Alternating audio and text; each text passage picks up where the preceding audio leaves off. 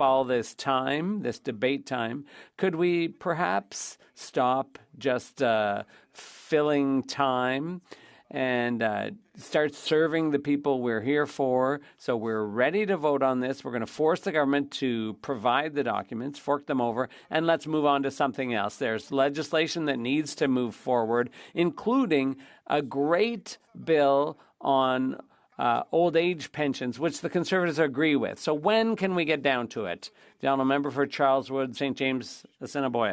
There's a lot there. I have a great deal of respect for that member, and I do think it's just common sense for the government to turn over these unredacted documents to the RCMP. They've already said, the commissioner's already said he's receiving documents already. So, their argument that it can't be done for some reason just isn't true. They should just do it and get it done so we can get to the bottom of this mess.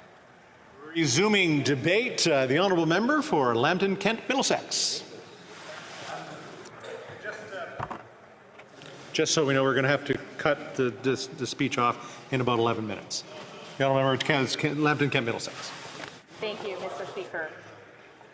After 9 long years of hardships from an NDP Liberal government, Canadians are tired of being confronted again and again with undeniable evidence of corruption, mismanagement, and a complete lack of regard for accountability.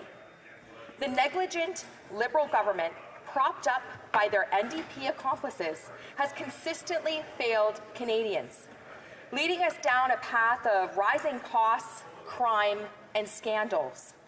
The time has come for us to question the integrity of those elected who choose to benefit themselves instead of doing their duty to serve the public. We must face the truth. This NDP Liberal government is not only unreliable, but fundamentally untrustworthy. We as Canadians deserve leadership that serves the people, not one that serves itself. We deserve transparency and accountability, not a government that uses its power to cover up its misdeeds.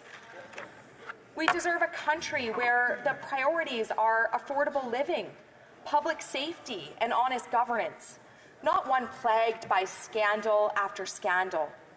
Let's take a moment just to reflect on how damaging these past 9 years have been. One of the most blatant examples of this government's betrayal of public trust is why we are holding this debate here today.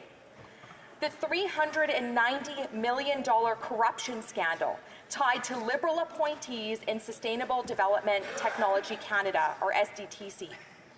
The Auditor General's report uncovered 186 conflicts of interest, where Liberals insiders used taxpayer dollars to enrich themselves through various companies. Let that sink in. Through this green slush fund, 186 separate instances where people in positions of trust exploited public funds to line their own pockets. This is not mere incompetence. This is corruption at its absolute worst. In response, what have we seen from this Liberal government? Deflection, obstruction, and a refusal to accept responsibility. They have paralyzed Parliament by refusing to hand over unredacted documents to the police for a criminal investigation. The Speaker of the House has ruled that this refusal is a violation of parliamentary privilege. It has even been revealed that despite the Speaker's ruling, the Liberal government is still withholding and censoring information. Now, I'm not going to sugarcoat this. The Liberals even lack the integrity to follow the rules made by one of their own members. And yet, the NDP Liberal coalition continues to obstruct justice, protecting their friends while Canadians suffer. This government is more focused on safeguarding its own interests and addressing the real issues that are crippling Canadian families right now. This pattern of scandal and corruption runs deep. We have seen this government continuously attempt to bury its wrongdoings, not only in this case, but in over 15 other occasions in the past 9 years. The integrity of our democracy is at stake when those who are in power believe that they are above the law. Canadians deserve better, and they will get that when they elect a Conservative government. Speaker, this $390 million corruption case is just one scandal in a long line of Liberal misconduct since this Prime Minister took office in 2015. From the SNC-Lavalin affair to the We Charity scandal to invoking the Emergencies Act without cause and freezing citizens' bank accounts, this NDP Liberal government has demonstrated time and time again that they are willing to break the rules to serve their own interests. Let's start with the SNC-Lavalin affair of 2019, one of the most high-profile scandals in recent memory. This case involved allegations of the Prime Minister and his staff when they attempted to pressure the then Attorney General Jody Wilson-Raybould to intervene in a criminal prosecution of the Quebec-based engineering firm SNC-Lavalin, which was accused of bribery in Libya. When Wilson-Raybould refused to comply, she was removed from her position. That scandal sparked outrage, leading to Wilson-Raybould's resignation from the cabinet. The Ethics Commissioner ultimately ruled that the Prime Minister had violated ethics laws by exerting under pressure, showing a blatant disregard for the rule of law in Canada. Speaker, then there's the We Charity scandal in 2020. The Liberal government awarded $912 million in student grant contracts to We Charity, an organization with very close ties to the Prime Minister and his family. It was later revealed that both the Prime Minister and then Finance Minister Bill Morneau had family members who received payments from We Charity for speaking engagements. In the face of conflict of interest, the contract was cancelled and Morneau resigned. While the Prime Minister was cleared of any wrongdoing by the Ethics Commissioner in this case, Morneau was found guilty of breaching ethics rules. Once again, we see a Liberal government mired in scandal and corruption.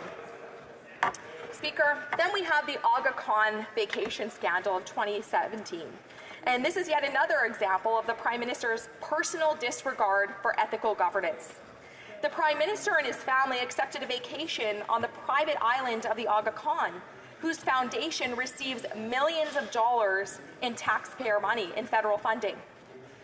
This trip was paid for by the Aga Khan, and it led to the Ethics Commissioner ruling that the Prime Minister had violated 4 sections of the Conflict of Interest Act, making him the first sitting Prime Minister in Canadian history to be found in violation of the Act.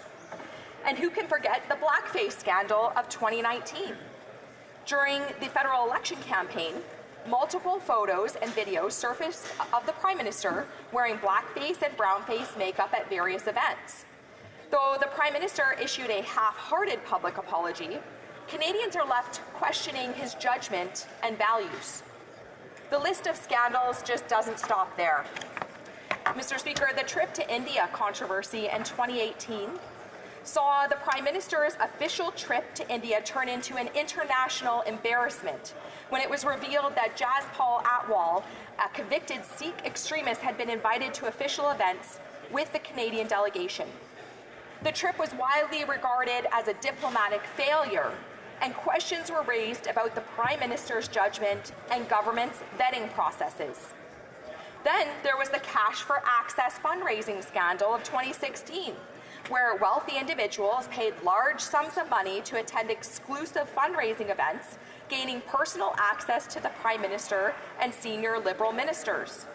This scandal was so blatantly corrupt, it prompted changes to Canada's political financing laws and raised concerns about the integrity of the Liberal government's dealings with donors. Then, Speaker, there's also the issue of former Governor General Julie Payette, a Liberal appointee who created an environment of toxicity and harassment she needed to be fired for her gross misconduct. And what else would you expect from a friend of this current Prime Minister? Well, of course, also we can't forget the reckless spending. And despite racking up expenses while in her role, she continued to cause over $277,000 in additional legal expenditures. And ultimately, the lack of scrutiny in making government appointees and the problems that this causes are a very common theme for this Liberal government. The Winnipeg Virology Lab scandal in 2021 saw the Liberal government come under fire for refusing to provide Parliament with unredacted documents about the firing of 2 scientists from a high-security virology lab. This case remains shrouded in secrecy, with concerns about potential security breaches and the shipment of dangerous viruses to a communist Chinese military research facility. The government's refusal to comply with House orders has raised serious questions about transparency and national security. More recently, in 2023, we learned about the McKinsey contract scandal, where the federal government awarded $209 million in contracts to McKinsey and Company without proper, adequate oversight. Many of these contracts were awarded on a non-competitive basis, raising concerns about the government's procurement practices and the potential conflicts of interest. So once again, we see the Liberals giving away Canadian taxpayer dollars to their friends. Remorseless corruption to the core. Mr. Speaker, then we also have the ArriveCAN controversy, or should I say Arrive scam. Corruption was evident throughout the entire saga of the NDP Liberal government's $60 million Arrive Scam Act, which could have been developed for a fraction of the price. But it ended up enriching GC Strategies, a shady 2-person IT company who did no actual IT work, but had strong connections to officials in the Liberal upper ranks. Now, the Auditor General has confirmed that they will be conducting a performance audit of all contracts and payments related to GC Strategies and other companies incorporated by the founders. This will impact all departments, agencies, and Crown corporations who had dealings with the group. I hate to interrupt the honourable member, but we've come to the allocated time. We move on to oral questions. The honourable member will have about 9 minutes and 20 seconds left on the clock when she resumes her discussion on this question of privilege. Comme il est 14 heures, c'est le temps pour... It being 2 o'clock, it's time for statements by members. The honourable member from Vaughan Woodbridge. Mr. Speaker, gratitude and pride were the 2 themes that permeated at the opening of LiUNA Local 183's headquarters in the city of Vaughan. Pride in the official opening of the new state-of-the-art headquarters representing 70,000 members strong and their families. And gratitude for those 400 workers who in 1952 formed Local 183 and the members who have followed and fought for better working conditions, better benefits, and a better and brighter future for us all. Mr. Speaker, I extend my warmest congratulations to Business Manager Jack Oliveira and the LiUNA Local 183 Executive Board, staff, and members on this remarkable occasion. And to LiUNA International Vice President and Canadian Director Joseph Mancinelli, thank you for your ongoing leadership. I also join the strong LiUNA family in honouring 2 giants who helped pave the foundation of LiUNA and the industry, Enrico Mancinelli and Julio Oliveira Sr. Mr. Speaker, my gratitude and best wishes always to the LiUNA members that keep Canada moving forward. Feel the power. The honourable member from Haliburton, Kawartha Lakes, Brock. Speaker, each year 2 students from each of the 7 secondary schools in my riding are selected to participate in a program called the Capital Experience. It was started 19 years ago by my predecessor, Barry DeVolen. During the past 3 days in Ottawa, they have learned about the various career opportunities that await them. I would like to introduce this year's participants: Calvin Smith and Evan Lane from IE Weldon, Sophia Ensign Telford from Fenelon Falls, Sadie Evans-Faulkner and Trevin Bain-Gross from Haliburton Highlands, Sarah Wojciesko and Daniel Patterson from St. Thomas Aquinas, Ella Wilson and Becca Lang from LCVI, Bronte Weber and Tyler Pettit from Brock, Allison Carroll and Braden Boughton from Crestwood. I'd like to thank the sponsors, the Lions Clubs, Rotary Clubs, and local legions, as well as the guest speakers for their ongoing support of this program. It's my hope that these students will be inspired as they consider their future. To that end, I'd like to invite my colleagues to welcome these young leaders to Ottawa. Here, here. Indeed, welcome. The honourable member from St. John Rothsay. Mr. Speaker, the winds of change have blown through New Brunswick. Last night, New Brunswickers voted for change and helped make history too. New Brunswick has elected its first female premier. Susan Holt led her Liberal team to a solid majority government, bringing an end to 6 years of Conservative rule. Even Premier Blaine Higgs lost his seat in the red tide of change. The final tally is 31 seats for the Liberals, 16 seats for the Conservatives, and 2 for the Greens, including Green Party leader David Coon. It's a new day for my home province, and under the leadership of Premier Designate Holt, I am confident New Brunswickers have put their faith behind someone who will listen, lead with authenticity, and who will take their best interest at the center of every decision they make. Congratulations and go Team Holt! The Honourable Member for Laurentide-Labelle. Today, I'd like to turn the spotlight onto Sylvie Bolduc, General Manager of SADC des Laurentides for the last 15 years. She's leaving now for a well-deserved retirement, and I'd like to highlight the remarkable contribution that she's made to the development of many large-scale economic projects in the Laurentians, projects that have had major direct benefits for the region. She set up Synergie Économique Laurentide, which is dedicated to the circular economy and which is now a leader in that sector. Sylvie Bolduc has made major contributions, has made a big difference in the Laurentian economic landscape, and she brought a feminine face to regional economic development. She was a pioneer who has cleared the way for everyone who has an entrepreneurial spirit.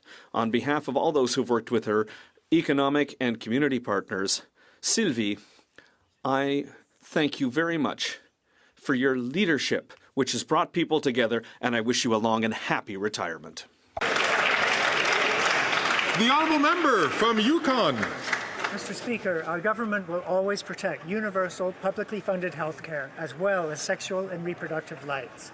These 2 principles underlie the Pharmacare Act, which received royal assent on October 10th.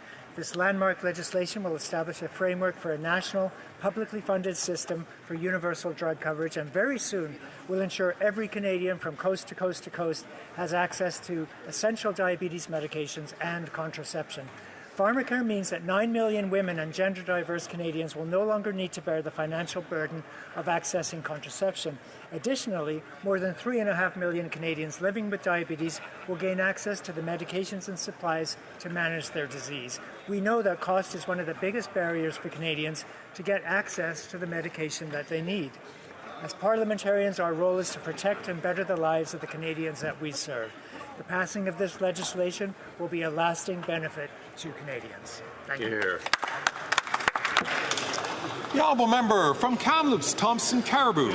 Mr. Speaker, after 9 years of the NDP Liberals, taxes are up, costs are up, crime is up, and time is up. Mr. Speaker, are you interested in a heat pump? Because these Liberals know a guy. He goes by the name of Carbon Tax Carney, Conflict of Interest Carney, Heat Pump Hustle Carney, and future leader of the Liberal Party Carney. He has as many nicknames as he does conflicts of interest. For instance, he's been caught lobbying the governments to scale back rules on heat pump qualifications, helping his firm earn a few quick bucks.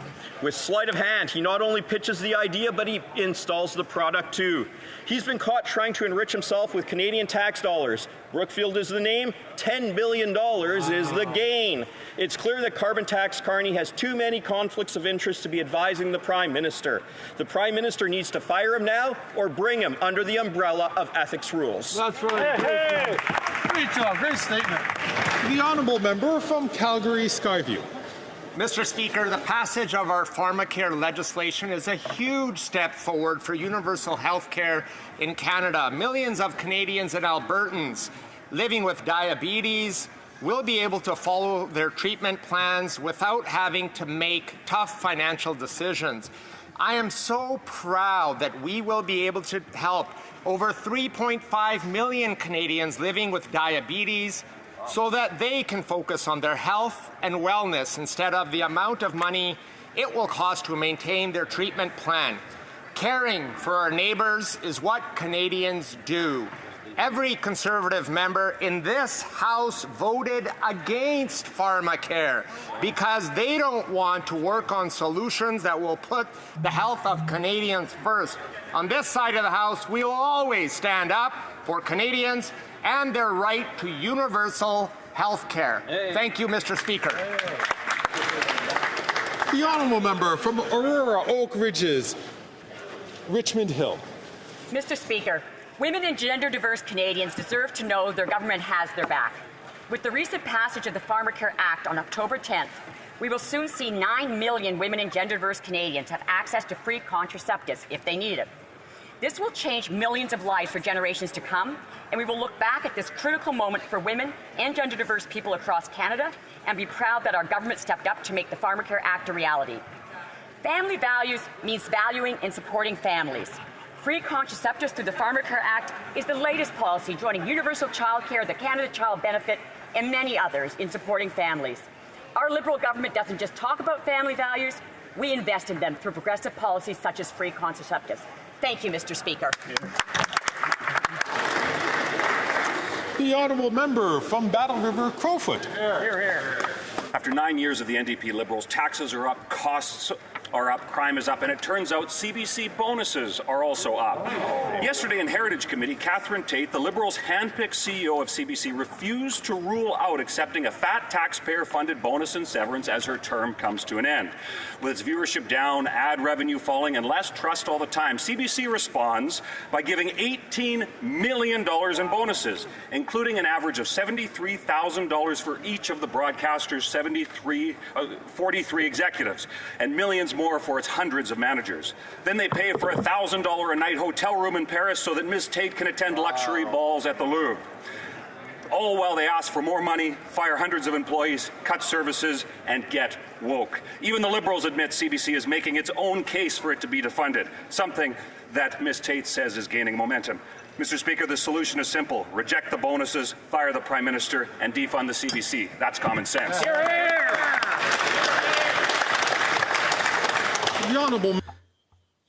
The honourable member for Longueuil-Charlemagne. Mr. Speaker, on October 10th, the Pharmacare Act received royal assent. Among other things, this act will give Canadians universal single-payer coverage for a range of contraceptives. 9 million women and gender-diverse persons will be able to benefit from this measure. In recent months, many constituents in my riding of Longueuil-Charlemagne had told me the extent to which this bill was important for them.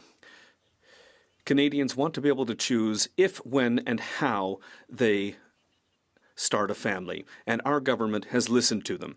Unfortunately, the Conservatives voted against this act at every step. The cost of contraceptives is one of the many barriers to gender equity in Canada.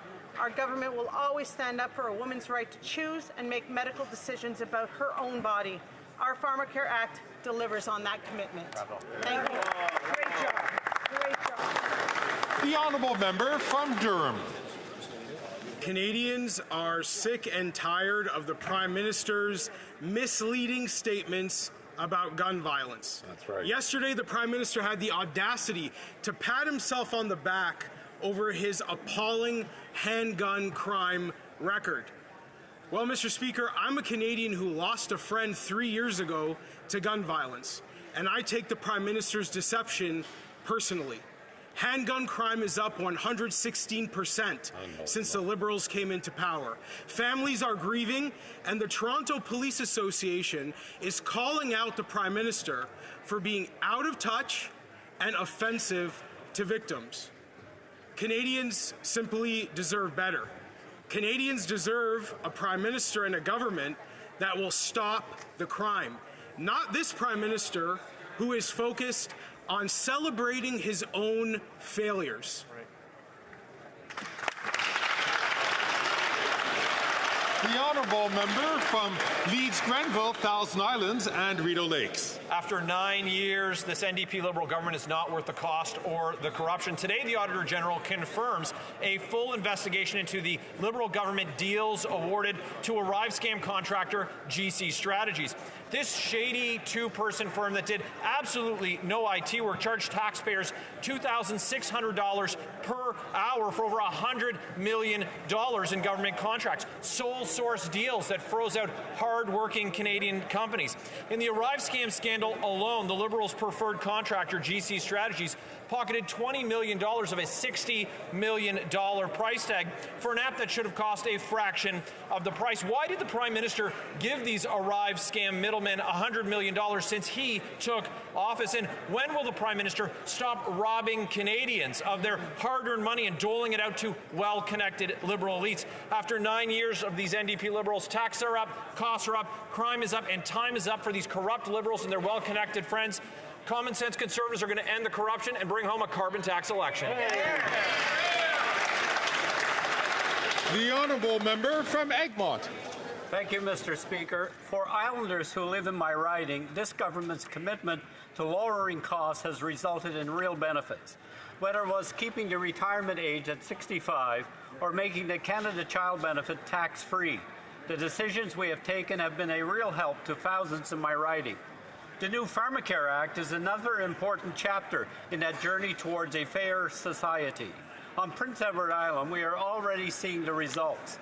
Millions have been saved, and more importantly, Islanders know that they have affordable access they need to keep them healthy. And this is what I am hearing from constituents in my riding. Keep going, and more importantly, make sure you protect the gains we have made. Our lives are better than they were under the former government, and we need you to protect the gains we have all made together. Hear, hear.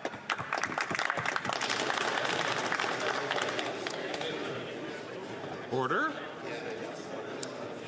The honourable member from Hamilton Centre. Mr. Speaker, I rise today to recognize October as Dyslexia Awareness Month in line with Dyslexia Canada's campaign, Mark It Red for Dyslexia. This year's theme is Breaking the Silence, shedding light on the 10 to 20% of Canadians living with this often overlooked learning disability. Dyslexia affects reading, writing, and spelling, but with early identification and the right support, its impact can be reduced and individuals can thrive. As a nation, we must commit to raising awareness and supporting those with dyslexia by lighting up our buildings and monuments in red this October.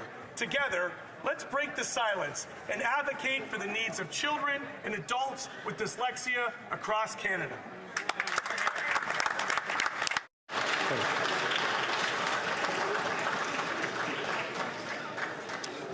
The honourable member for Montcalm. Mr. Speaker, I would like to mark the 250th anniversary of a magnificent municipality in my riding, Saint-Jacques. This great little town is considered the cradle of Nouvelle Acadie, or New Acadia. Founded in 1774, Saint-Jacques was a refuge for many Acadian families who found there a place of welcome and peace after having been shamefully deported by the British Crown during the Acadian deportation, the Grand Dérangement. Nestled in the heart of the Lanaudière region, this municipality attracts gourmets and amateurs of history.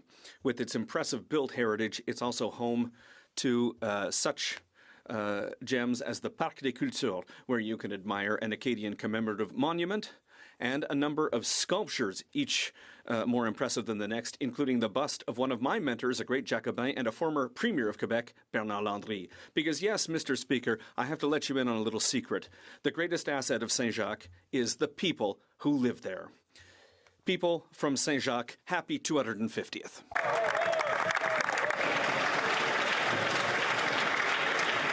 The honourable member from Regina Capel. 10 years ago, our country witnessed a horrific attack on the heart of our democracy. Corporal Nathan Cirillo, standing guard at the tomb of the unknown soldier, was senselessly murdered. And this was just 2 days after the murder of Warrant Officer Patrice Vincent at the Saint-Jean military base. Both were targeted for wearing the uniform of our country, defending our freedom. But in the midst of this darkness, we also saw examples of extraordinary courage. Civilians rushed to aid Corporal Cirillo, showing the compassion and resilience that define our nation. And inside Parliament, heroes emerged as well. Parliamentary Security Constable Samron Son saw the attacker armed with a rifle and acted without hesitation. In a struggle that cost him a bullet to the leg, Constable Son showed unparalleled courage when he attempted to disarm the terrorist. His brave actions bought crucial moments for the rest of the security personnel to react and ultimately stop the terrorist before he could take any more innocent lives. Today, we honor the memory of those who were taken from us, and we stand in awe of the courage of those who acted with such selflessness. This alone is not enough. Unfortunately, there are people today in Canada glorifying terrorist attacks and celebrating those who commit these evil acts. That is why on days like today, we should not only honor the lives lost and celebrate the heroes of the day, but clearly and unequivocally condemn those who advocate violence to achieve political goals. Let us honor the memory of Corporal Cirillo and Patrice Vincent and grieve with their families. May perpetual light shine upon them.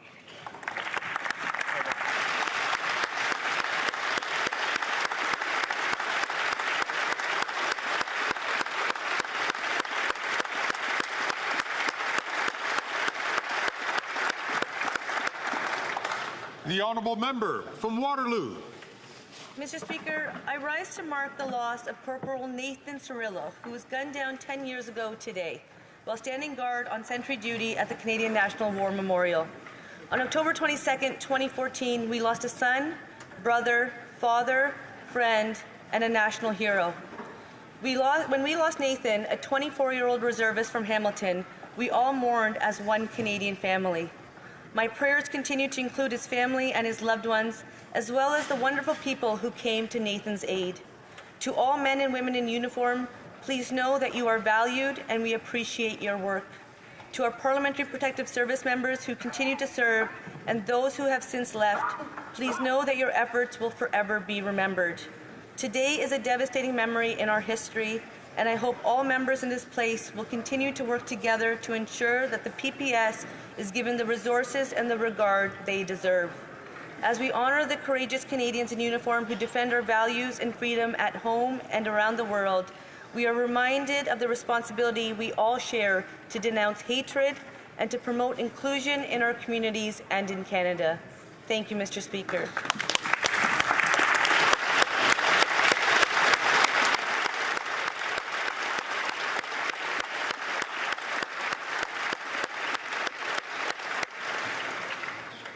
Questions orales, oral questions. The honourable leader of the opposition. Mr. Speaker, the 40 Liberal members are noting what Canadians know already. This Prime Minister is simply not worth the cost, the crime, or the corruption.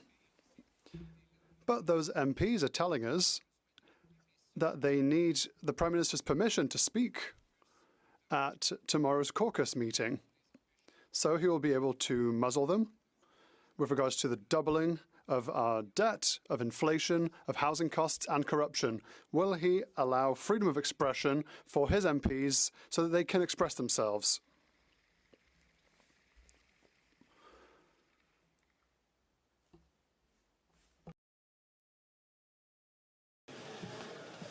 So, the chair could not detect that this question has to do with the administration of government.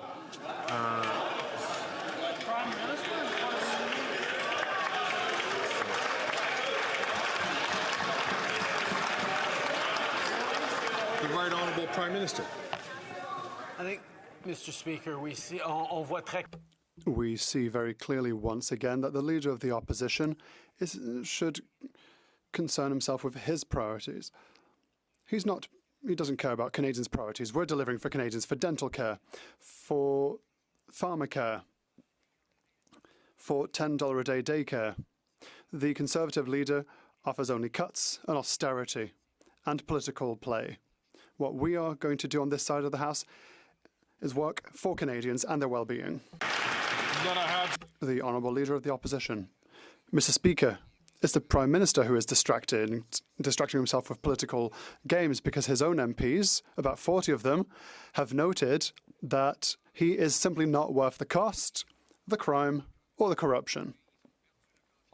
They have lost their trust in this Prime Minister. It's strange that the Bloc Québécois keeps voting for confidence in the government when the own government's members seem to no longer want to do so.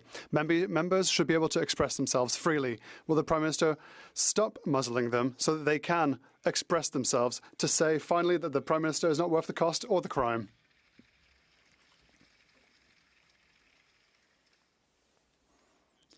The Right Honourable Prime Minister.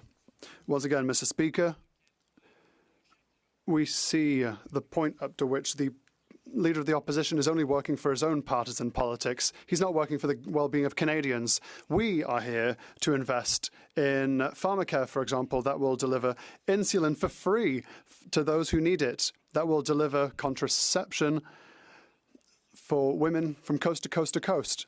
And the Conservative leader just wants to talk about politics. He wants to talk about the cuts that he will make in programs that Canadians need. We will be here for Canadians.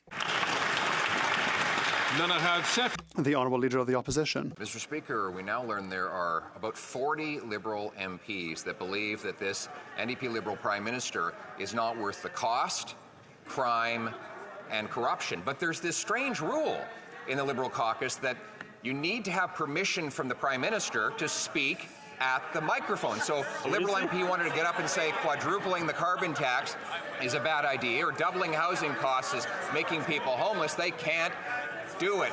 Will the Prime Minister lift the gag so his Liberal MPs can say to his face that he's not worth the crime, the cost, and the corruption?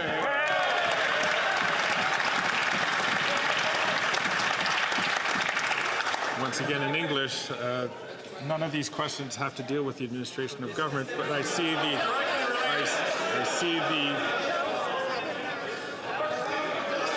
order.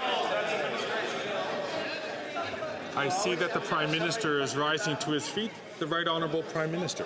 Mr. Speaker, it seems that the Conservative leader is confusing rules that apply within his Conservative caucus to rules that we have in the Liberal Party.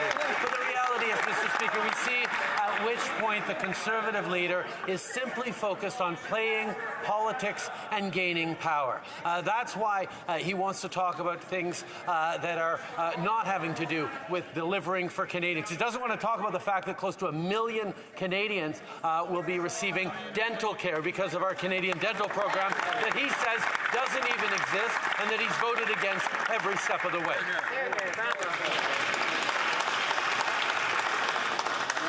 May I ask the honourable member from Battle River Crowfoot to please not take the microphone when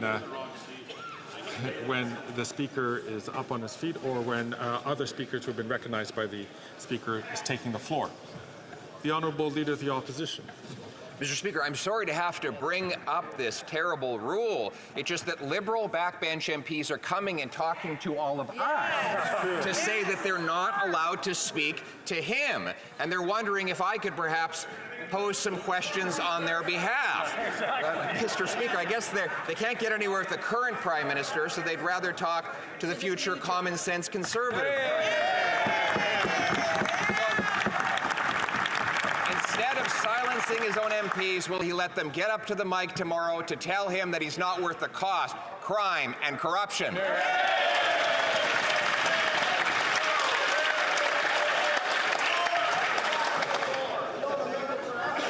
The Honourable Leader of the Opposition.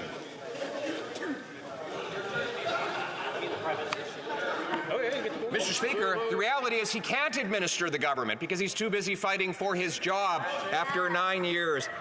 Even if his MPs know it. He broke immigration, he doubled the debt, doubled housing costs, doubled crime, doubled the cost of living in a home. He wants to quadruple the carbon tax that's already forced 2 million people to a food bank, 1 in 4 kids to hunger, 25% of Canadians to poverty. Canadian food prices up 36% faster than in the States. StatsCan says we have the biggest gap between rich and poor in our recorded history. His MPs know that he's broke the country. Will they call a carbon tax election so we can fix it?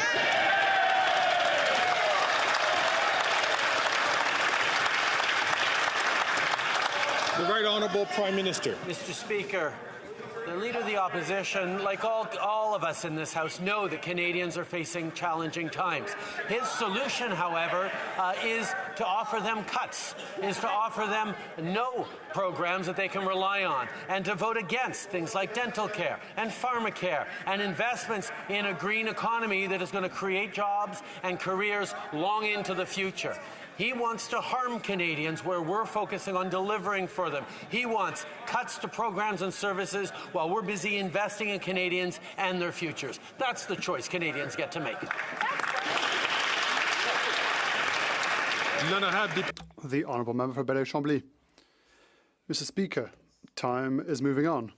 4 million retirees in Canada, 1 million retirees in Quebec are waiting for an improvement of their purchasing power in a real way and not through slogans. Thousands of supply-managed farmers and producers are waiting for their system to be protected. Will the Prime Minister seize the opportunity to do something useful and improve the lives of 4 million retirees, 1 million retirees in Quebec, and tens of thousands of farmers and producers? The Right Honourable Prime Minister. Like my honourable colleague knows full well, we will always defend supply management. We will always protect our farmers and producers from coast to coast to coast. With regards to seniors, he says that he wants to act. Well, we've acted. When we reduced retirement from 67, as the Conservatives wanted, to 65, unfortunately, the Bloc voted against. We also acted when we delivered an increase in 10% in the Guaranteed Income Supplement. The Bloc voted against. There's a dental care programme that delivered for close to 1 million Canadians. They voted against. The Honourable Member for Belleuil-Chambly. The Prime Minister is manipulating the facts, but acting is something he'll have to do in a few days. In a paralysed parliament like this one, with a paralysed government like this one, we have made a proposal that will help people. A proposal that could stabilise Parliament for another few weeks. He'd need it. Will he allow his party to be eaten from within and without, or will he change things for the better for millions of people? The Right Honourable Prime Minister. I've said many times, Mr. Speaker, I completely agree with the desire to be here for seniors who need our help, and that is the reason for which our government has enacted a number of measures in the past years to invest in seniors, to be here for our seniors. And we are open to working with people in this House in order to deliver even more for seniors. The Honourable Member for Rosemont-la-Petite-Patrie. Mr. Speaker, poverty and insecurity are affecting more and more people. According to one study, every month 40% of Quebecers are a mere $200 away from bankruptcy. $200, Mr. Speaker. The situation is so serious that the expression tightening our belts is becoming too real. 20% of people are eating less just to save a bit of money. It makes no sense. It's a result of the Liberals' weakness in forcing CEOs of big grocery stores to do the right thing. When will the Liberals stand up, grow a spine, and force these companies to control the prices of essential foods? The Right Honourable Prime Minister. Mr. Speaker, the NDP knows full well that we have enacted measures to improve competitivity between groceries. We have delivered direct aid to families who needed it, and we're also delivering a program for food in schools that is saving hundreds for families from coast to coast to coast. We will continue to be here to support Canadians. We'll continue to be here to invest in programs that will help Canadians, whilst the Conservatives are just threatening austerity and cuts. The Honourable Member from Nunavut. Last week, First Nations leaders respected the First Nations Caring Society by voting to guarantee all First Nations children will be protected from Canada's discrimination in child and family services. The Liberals had offered a weak funding plan with an expiry date. This discrimination must stop now and forever. Will the Prime Minister finally respect the Human Rights Tribunal, stop discriminating against First Nations children, and offer First Nations an agreement that upholds their rights? The Right Honourable Prime Minister. Mr. Speaker, Reconciliation means walking as true partners to Indigenous peoples, and we, of course, will continue to be there to invest in supports for Indigenous peoples. It means we will continue to work with them in the ways that make sense. I will highlight that the Chiefs of Ontario and the Anishinaabe Aski Nation are continuing to look for ways to move forward with the government to support kids who've been affected in care. We will continue to be there to work in partnership with Indigenous leadership and communities to deliver the supports so deeply needed by so many young people. That's great. The honourable member from Calgary Forest Lawn. After 9 years of this Liberal NDP government, taxes up, costs up, crimes up, time's up. The parliamentary budgeting officer confirmed what Canadians already know. This incompetent finance minister can't do math. She's going to blow through her own deficit this year by $7 billion. That's higher taxes and lower standards of living. 1 in 4 Canadians are already skipping meals, and this Liberal-made misery is only going to get worse. Why not call a carbon tax election now so Conservatives can fix the budget? The Honourable Deputy Prime Minister and Minister of Finance. Mr. Speaker, I am so glad to hear the Conservatives talk about the PBO, because just a few weeks ago, the PBO did a report on the sustainability of the federal finances. And I'm going to quote what the PBO said, quote, "Current fiscal policy at the federal level is sustainable over the long term. In fact, according to the PBO, the federal government could even, quote, permanently increase spending by 1.5% of GDP. The only fiscal threat to Canada is Conservatives, who would cut health care, child care, national school fees."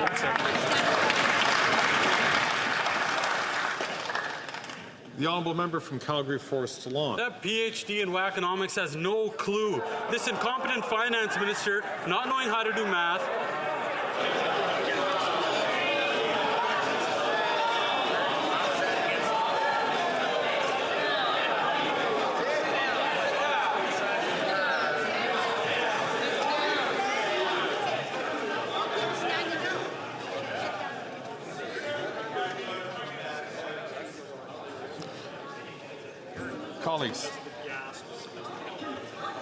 Colleagues, try to encourage as much freedom as possible in terms of the way people express themselves here. I'm going to ask honourable members.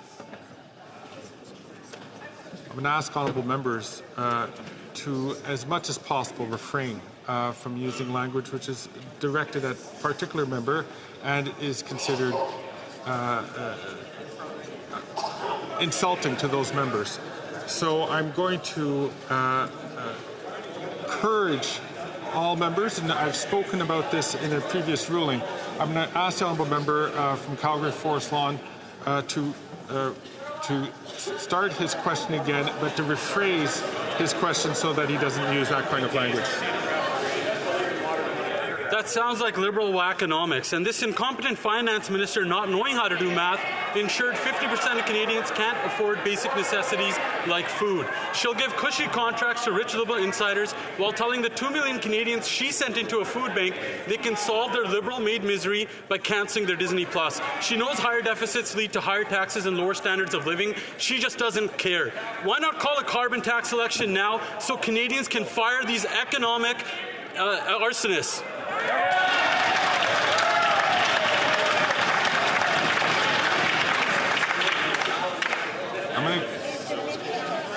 I'm going to come back to members on this matter, but I'm going to encourage all members. Nobody pays to see the referee. I'm going to encourage all members to please keep their counsel when they're not recognized by the chair.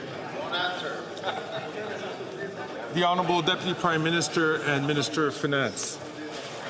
Mr. Speaker, thank you for your remonstrations, but I have to tell you, speaking for myself, puerile playground insults from the maple syrup manga don't bother me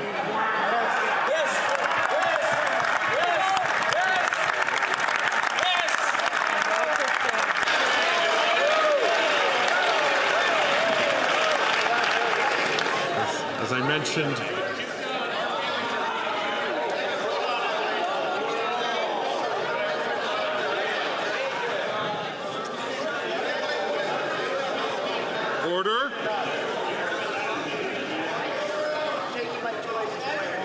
Order.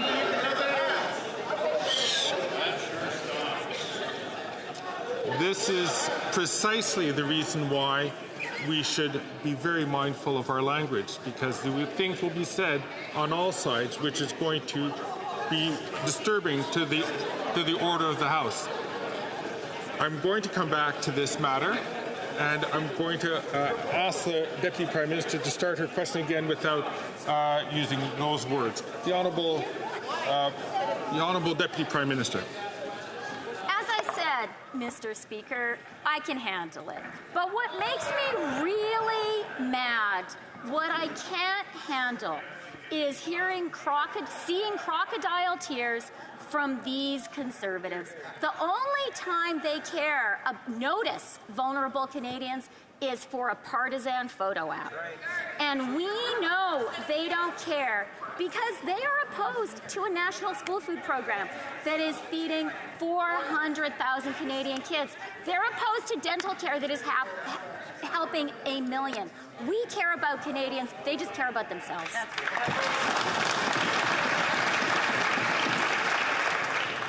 The Honourable Member from Battleford, Lloydminster. Mr. Speaker, after 9 years of this NDP Liberal government, taxes are up, costs up, crime's up, and you know what? Time is up. This costly NDP Liberal coalition has doubled the cost of housing, and the majority of Canadians are unable to keep up with their grocery needs. Canadians have had enough.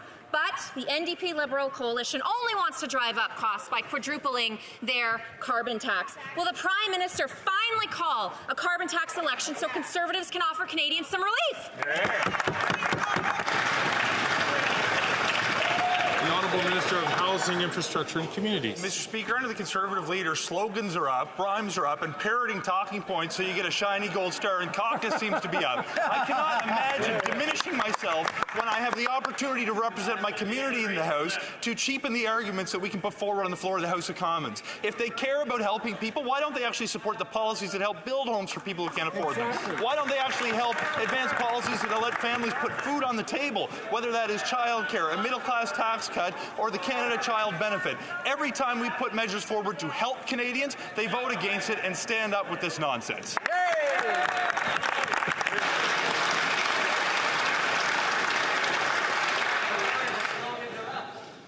The Honourable Member from Battleford, Lloydminster. Well, Mr. Speaker, I can tell you the Canadians that are lined up at food banks aren't buying their pathetic rhetoric. The Parliamentary Budget Officer has already confirmed once again that the carbon tax is costing Canadians more than they receive in rebates. And for families in Saskatchewan, the quadrupled carbon tax is $2,000. Will the Prime Minister finally give Canadians the carbon tax election that they so desperately need?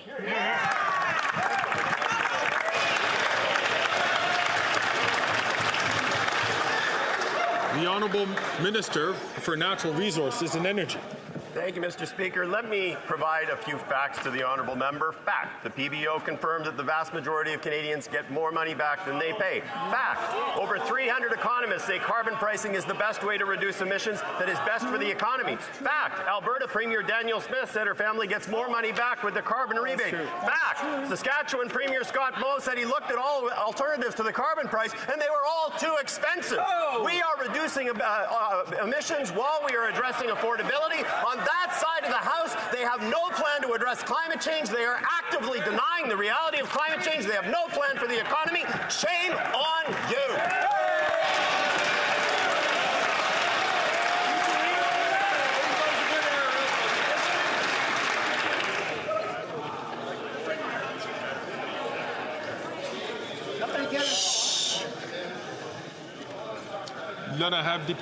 The Honourable Member for Louis Saint Laurent. Let's speak about facts. Mr. Speaker, young Quebecers listening to us are seeing a future dream of theirs disappear. That dream is of becoming a homeowner. In just 5 years, house prices in Quebec have increased by 74%. That's more than $1,000 more a month for a mortgage. The crisis was fueled, Mr. Speaker, by the Liberal government's compulsive deficits, with the enthusiastic support of the Bloc Québécois. Can the Prime Minister stand, look Canadians in the eye and say why he's made their life worse? The Honourable Minister for Tourism. Thank you, Mr. Speaker. I would like to remind my honourable colleague that it's this government that created the first national housing strategy that built thousands of housing units throughout the country. Not only that, Mr. Speaker, we've also created a tax-free savings account. Do you know how many young people have signed up? My brother, for example, who's 33, 700,000 young Canadians throughout the country who will see their dreams come true thanks to this government, Mr. Speaker. The Honourable Member for Louis Saint Laurent. Mr. Speaker, it's not the Conservatives that are saying this. The Real Estate Brokers Association have noted this. $400,000 average price in Quebec City, $460,000 in Gatineau on average, $590,000 on average in Montreal.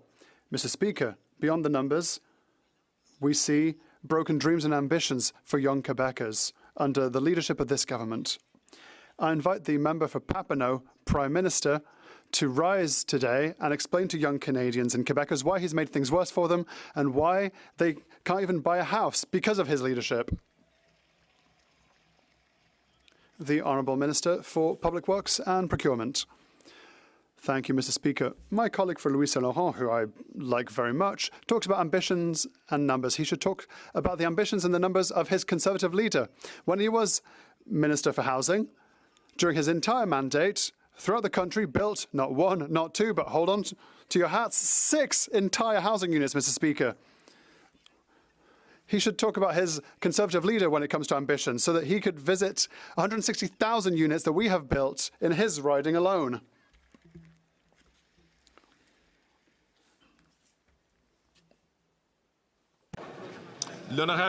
The Honourable Member for Drummond. Yesterday, Quebec's new lieutenant told us that the secular nature of the Quebec state is a matter for Quebec, not Ottawa. Oh, he's absolutely right. Ottawa has absolutely no business meddling in secularism. It's none of Ottawa's business to meddle in Quebec's ability to live together. Thank you to the Minister for this reminder. So we understand that Ottawa has absolutely no intention of going to court to challenge a Quebec law that does not fall under the jurisdiction of the federal government, right? That's what we should understand. Isn't that what the Minister said yesterday? The Honourable Minister for Public Works and Procurement. Thank you, Mr. Speaker. And my colleague is right. It's provincial. It's education.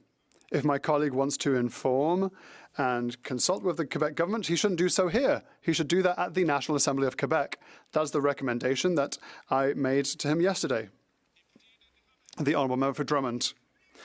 The Prime Minister took advantage of his appearance on the Stephen Colbert Show to declare, and I quote, "We are trying to ensure that people keep their culture, keep their language."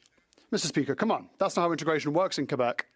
In Quebec, we agree on a common core: equality, religious neutrality, and French as the common language. Learning French and adhering to common values are part of integrating into Quebec. Does the federal government realise that its multiculturalism is simply incompatible with Quebec's model of integration? The Honourable Minister for Public Works and Procurement. Thank you, Mr. Speaker. Once again, my colleague's right. Learning French, integrating into Quebec is being a Quebecer, growing and living in Quebec. That is the privilege of millions of Quebecers, including new immigrants. That's how things work in Quebec. He's right, and we're proud of it. The Honourable Member for Drummond. Ottawa wants to challenge Bill 21 in the courts and weaken secularism in Quebec. Ottawa maintains the religious exception in the Criminal Code. Ottawa refuses to allow the Multiculturalism Act to apply to Quebec. And the Prime Minister is telling Americans that everyone who comes to Canada can keep their language and that there is no common language, etc. There's no problem. In short, the federal government is undermining integration, harming secularism, and is hurting the French language. Does this government understand that what it should do is try not to hurt Quebec's ability to live together? The Honourable Minister for Public Works and Procurement. Thank you, Mr. Speaker. My Black Quebecois colleague, who I like very much, is just looking to squabble. Countless Quebecers, new Quebecers, arrive in Quebec because Quebec is part of Canada. When we're Quebecer, we are a Canadian. And many new arrivals in my riding say that they are proud to be Quebecers and proud to be Canadians. The honourable member from Fort McMurray, Cold Lake. After 9 years of NDP Liberals, taxes are up, costs up, crimes up, and time is up. The Prime Minister's own parliamentary budget officer confirmed yet again that the carbon tax costs more to Canadians than they get back in rebates. When the NDP Liberals quadruple the carbon tax, families in Alberta will pay nearly $2,000 more in carbon taxes. Will the NDP Liberals finally admit their tax is simply a scheme and call a carbon tax election? The Honourable Minister for Economic Mr. Development. Speaker, at the risk of correcting my honourable colleague from the other side, let me state very clearly, the PBO has indicated that 8 out of 10 Albertans get more money back from the Canada Carbon Rebate than they pay in carbon tax. And Mr. Speaker, but you don't have to take my word for it. You can take the word of Premier Danielle Smith, who said that not only did she get more money back because she lives in rural Alberta, she even got the 20% top-up. Sorry, my colleague, that's the fact. I ask the honourable member from Miramichi Grand Lake not to take the floor unless he's recognized. The honourable member from Battleford's Lloydminster. Excuse me, from Fort McMurray, Cold Lake. Thank you, Mr. Speaker. Canadians lined up at food banks really aren't buying that rhetoric. I'm sorry. Food bank usage is also up. Cold Lake Food Bank is the busiest it's ever been, with a 28% increase in usage over 2023, which itself saw an increase of 16% over 2022. The carbon tax is driving up the cost of groceries, gas, and heating, making things more difficult for families and food banks that are pushed to their limit. So the question's simple. Will the Prime Minister admit his carbon tax isn't working and call a carbon tax election? Randy thinks. The Honourable Minister for Employment and Workforce Development. Speaker, the numbers are in and the checks have already arrived. And in Alberta, a family of 4 gets $2,500 per year, which is more than they spend on the price on pollution, which is something the other side doesn't understand because, Mr. Speaker, they don't care if the planet burns. And, Mr. Speaker, let's go one step further. Why did that side vote against the Canada Child Benefit that gives $7,800 per kid in Alberta? Why did they vote against childcare? Why did they vote against support for workers? They care about themselves, not about Canadians. We're on the side of Canadians each and every day.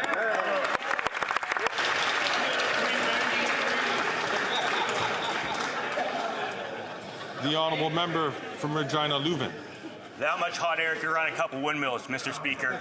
Mr. Speaker, after 9 years of these NDP Liberals, taxes are up, costs up, crime is up, and time is up. The parliamentary budget officer once again confirmed that Canadians pay much more and cost more than they get back in rebates. In Saskatchewan, after these guys quadruple the carbon tax, it's going to cost a family $2,000. That's $2,000 a year, Mr. Speaker. My question is, when will these Liberals call carbon tax elections so Canadians can have their say at the ballot box? The Honourable Minister of Justice and Attorney General. Mr. Speaker, it's really difficult to take any of this rhetoric seriously. When I was first elected 9 years ago, that party used to send checks to millionaires to help them with the cost of raising their families. That presented 2 questions. Millionaires would ask me in my riding, why am I getting this money? And people of lower income would ask me in my riding, why is it getting taxed back? What we did is we created a Canada Child Benefit that is tax-free and means tested. What we've also done is establish a national school food program. If you're really serious about addressing child poverty and family poverty, why don't you get on board?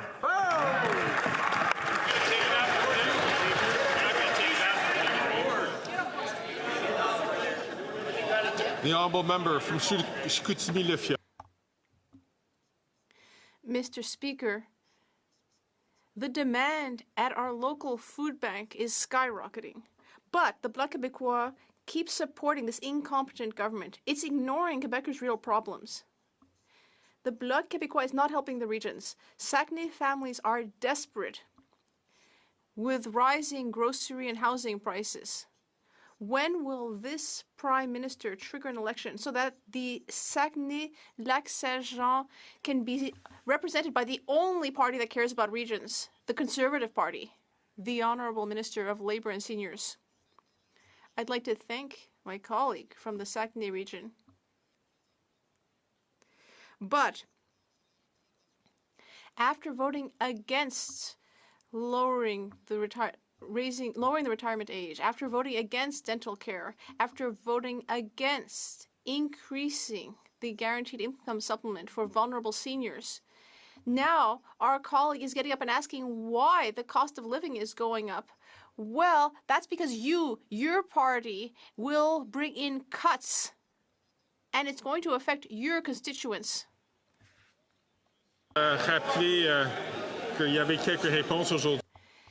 Yes, I'd just like to remind us all that some of the questions today directed questions directly to members, and that's not how it should be. It should go through the Speaker. From Edmonton, Griesbach.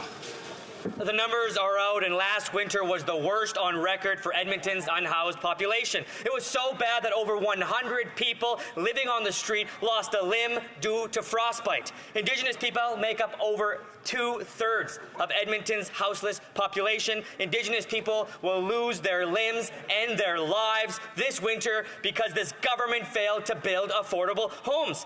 How many Indigenous people need to freeze before this Prime Minister takes action? The Honourable Minister for Housing, Infrastructure and Communities. Mr. Speaker, I thank my honourable colleague for his advocacy on the issue of supporting those who have the most acute housing need, which disproportionately impacts Indigenous peoples across this country. As my colleague very well knows, we have advanced billions of dollars specifically to help address some of these concerns, including support directly through the City of Edmonton, working with a partner, Homeward Trust, to make the situation better to the extent money can help.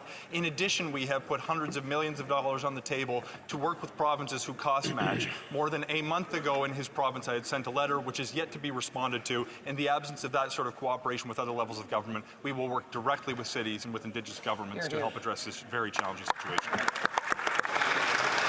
The Honourable Member from Windsor West. Mr. Speaker, when I asked the Minister about why he's doing nothing to stop Rogers from gouging Canadians on their cable bills, he refused to answer the question. He's not telling Canadians that his Liberal government is too weak to stand up to Rogers and big telcos ripping them off. It's under his government the Rogers-Shaw merger was even allowed to happen, leading to higher bills for Canadians.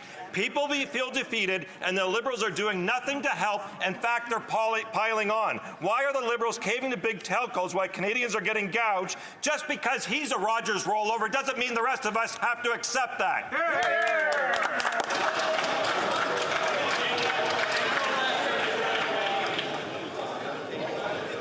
Again, I'm going to encourage members to be very judicious in their words when speaking to other honourable members. The Honourable Minister for Innovation. Mr. Speaker, it's quite ironic to hear from the NDP about standing up, Mr. Speaker. When they had the opportunity, I think they folded, Mr. Speaker. I think everyone in this House would understand that. Mr. Speaker, the member knows well, and everyone in this House, we stood up to the big telco in this country, and we will always stand up for Canadian and consumer. Mr. Speaker, we fought for more competition, lower prices for Canadian, and better choice. Mr. Speaker, on this side of the House,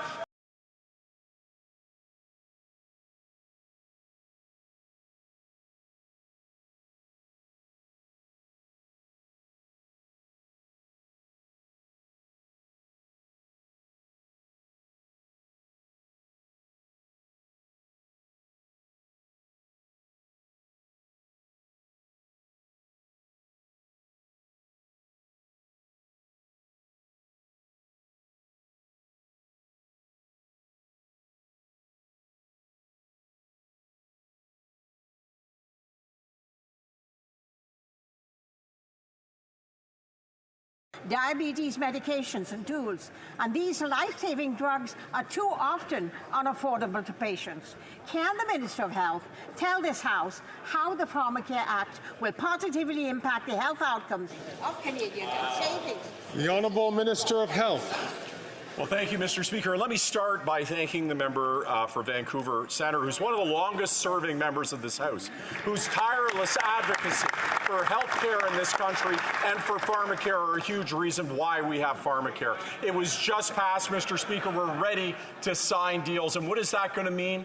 It's going to mean for people who can't afford medication, they're going to get it. That's not just an issue of fundamental justice. It's going to be about cost avoidance, about creating a system that avoids bad outcomes.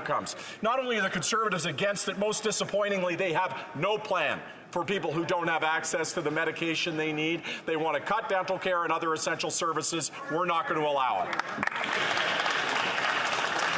The Honourable Member from South Shore, St. Margaret's. After 9 years, NDP and the Liberals Taxes are up, costs are up, crime is up, and time is up. And you know what else is up? Liberal cover-ups. The Speaker ruled the NDP Liberals violated the order to turn Green Slush Fund $400 million scandal documents over for criminal investigation. The Liberal obstruction of justice continues, with 19 government departments censoring departments and 2 agencies refusing to turn the documents over. So will the Prime Minister just end the Liberal corruption cover-up and turn the uncensored documents over now?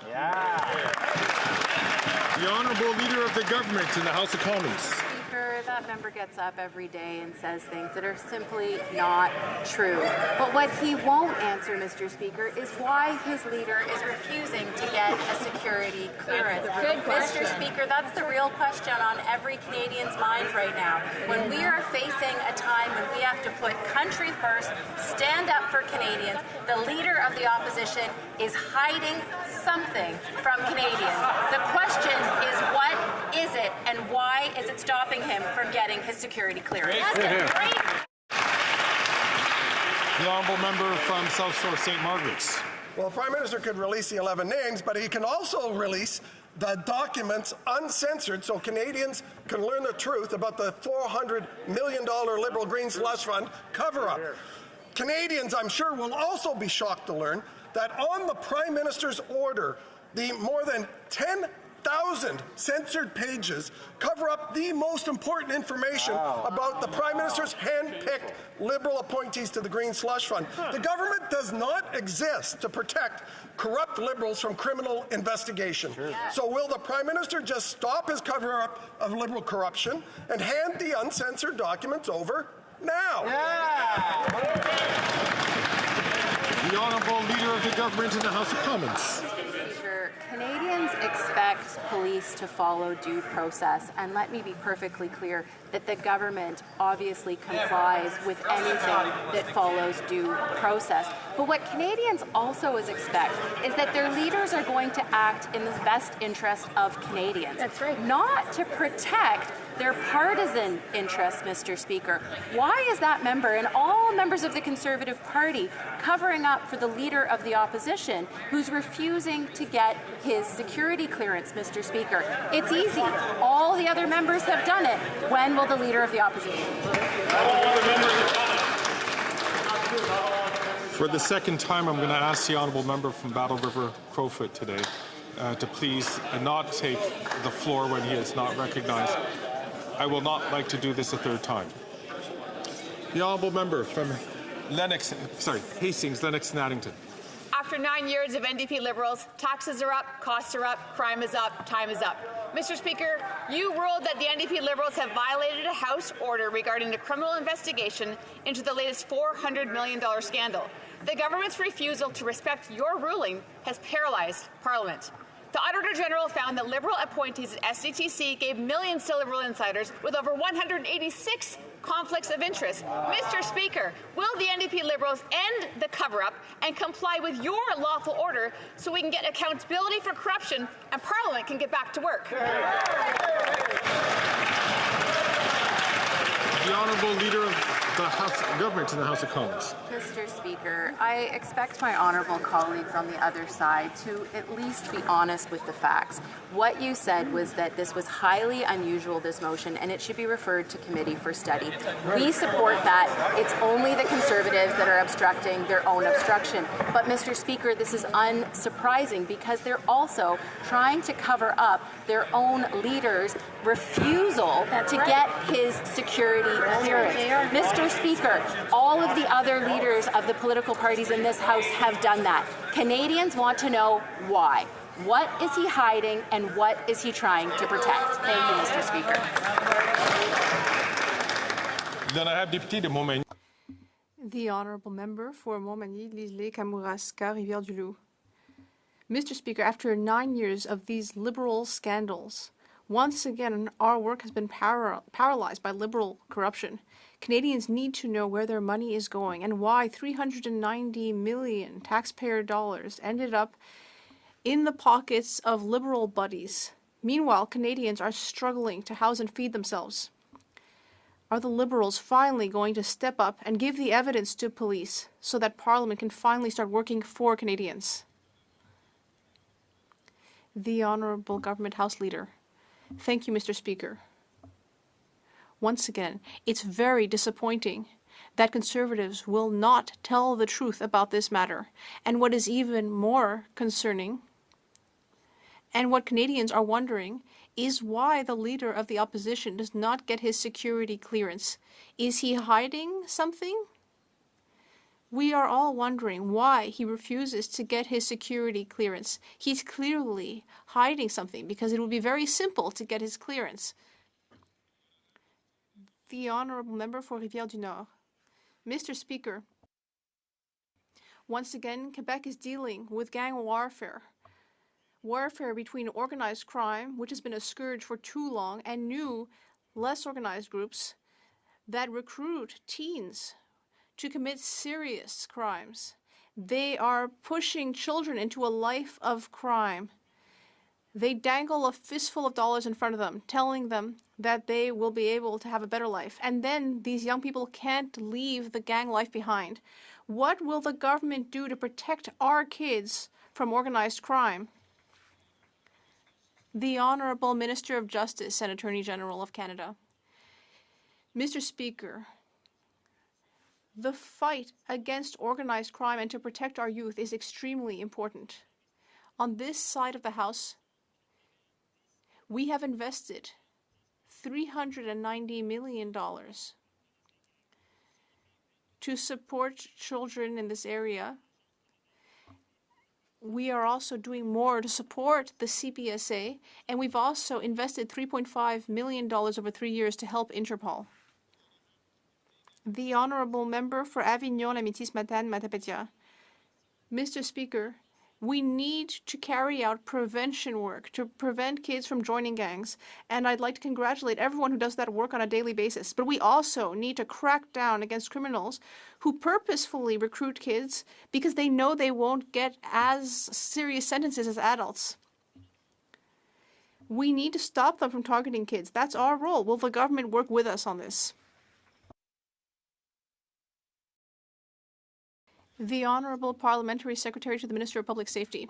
And I support this initiative that the member opposite has raised and thank her for her work on our Public Safety Committee where we've discussed this. We agree that it's crucially important to crack down on criminal organizations, particularly those who recruit young people to subvert the justice system. Mr. Speaker, this is precisely why we restored the cuts made by the Conservatives to invest against gun and gang violence in this country, and I hope that we can work across party lines to continue with this investment. Hear, hear. The Honourable Member from Kildonan, St. Paul. Mr. Speaker, after 9 years of NDP Liberals, taxes are up, costs are up, crime's up, and time's up. The Toronto Police are on the front lines of gun violence in Canada. One of their officers was recently shot by a repeat violent offender. And yet, shockingly, yesterday, the Liberal Prime Minister took some deranged victory lap on social media for his attack on licensed, trained, and police-vetted sports shooters. And let's remember that after 9 years of Liberals, gun violence in Canada is up 116%. Their approach has categorically failed, Mr. Speaker. When will they finally get tough on the criminals responsible for gun violence? The Honourable Parliamentary Secretary to the Minister of Public Safety. Mr. Speaker, it's a shame to see once again Conservatives using the talking points of the gun lobby instead of standing up for victims of crime and standing up to get guns off our streets. Mr. Speaker, we also know that women are disproportionately affected by gun violence, and what do Conservatives do? They want more guns on our streets. They cut funds from CBSA to stop the import of illegal guns and then stand in this place acting as if they support victims of crime. Mr. Speaker, it's a shame. We have committed to get guns off our street while Conservatives work for the gun lobby.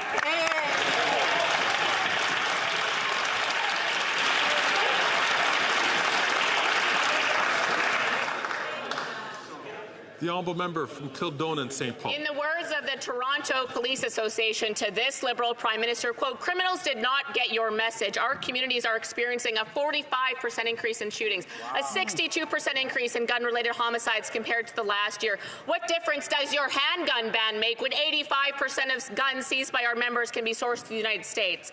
Your statement is out of touch and offensive to victims of crime and police officers everywhere. Whatever you think you've done to improve community safety has not worked. When will the Liberals call an election so we can finally bring an end to the crime and chaos they created in our streets?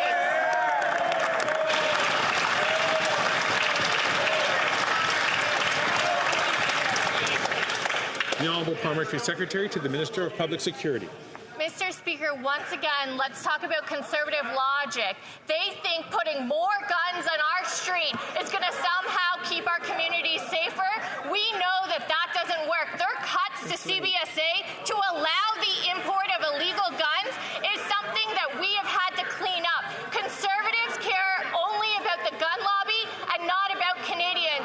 Mr. Speaker, we have put in place I'm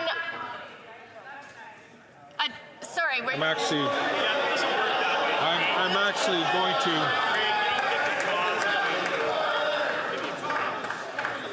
I've been having difficulty hearing the answer to this question, and I'm gonna because it.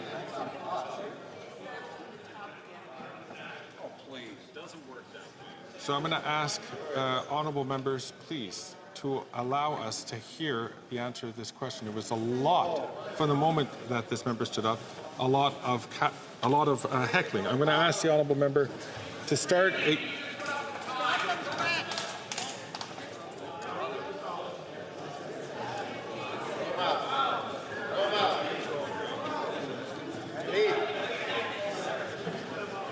The honourable member, honourable parliamentary secretary, can please start from the top.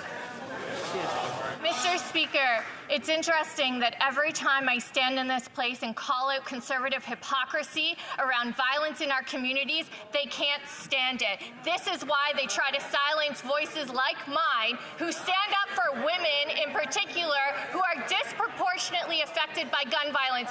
Mr. Speaker, what Conservatives believe is more guns on our street will somehow help keep our communities safe. But we know what keeps communities safe is getting these guns off our streets, investing in CBSA to protect our borders, while Conservatives take their talking points from the gun lobby. Hear, hear.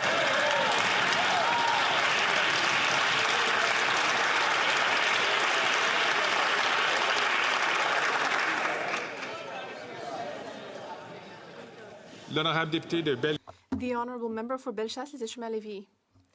Mr. Speaker, for 9 years, this Liberal government has brought in policies that have caused a dramatic increase in crime, drug trafficking, arson, street gangs recruiting kids. Canadians and Quebecers are living in fear. But instead of helping Quebecers and doing something about this incompetence, the Bloc Québécois is continuing to support this bungling government. The government's inaction will definitely cause numbers of victims to surge over the next year. We need to bring back common sense and trigger an election. Do they have the courage to do that? The Honourable Parliamentary Secretary to the Deputy Prime Minister and Minister of Finance. Mr. Speaker, I can barely believe this Conservative hypocrisy. They voted against all of our measures to do something to freeze the handgun market throughout the country. They stand up in this House and they ask about gun violence. It makes no sense. We know that we need to take action, and we have taken concrete action. 1 year ago, we did something about the handgun market, and it's starting to bear fruit. We want all parties in this House to help ensure that our communities remain safe. The Honourable Member for Saint-Laurent. Mr. Speaker, this month, Medicare legislation came into force in Canada. 9 million women will be able to take informed decisions about contraceptives without having to worry about paying. Can the Minister of Tourism tell the House about how the Medicare program will guarantee that women have the reproductive autonomy that they deserve? The Honourable Minister of Tourism. Thank you, Mr. Speaker. I'd like to thank my colleague for her activism in the area of women's rights. This Medicare legislation is historic. This pharmacare legislation, rather, is historic and will allow people like my own daughter to be able to access contraceptive choices without having to worry about how to pay for it. Unlike the Conservatives, who want to take that choice away from women, we will always support women's autonomy when it comes to making choices about their bodies and their future. The honourable member from Calgary-Midnapore. Mr. Speaker, after 9 years of this Liberal NDP government, taxes are up, costs are up, corruption is up, and time is up. The Auditor General is finally investigating GC Strategies, who received $100 million from this government and $20 million for the Arrive scam scandal. But this is only one incident of Liberal insider corruption. The Green Slush Fund, McKinsey, Global Affairs Canada, Environment Canada. So just how much taxpayer money did the Prime Minister give fraudsters and scamsters? The Honourable Parliamentary Secretary to the Minister of Public Safety. Mr. Speaker, while Conservatives play with theatrics, we're actually committed to ensuring that our procurement system is something that Canadians have trust in. This is anybody who has operated without following the rules and the laws should be held accountable. We've said that from the beginning. This is precisely why CBSA has already initiated a number of measures and recommendations and are working with the Auditor General to ensure that there is trust in our procurement system, Mr. Speaker. The honourable member from Carleton Trail, Eagle Creek. After 9 years of NTB Liberals, taxes are up, corruption is up, crime is up, time is up. Yesterday, the Auditor General announced that she will be investigating the $100 million in contracts awarded to GC Strategies by this Liberal government, a two-person IT company that did no IT work, but was paid $20 million for the Arrive scam app. It's been months since the Liberal minister promised to recover the money paid to GC Strategies. When will the Prime Minister get taxpayers their money back? Great question. The Honourable Parliamentary Secretary to the Minister of Public Security. Mr. Speaker, as I said before, we welcome the opportunity to get to the bottom of the situation to ensure that our procurement system has trust in it. But let's also be clear with Canadians in the fact that it was the Conservative Party who first initiated contracts with this company. And so I really hope the Auditor General looks back and ensures that any wrongdoing is also looked at the beginning of contracts with this company, Mr. Speaker, because all Canadians deserve to know that there is trust in our procurement system. Oh, they got quiet all of a sudden. It's not true. L'honorable député de Mégantic-L'Érable. The honourable member for Mégantic-L'Érable. Mr. Speaker, 2 million Canadians are lining up at food banks every month, but meanwhile, Liberal buddies are lining up to fill their own pockets. Do you remember GC Strategies? 2 guys in a basement who received a $20 million contract to develop ArriveCan, even though they had no IT expertise. And we've just heard that the AG has announced that she will be investigating the $100 million in contracts that GC Strategies got. GC Strategies took advantage of this Liberal largesse. Meanwhile, who paid the bill? Taxpayers. How many Liberal buddies have raked in the profits while emptying the pockets of Canadian families? The Honourable Minister of Public Services and Procurement. Thank you, Mr. Speaker. As my colleague already very clearly stated, there is a question that we've never gotten the answer to.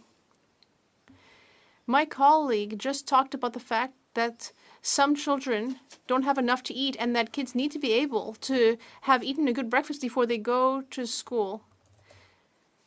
So how is it that the Conservative Party doesn't want to help children have enough to eat when they go to school? After all, how can the Conservatives justify this attitude with their own constituents?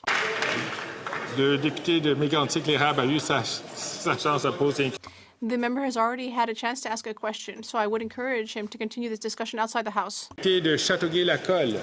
Merci, Monsieur le Président. Access to contraceptives like the birth control pill improves equality and provides women with the ability to decide if or when they will start a family. We know that cost is the single most significant barrier for women and gender-diverse Canadians in accessing these medicines. Can the Minister of Women and Gender Equality and Youth please share with this House how the Pharmacare Act will impact Canadians? The Honourable Minister for Women, Gender Equality and Youth.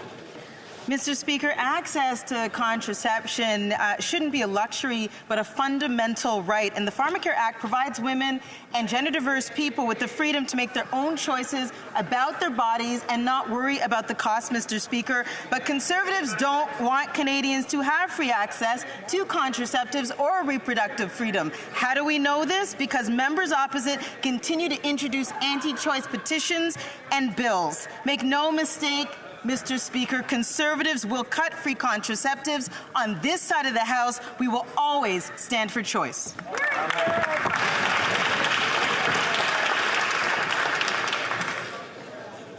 The Honourable Member from Vancouver East.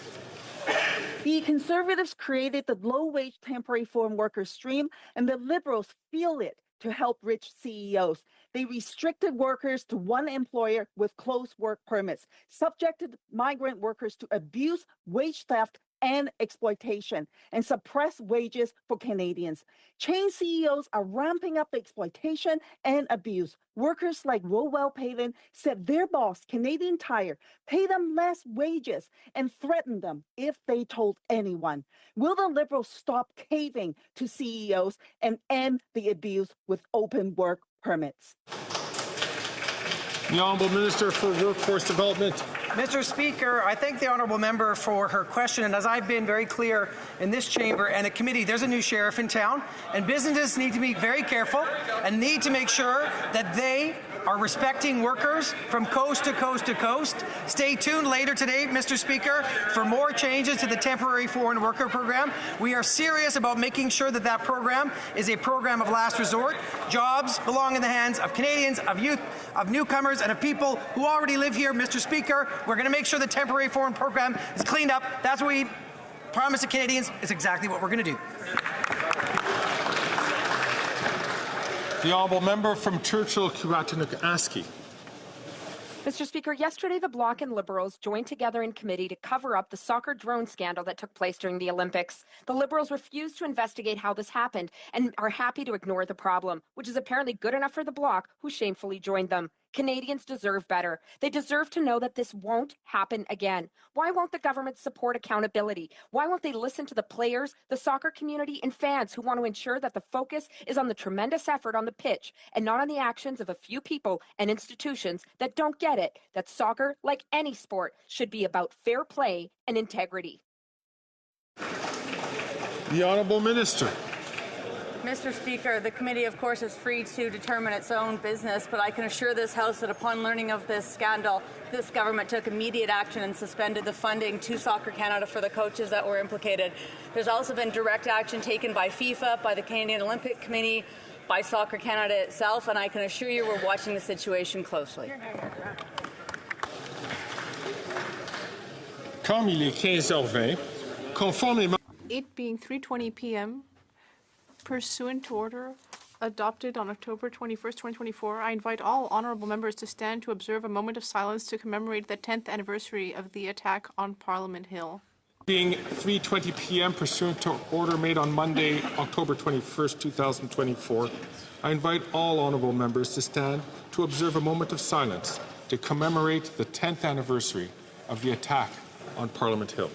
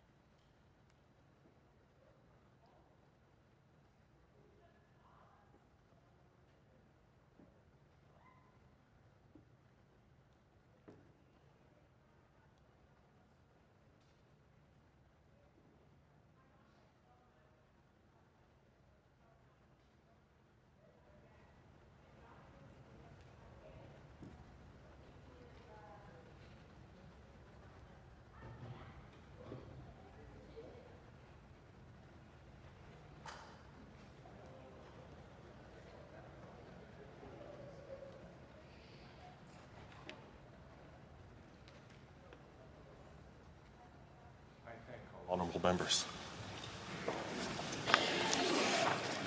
The House will now proceed to statements. La Chambre procédera maintenant. The House will now proceed to statements. I recognise the Right Honourable Prime Minister. Thank you, Mr. Speaker. 10 years ago today, Canada was in shock.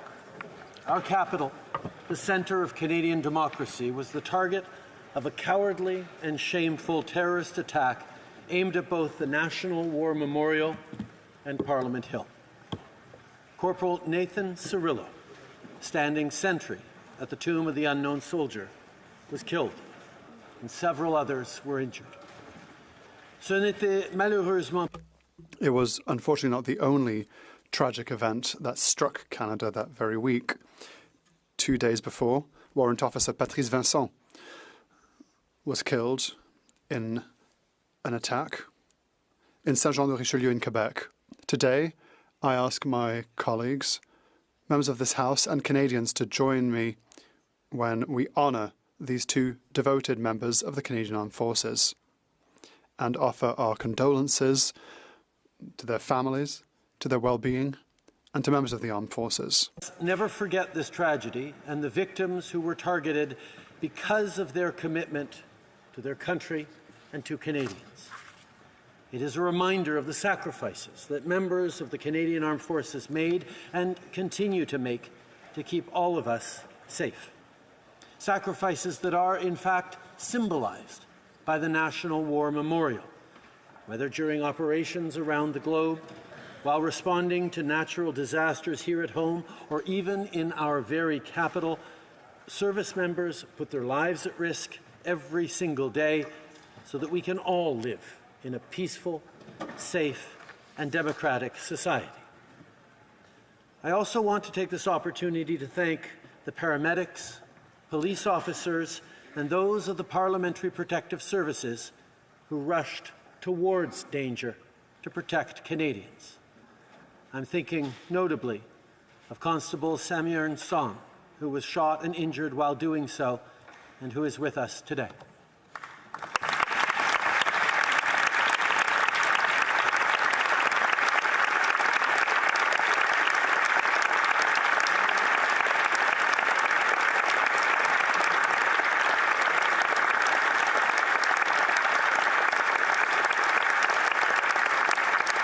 I know that I'm not the only one who remains inspired by the incredible courage that Sam showed that day. When remembering these events, I also think of former Sergeant-at-Arms Kevin Vickers, who, by acting decisively, was then able to bring the attack to an end. I think all Canadians should be proud of their Parliamentary Protective Service. They should also be proud of the courage of their fellow Canadians, passers-by who, motivated by their compassion, acted to help and held Corporal Nathan Cirillo in their arms during his final moments. The solidarity shown by Canadians during this tragic event is also a reminder that those who seek to attack us will fail. Canada's response is always the same. We come out of it closer and stronger. We are even more devoted after any attack to the values of our country: freedom, peace, and openness. Canadians will always choose to reject hate, choose to reject violence. Let us take the time to mourn Corporal Nathan Cirillo and Warrant Officer Patrice Vincent and remember who they were: proud, devoted, selfless, and brave patriots. As we approach Remembrance Day, let us think of all the sacrifices made by members of our Canadian Armed Forces, past and present, and let us take every opportunity to thank them for all that they do for each and every one of us. Merci, Monsieur le Président. Thank you, Mr. Speaker.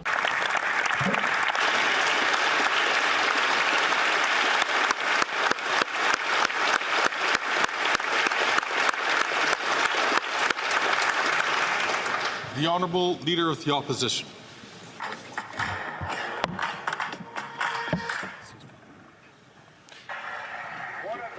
of being a vice president is obviously rifle safety. I think. Il y a 10 ans. 10 years ago, we witnessed an attack on democracy. The attack began on the 20th of October 2014 in Saint-Jean-sur-Richelieu with the murder of a courageous soldier, Warrant Officer Patrice Vincent. Mr. Vincent served his country. He donned the Canadian uniform. He had a family. He had friends who adored him, but who lost him on that day. 2 days later, there was another attack, here on Parliament Hill. But perhaps even worse, at the Cenotaph. Attack of October 22nd, 2014 took the life of a courageous Canadian, Corporal Nathan Cirillo, standing on guard for those who had fallen, standing on guard for our country. There he was at the tomb of the unknown soldier, ambushed and shot, lying bleeding in the arms of a half a dozen courageous Ottawa residents who held him and told him, "You are so loved." Moments later, the life would drain out of his body. Some might have looked at him and said he was an ordinary Canadian. Certainly, when I saw the picture of him a few days later in the newspaper, his muscles bulging after a trip to the gym, I thought he could have been like any young Canadian. But he wasn't. He wasn't ordinary at all. He was extraordinary, as are every single one of the men and women who put on the uniform of our forces. The terrorist who then made his way to Parliament Hill in a carjacked vehicle, bursted through the front door. I remember being in the caucus meeting of the then Conservative government and hearing a large crunching sound, which turned out, I learned later, to be the repetitive echo of a single gunshot bouncing off the oval-shaped ceiling of the rotunda back down onto the marble floors. That was the first shot inside of Parliament, and it was a shot that bore a wound. But it could have been so much worse. You see, when this terrorist entered, he planned to cause maximum carnage, but there was someone waiting for him. One of our courageous guards, Samiran Sun, saw the gun, grabbed the assailant, pushed the gun downward, and took a bullet in the ankle, giving his compatriots enough warning time to draw their own weapons and take cover behind the large limestone pillars that hold Parliament up. Had he not done that, it is almost certain that the gunman would have taken more lives. We now, later, we didn't know about the story of Samiran Sun because he didn't tell anyone. Instead, he quietly hobbled out of the building and towards the then abandoned hijacked vehicle to see if there were any other terrorists. There may well have been other gunmen at that point taking aim at him, but he fearlessly continued his work. He didn't tell anyone what he did no interviews, and the only quote I can find of him from that day was, "I'll survive." He got into an ambulance and made his way to the hospital and quietly went back home to recover with his family. That is the calm, humble, courageous character that embodies the best of Canada. Samiran Sun is Canada's son.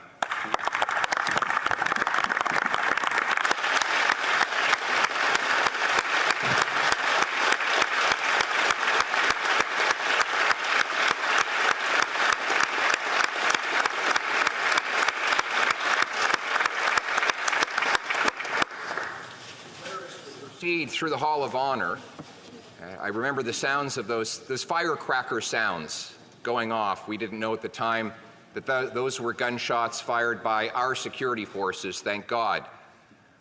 bringing the terrorist to the ground and ultimately to his deserved fate. I want to thank each and every one of our security members who fought so hard to protect us while putting their lives at risk on that day. The first responders who arrived quickly on the scene to ensure that to minimize the damage done and the lives lost. The military members, the RCMP, and countless others who protected us all and stood with us in that day. And I want to thank all parliamentarians who showed courage and camaraderie in coming together in responding to defend this institution of Parliament and to grieve the loss of those who had defended us. What we learned on that day, Mr. Speaker, is that if we can see over the horizon, it is because we stand on the shoulders of giants. Giants like Corporal Cirillo, like Patrice Vincent, like Samir Sun, and like the countless other heroes that defended us on that day. May we remember today, every day, of the precious gift that is our parliamentary democracy and the even more precious gift that are those who defend it. Thank you.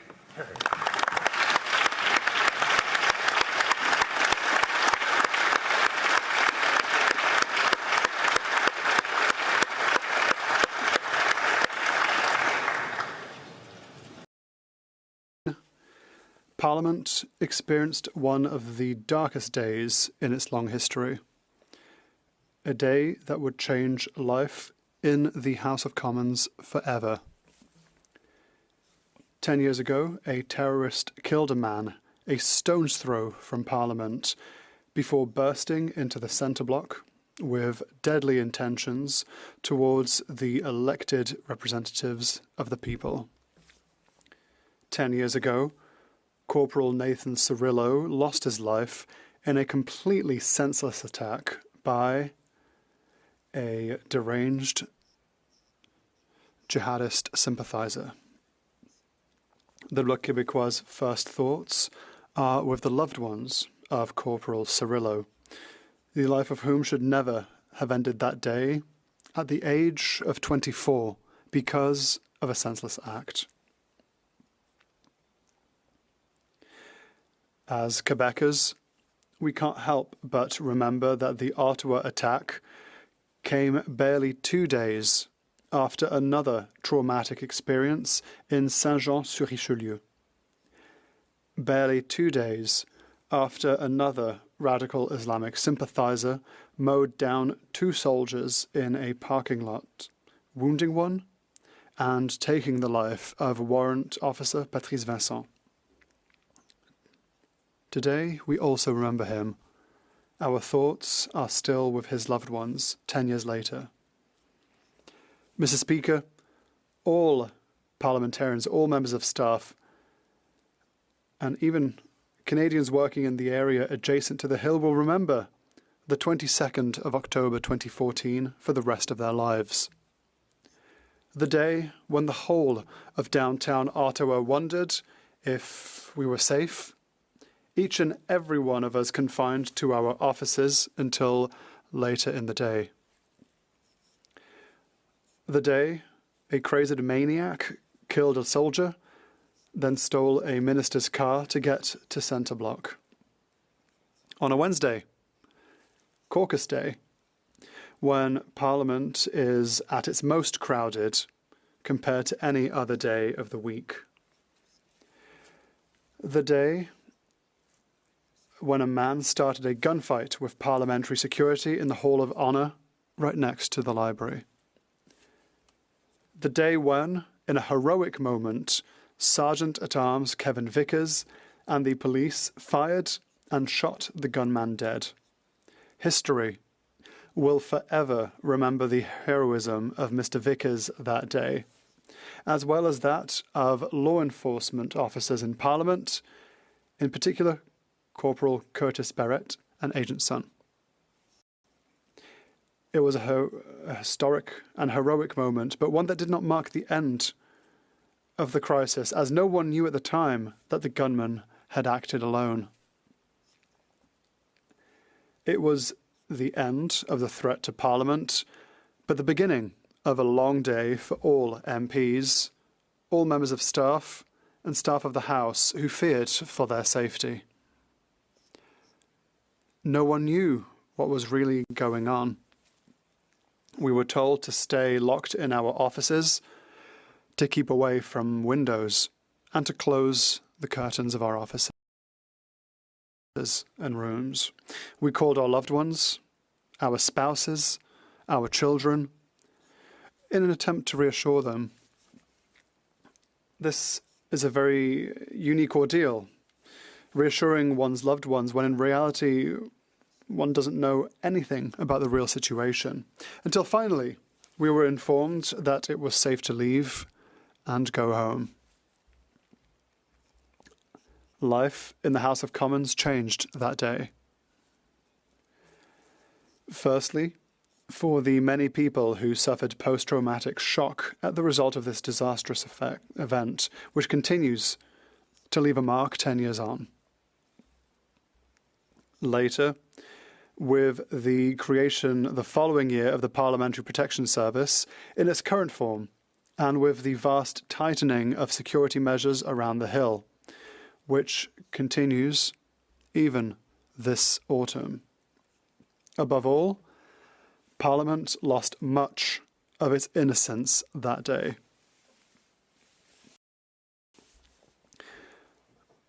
Gone were the days when you would think that such things simply do not happen here, on this rather touristy and good-natured Parliament Hill. It's probably for the best, given the current climate of hostility and threats against elected representatives, but it will forever be deplorable and tragic that it took the loss of a young man in the prime of his life, Nathan Cirillo, at the hands of a terrorist. We remember him, and we remember Wednesday, the 22nd of October 2014. In closing, on behalf of the Bloc Québécois, I would like to extend my warmest thanks to all the officers of the Parliamentary Protective Service who are here with us every day, and who, we are clearly reminded in light of this commemoration, put their safety on the line to ensure ours, that of our employees, and that of all the dedicated staff of the House. We thank you all. Thank you, Mr. Speaker.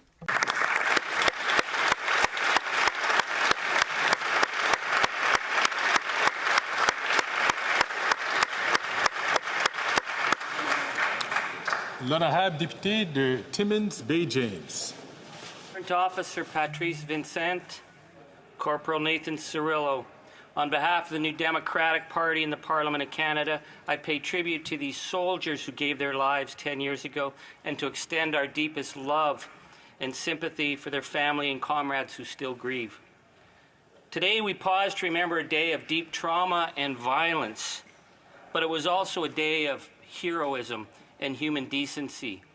And when our Parliament was attacked, all of us were there, sharing the same load and the same determination, from the cooks in the cafeteria to the cleaners to our security to the most important cabinet ministers on the front bench. All of us were there. I remember every minute of that day, at least I think I do, and it began when that gunshot rang out in the Hall of Honor, and that shot injured our parliamentary security hero Samin Son, who in taking that shot bought valuable time. He represents the best of who we are as a nation. And I remember when the shot rang out in our caucus room, there was no way to lock the doors. We weren't prepared for something like this. And we were fearing, giving the shots, that we were facing multiple shooters and a hostage situation. And we were, all of us, trying to figure out what to do next. And Alan Gervais put his body against the doors to protect us. And there was a bullet lodged in that door. He represents the best of who we are as a nation, and I thank him. And I think of Joel LePage, the guard on the other side of the hall, and Jean-Benoit Guindon, who was at the library They represent the best of our country, and I thank them because they continue to serve Parliament. And I thank all those who were there that day who are no longer here. And of course, Sergeant at Arms Kevin Vickers, who's always been larger than life, who put his life on the line and took the shooter out and never spoke about it. He just did what had to be done. There was a day of chaos, uncertainty. There were so many rumors that day. We thought there were multiple shooters. In the chaos of that, we didn't know what we were dealing with. But one thing was really clear, and this is what I want to stress today, was the incredible heroism of ordinary people, the frontline responders, the staff here, but the people of Ottawa. People who stood along the barricaded streets and shouted out encouragement as we were trying to get out of lockdown. People came down to be with us. I didn't sleep much that night, and early the next morning I felt the need to go to the cenotaph in the darkness to be where Nathan Cirillo had been killed. And there were hundreds of people already there. They were there from all walks of life, and I've never forgotten that moment because I thought, this is who we are as a nation. This is what we do in the face of violence. We don't return hate. We came together as a city, as a nation. That's what we have to remember from this day. And I mentioned this because there are heroes who've not been given their due. I think of Barbara Winters, who when the shots rang out, she didn't run away. She ran into the danger. She held Nathan Cirillo and told him over and over again, "You're loved." What a beautiful moment. This is who we are. This is the best of our nation. I praise Martin Magnan, who came forward to comfort Nathan Cirillo, and Margaret Lair, the nurse who was there in the midst of the chaos. These people represent the best of us. And there is unfinished business in this Parliament of Canada because they have never been properly given their due. Sending people a certificate might be a nice idea, but you don't send a certificate to people who comfort and keep our warriors alive as long as possible. You recognize what they did, and you recognize the trauma that they carry to this day. And I ask my colleagues across all party lines to come together to find a way to recognize not just our parliamentary heroes, but the civilians who were there on the front line that day, because they represent the best of who we are as a nation, and we need to remember. I'd like to conclude by saying there's another reason that we do need to remember this day. We're watching around the world growing radicalization, disinformation, and hate. Words matter. They have an impact. When I see the rising threats against everyone from municipal councillors to people going to work in Parliament, words matter. It's incumbent upon all of us in this Parliament to call that out. Because that day, 2 brave people died. That day, people were traumatized by violence and disinformation and hate. Words matter. We cannot let that happen again, and we will only let that happen if we forget the lessons of October 14th. Because the real lesson that we have to remember is that day, despite the chaos, despite the uncertainty, brought out the best of who we are as a nation. It showed the world what Canada is. Canada stands up at times of hatred. Canada reaches out, and Canada was there for each other. That's the lesson we need to remember, and we need to remember that every day. Thank you.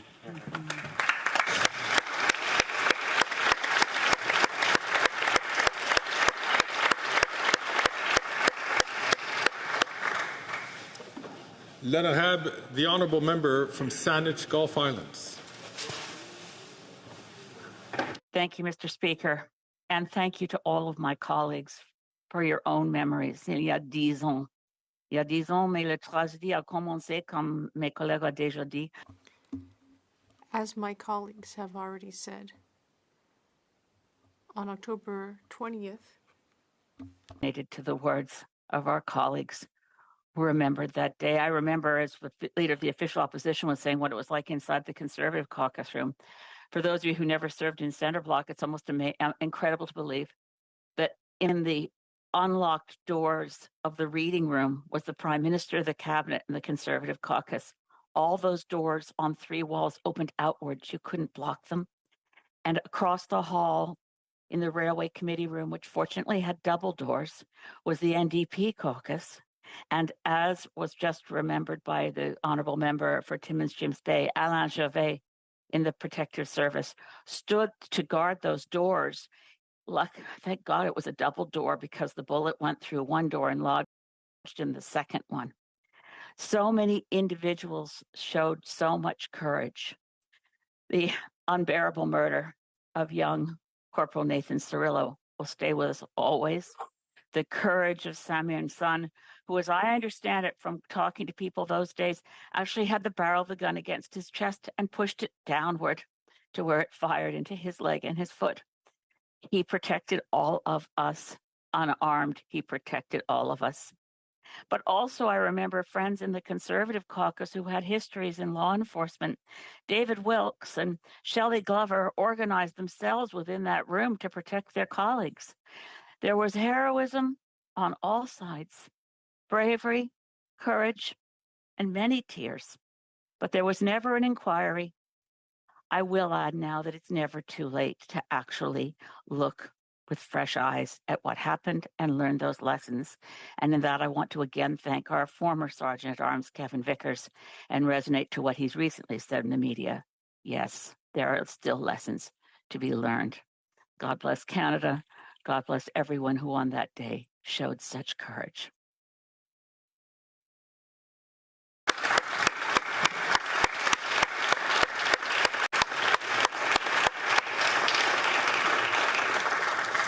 Honorables collègues, merci de vos... Dear colleagues, thank you for the words you shared on this sad day. Many of us remember that day 10 years ago. Many of us can imagine it. And none of us is indifferent. We all grieve the death of Nathan Cirillo. We all remember his sacrifice and his service to Canada. Our hearts and our prayers are with his loved ones. And honor the strength and courage of our Parliamentary Security Service personnel on duty that day, our heroes, who put their own lives at risk without hesitation to keep us all safe. We have colleagues serving today who bear the scars of that day. Out of respect to all members of the Parliamentary Protective Services and the RCMP, I will not individually name them, but on your behalf, I want them to know that we see them, that we recognize them, and we recognize their service and devotion to this place. From the bottom of our hearts, we thank you all.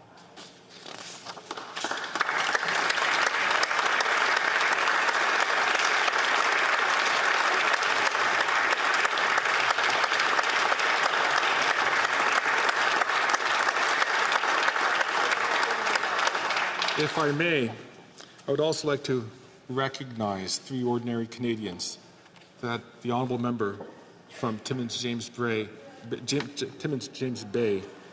directly brought to our attention. These incredible Canadians who in an extraordinary way stepped into a dangerous situation provide succor to Corporal Cirillo in his hour of need. Margaret Layer was a nurse who served to save Corporal Cirillo's life. Martin Magnan held the corporal's hand. Barbara Winters told Corporal Cirillo that he was loved in the final moments of his life. Nous nous souvenons également. We also remember all those who helped our community in different ways that day and afterward. We thank them. Like all those who rushed towards Corporal Cirillo to try to save him, and those who were with him during his last moments with love and compassion. Ordinary people and others in uniform who found themselves living an impossibly dangerous moment and acted with bravery and humanity to do whatever they could do to help others. 10 years later, the healing continues. Some scars can be seen, others are invisible, but all are lasting. We never deny them. We recognize them and try to come together as a community to find healing and peace. Le Parlement du Canada. The Parliament of Canada is the seat of our democracy. And any attack within this place is an attack on all Canadians. The safety of each of us and of all those who are visiting us is a constant priority for our parliamentary community. We must also commit to doing our share to contribute to a respectful workplace and one that takes care of its members and that leaves no one behind. Recognize that the attack 10 years ago led to a loss of innocence. We cannot take it back, but we can move forward knowing that we share a commitment to ensure that Parliament Hill, our workplace, is safe and secure for all of us who work here and for all Canadians who come here to see their democracy in action. Merci beaucoup. Thank you for your attention.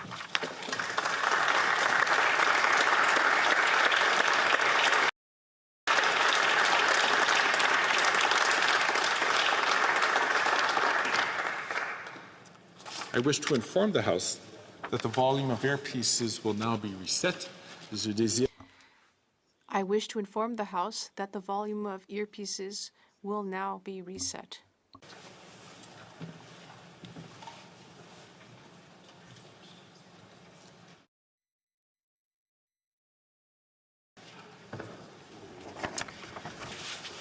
Orders of the day, ordre du jour, privilège, reprise de l'étude. Resuming study of the question of privilege on the production of documents having to do with Sustainable Development Technology Canada, resuming debate on the sub-amendment. Standing in the name of Mr. Muse. Resuming debate, the honourable member from Lambton, Middlesex, Kent, Lambton, Kent, Middlesex. She has, 9 minutes and 20 seconds remaining in her debate. Honourable member. Thank you, Speaker. It's not far-fetched at all to expect that once results are returned, we will once again uncover more Liberal corruption. Now, Speaker, let's not forget to return to the Green Slush Fund scandal, because there is still more to unpack here. In 2019, former Liberal Industry Minister Navdeep Bains began appointing executives to the board of SDTC who had severe conflicts of interest. Conflicts of interest were rampant from the beginning, but got worse with time, with members of the SDTC board voting on projects that they stood to gain from. Again, this was $390 million of taxpayer dollars wasted on a slush fund that doled out money for projects to enrich Liberal insiders that should have been ineligible to receive funding. This scandal highlights the reckless mismanagement of taxpayer dollars and the government's failure to uphold even the most basic standards of governance. While the Liberal government has been busy covering up scandals and protecting its insiders, Canadian families have been left to bear the brunt of its policies. Life under this Prime Minister and his NDP Liberal government has never been more expensive. Housing costs have doubled, grocery costs have soared, and inflation is eroding the value of every dollar that Canadians earn. So apart from scandal and corruption, we also have a government that is completely incompetent. A prime example of this is the NDP Liberal carbon tax, which has made life more expensive for every Canadian. The Parliamentary Budget Officer's report confirmed what many have suspected all along. Canadians are worse off under this tax. In Newfoundland and Labrador, households are paying an additional $652 a year because of the carbon tax. In Ontario, it's $903. Families in Saskatchewan are paying $894 more, and in Alberta, it's an extra $697 a year. These are real taxpayer dollars being taken out of the pockets of hardworking Canadians, all for a policy that has failed to achieve any of its environmental goals. The carbon tax has driven up the cost of everything from gas to groceries to home heating. And this year alone, families will be paying $700 more for food while millions of Canadians are lining up at food banks. All the while, this government continues to waste and squander public money on failed policies and scandalous dealings. Speaker, the Liberals have even gone so far as to hide internal government numbers showing that the carbon tax will cost Canadians $30.5 billion by 2030. That's an extra $1,824 per family per year. In addition to taxing Canadians to the point that they can't even afford to drive, the government is wasting billions chasing an electric vehicle mandate that Canadian consumers just aren't interested in. Now, I've driven an EV, and even on a reasonable commute across the most developed area of Ontario, the infrastructure to support vehicles is just not available. Fast chargers are few and far between, and sometimes, and a lot of times, they're mysteriously broken. In some cases, the price to charge the car from empty is actually more than it would cost to fill a tank full of gasoline. So now let's consider the cost to even get one of these vehicles. Absolutely prohibitive to the vast majority of Canadians. And the government has slapped even further a luxury tax on a few of the EVs that have any form of functionality. It's a scam.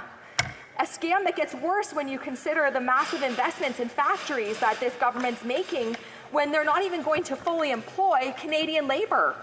That's right, we've learned that after committing billions of dollars to build electric vehicles, the factories intend to employ foreign labor. While Canadians struggle to make ends meet, the government is either punishing or ignoring Canadians.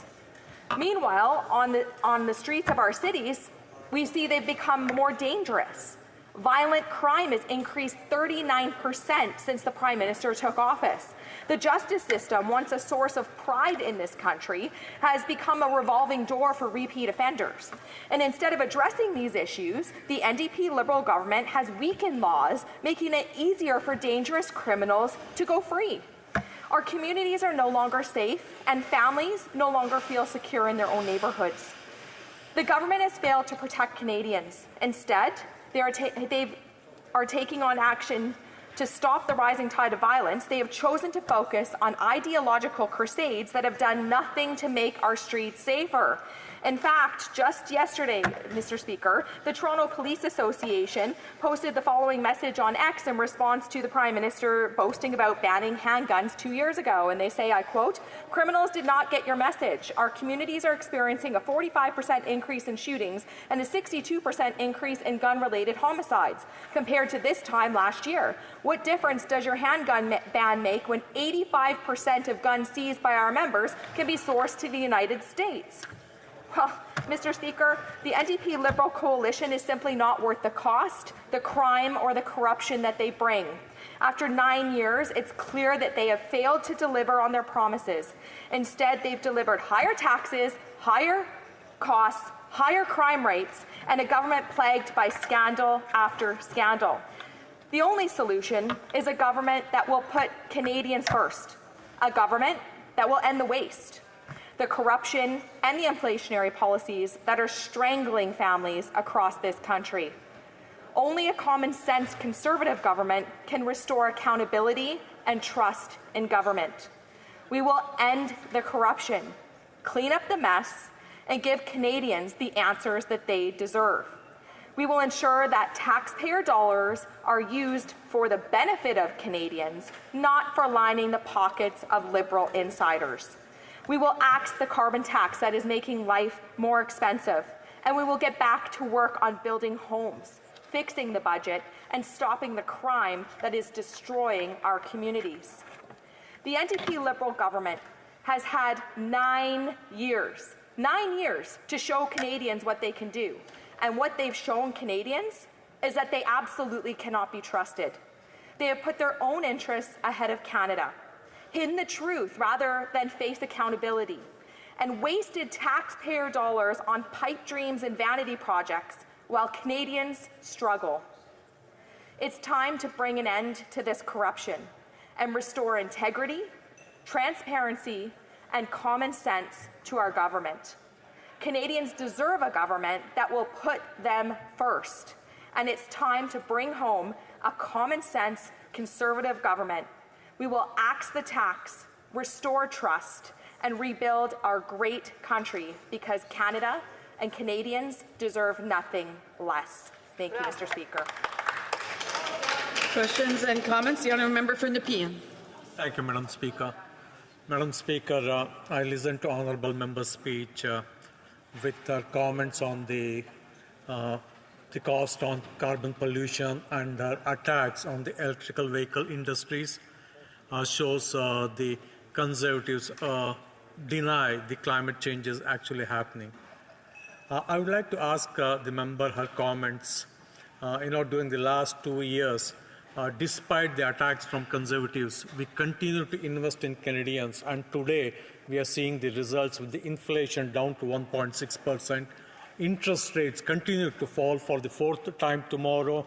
Consumer confidence index rising to 30 months high. How is that all possible when the government action is resulting in what is good for Canadians and which is totally different from what she trying to paint the picture as? The honourable member for Lambton, Kent Middlesex. Thank you, Madam Speaker, and thank you to my colleague across the way for the comment and I think question in there. Madam Speaker, what I hear from my constituents in Lambton, Kent, Middlesex, and actually across the country and places I've lived is they are actually worse off under this Liberal government. The Liberal government claims all of these policies and they have all these ideologies, but when in actual reality, Canadians are far worse off under this government. The carbon tax is just one example. If the member across the aisle were to come to a rural community, and I challenge you to come and shadow somebody in a rural community, even for a weekend, and see how people in the rural parts of this country live. It's much different from your little bubble in the big city of Toronto or Montreal or wherever it is. We actually have to commute places, and we don't have options for public transit. We only have the option to drive in different places. The cost of living under the carbon tax makes life way more expensive for those of us who live in rural areas of Canada. To remind the members she's to address all questions and comments through the Speaker, not directly to the members. Questions et commentaires. Questions and comments. The honourable member for Longueuil-Saint-Hubert. Thank you, Madam Speaker. The federal government launched just before the previous budget $250 million to specifically help the homelessness crisis in this country. And they promised us that in the coming years they would end this crisis. But there's still no agreements with Quebec. For example, we learned last week that the number of people who've died on the streets in Quebec tripled over the last 5 years. They've died from the cold or from an overdose. Now, for the last couple of weeks, we're stuck talking about something that everyone agrees with in this House except for the government. We agree that there should be more transparency and accountability. Does my colleague not think that it's time to move to a vote on this issue so that we can discuss issues like the housing crisis and the homelessness crisis in this country? The honourable member for Lambton, Kent, Middlesex. Madam Speaker, I thank you to my colleague for his question. Honestly, Madam Speaker, I don't know what what is not more important than talking about this government, this NDP Liberal government, who does not want to be transparent with Canadians, who is refusing to provide unredacted documents to the RCMP so that they can be investigated for the misspending of taxpayer dollars. We want to talk about homelessness, we want to talk about unaffordability and the cost of living for Canadians. This government has taken hard-earned taxpayer dollars and wasted it and given it to their Liberal insider friends for projects that don't benefit Canadians. That money would have been better used to spend on seniors or to help people lift them out of poverty instead of putting them into poverty by wasting away taxpayer dollars and making life so unaffordable for Canadians that they're having a hard time making ends meet and are lining up at food banks in record numbers. Well done, Leah. Johnson, comments? The honourable member for Nunavut. I wonder if the member agrees that the Conservatives are just as responsible for the state that we're in this House of Commons. Both the Liberals and the Conservatives are filibustering by having this endless debate rather than focusing on issues like maybe approving the Kivadlik Hydro Fiber Link project in Nunavut that would help fight climate change and to help Nunavut communities get off of diesel. And I wonder if she can comment on that. The honourable for Lambton Kent.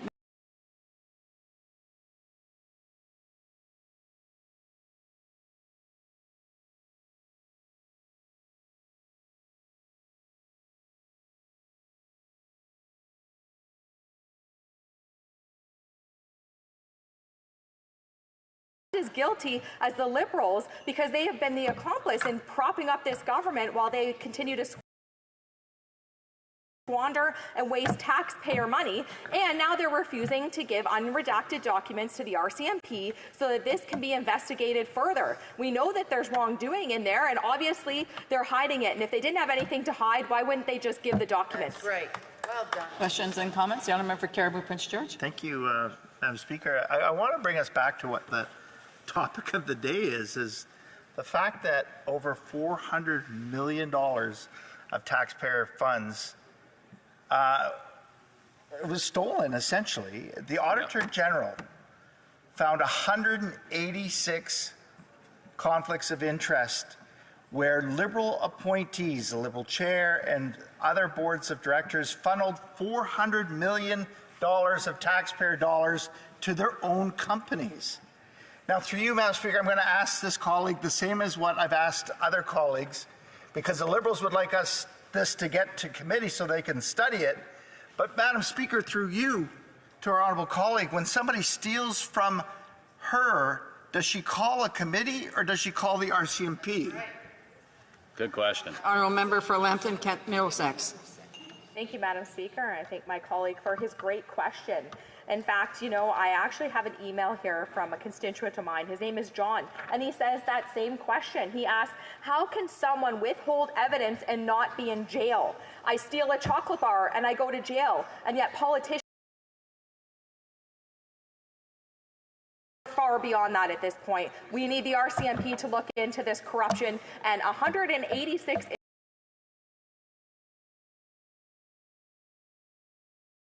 instances, Madam Speaker, of mismanagement and of irregularities here.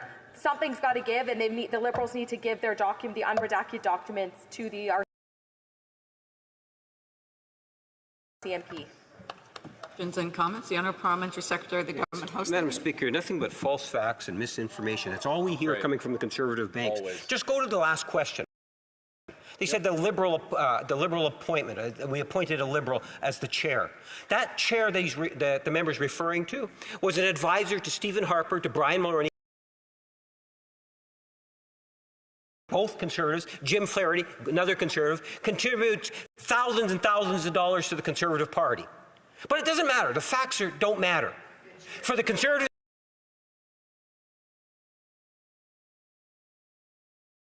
this is nothing more than a political cheap game that they play at a great cost. Tens of thousands of dollars wasted because of this game. But it's not the only game. Here's another game.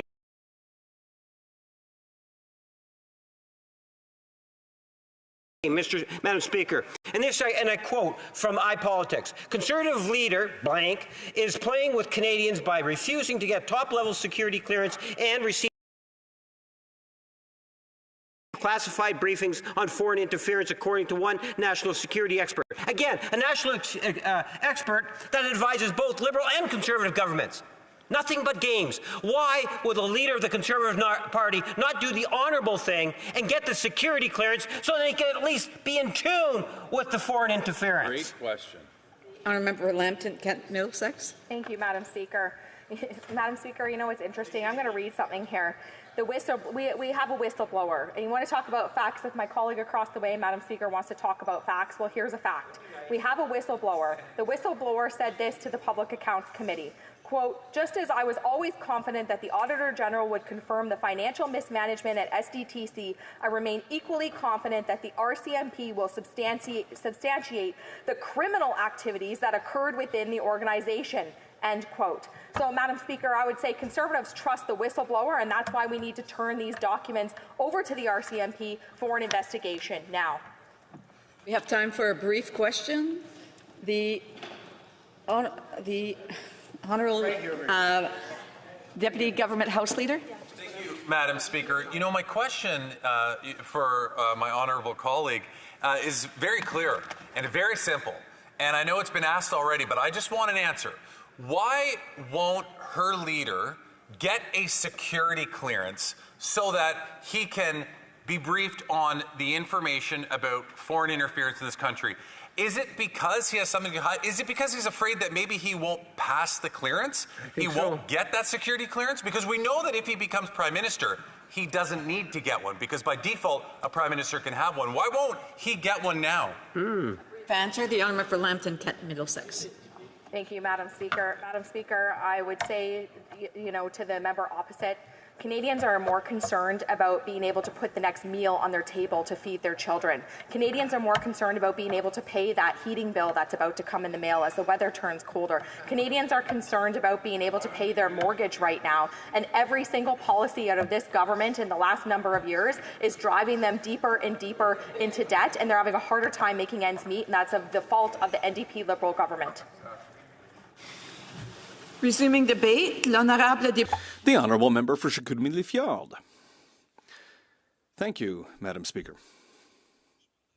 So I rise today to discuss the Speaker's decision concerning the production of documents ordered by the House concerning the scandal involving SDTC. The House ordered the production of documents relative to this scandal so that they could be sent to the law clerk and eventually to the relevant authorities for investigation. The process is simple. The House has powers superior to any other entity, and the Privy Council Office, which is directly accountable to the Prime Minister, has decided to get around this order by asking the department to censor the documents before transmitting them to Parliament. This is a breach of parliamentary privilege because the House order called for uncensored documents. This scandal raises serious concerns when it comes to how taxpayers' money is managed and how public funds are governed. Madam Speaker, we've just come back from a week in our ridings. My team and myself, over 3 days, held a passport clinic to help local constituents who haven't had the privilege of being able to travel, to help constituents who have a hard time understanding the forms, to help them fill them up. Our goal was to make it easier for them to get a passport. For some of them, issues like getting a picture and doing photocopies had to be dealt with, but it was also an opportunity to meet with constituents. We met with over 500 people over 3 days during this clinic, and there's one thing that came out of that was very clear. Our constituents are fed up with this Liberal government. This government is at the end of its life. It's disconnected from the lives of people living in Quebec's regions and rural areas. A 10-year passport costs $160, and it's $120 for a 5-year passport. And because of that, some of my constituents chose not to get a 10-year passport because they couldn't afford to pay an extra $50. And these are people who watch the news. They see what's happening. They watched the CEO of CBC charge $1,000 a night for a hotel in Paris during the Olympics, during her vacation. We as elected officials, we need to set an example. What we've been seeing in the example I just gave is a symptom of the climate that's been put in place by the Liberals. Nobody is accountable. There's a lack of ethics, a laissez-faire attitude, and a lack of judgment shown by people throughout government, and that's what we've seen with this Green Fund. Over the 3-day clinic, a number of my constituents said, listen, Mr. Martel, what's up with this green fund scandal? It appears to us that it's worse than the sponsorship scandal. But let's put things in perspective. 20 years ago, in 2002, the Auditor General of Canada, Sheila Fraser, began an investigation into what was to become the sponsorship scandal. Ms. Fraser produced a damning report on the Liberal government of the day in 2003. The government prorogued Parliament at that time to delay the tabling of that report, which was only made public in February of 2004. Ms. Fraser estimated that $100 million of the $250 million allocated to the sponsorship fund had been misused. Now, let's look at the scandal that we're facing right now at Sustainable Development and Technology Canada, and you'll see it's clear history is repeating itself. In November of 2022, whistleblowers raised concerns to the Auditor General relative to unethical practices inside SDTC. In September 2023, whistleblowers made their allegations public, and the Minister of Innovation accepted that it was necessary to suspend funding to SDTC. In November 2023, the Auditor General announced that she would be auditing the organization. In June of 2024, the Auditor General's report was published, and it showed that there were major failings within the governance of SDTC. The Auditor General noted that SDTC had given $58 million to 10 projects that were not eligible for funding. And in certain cases, these projects did not show any advantage to the environment or the development of any green technology. $334 million in 186 cases was given to projects where members of the board of directors of SDTC were in a position of conflict of interest. $58 million for projects that did not meet the conditions. On the 10th of June, the House adopted a motion. This motion sought that a number of documents be shared with the RCMP for their study. On the 26th of September, the Speaker rendered a decision upon the question of privilege raised and deemed that the privileges had indeed been flouted. Today, the Prime Minister must work hard to stay in power, and so he's not working for Canadians. A shadow of prorogation is above Parliament. It's not just a question of numbers. It's not just a question of waste, of the wasting of public funds. It's a question of trust, of justice, and accountability. Canadians deserve a government that respects them, that does not hide behind bureaucratic excuses.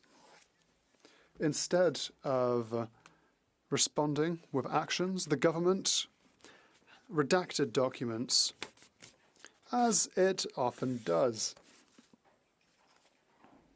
blocking inquiries, punishing whistleblowers.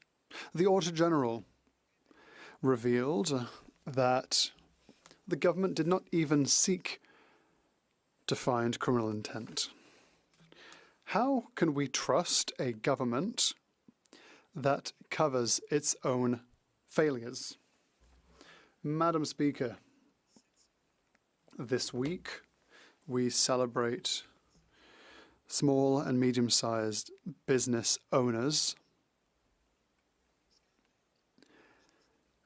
The SDTC scandal shows us, once again, that this Liberal government chooses who are the winners and who are the losers.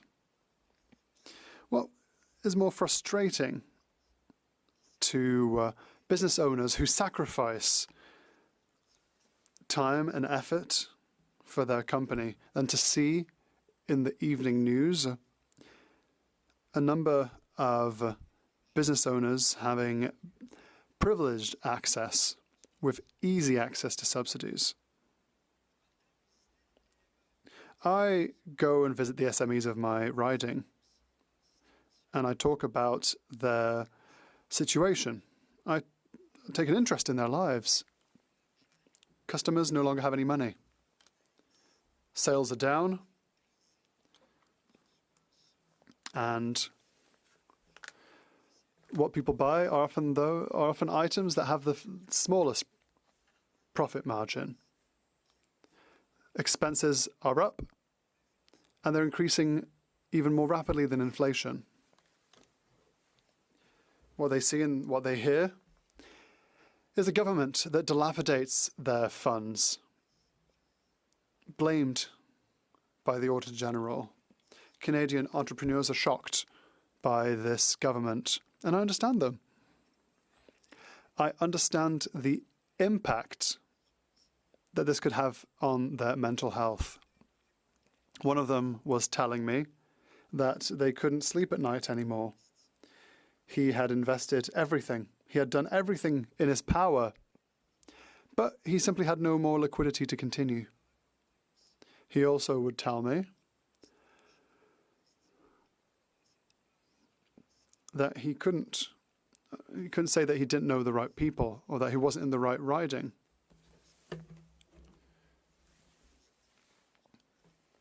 When he thinks about SDTC or huge sums invested in Tiger Motors, this business owner thinks he simply was in the wrong place.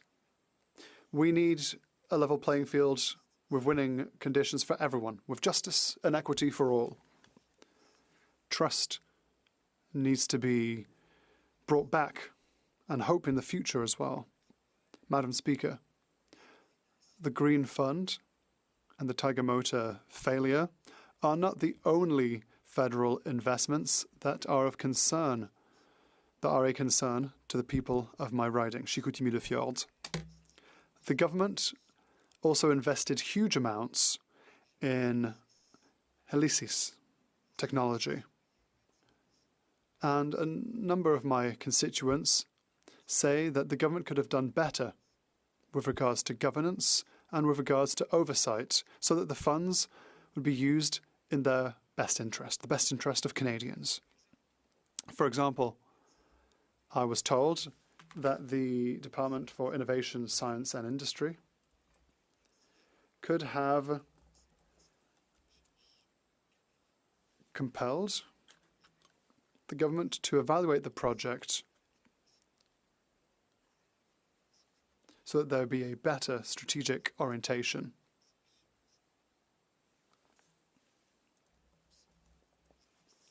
Such huge investments need huge prudence.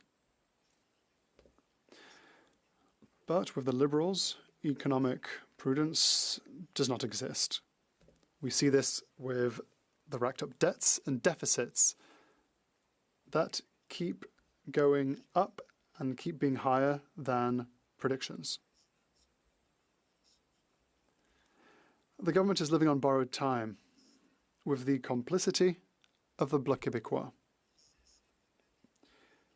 They are trying to deliver some final battles, ideological battles, at the end of the day, which is what they've done with a decree on forestry.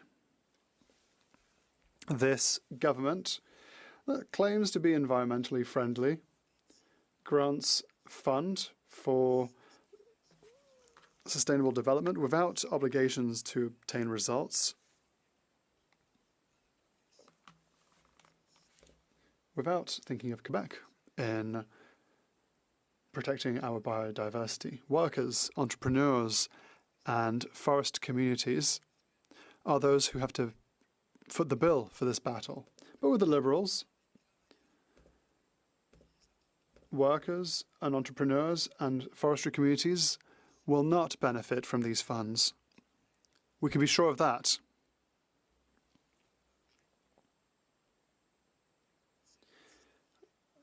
There aren't many Liberal sympathisers in Quebec's regions. The government has allowed this sector to wilt.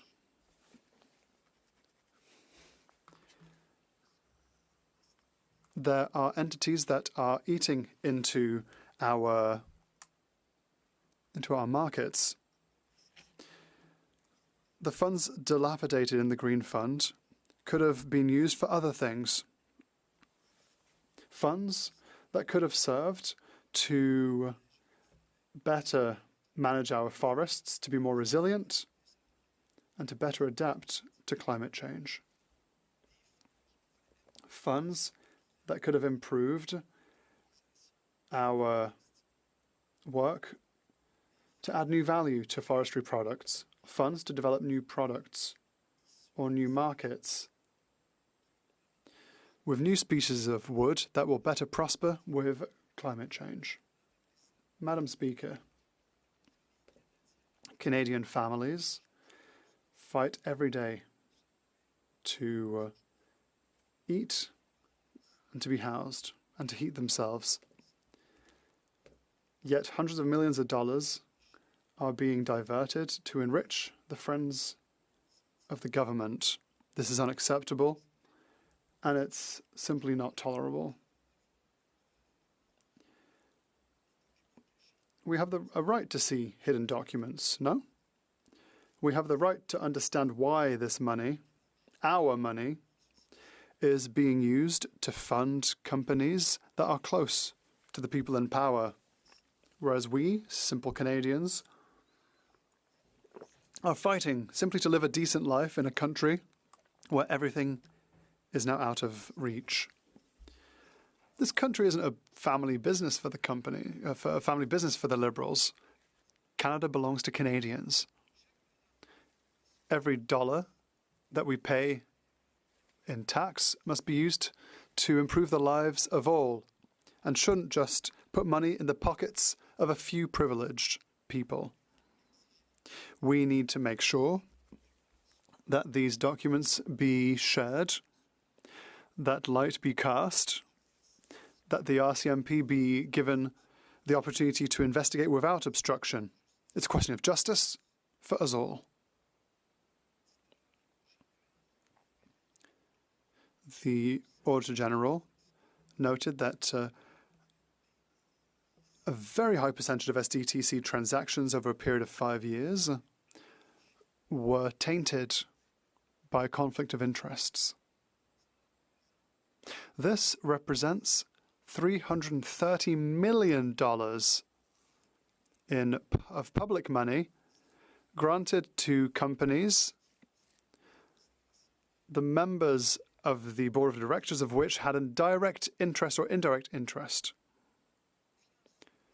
The people's trust, we've talked about it, and the trust of investors in initiatives funded through entities like SDTC is essential to make sure that there's a sustainable and transparent green transition.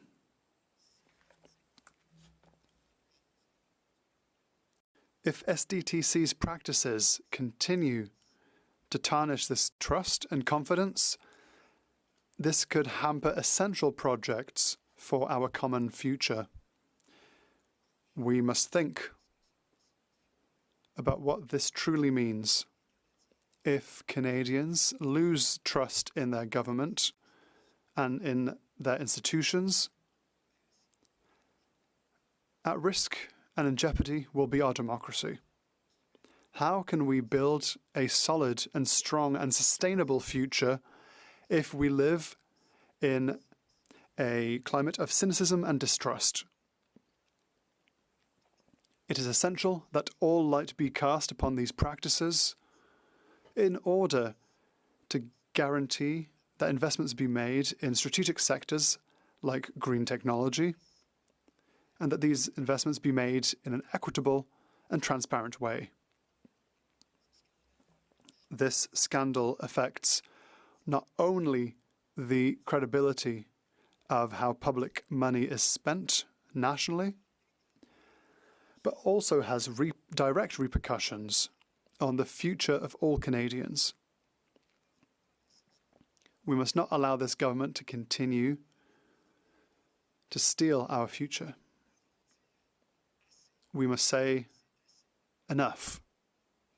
And that is the reason for which we are asking for full and absolute transparency. Canadians have a right to hear the truth.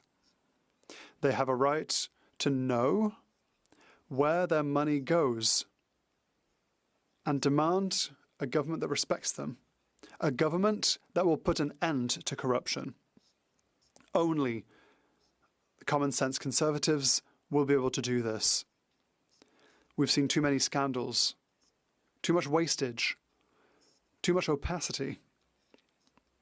We want to put an end to corruption and want to put power back into the hands of Canadians. The honourable member, I was trying to send him the message. The time is over, but I'm sure that during questions and comments he will be able to share a bit more information. It's already been 20 minutes. Questions and comments. The honourable member for Nepean. Thank you, Madam Chair. Madam Chair, the honourable member mentioned about the deficits. During the last 2 years, when the global inflation affected Canadians and resulted in the cost of living increases, we continue to invest in Canadians. We continue to take measures, introduce programs to help Canadians who are getting deeply affected. The investments we have made today, it is all yielding fruits. Inflation is down to 1.6%. Interest rates are coming down. In fact, tomorrow probably it's going to come down for the 4th time. Consumer confidence index has been the highest in the last 30 months. I want to ask the member whether he recognizes that the constant attack the Conservatives were doing when we are rolling out the programs, but today they are yielding results, what his reaction is.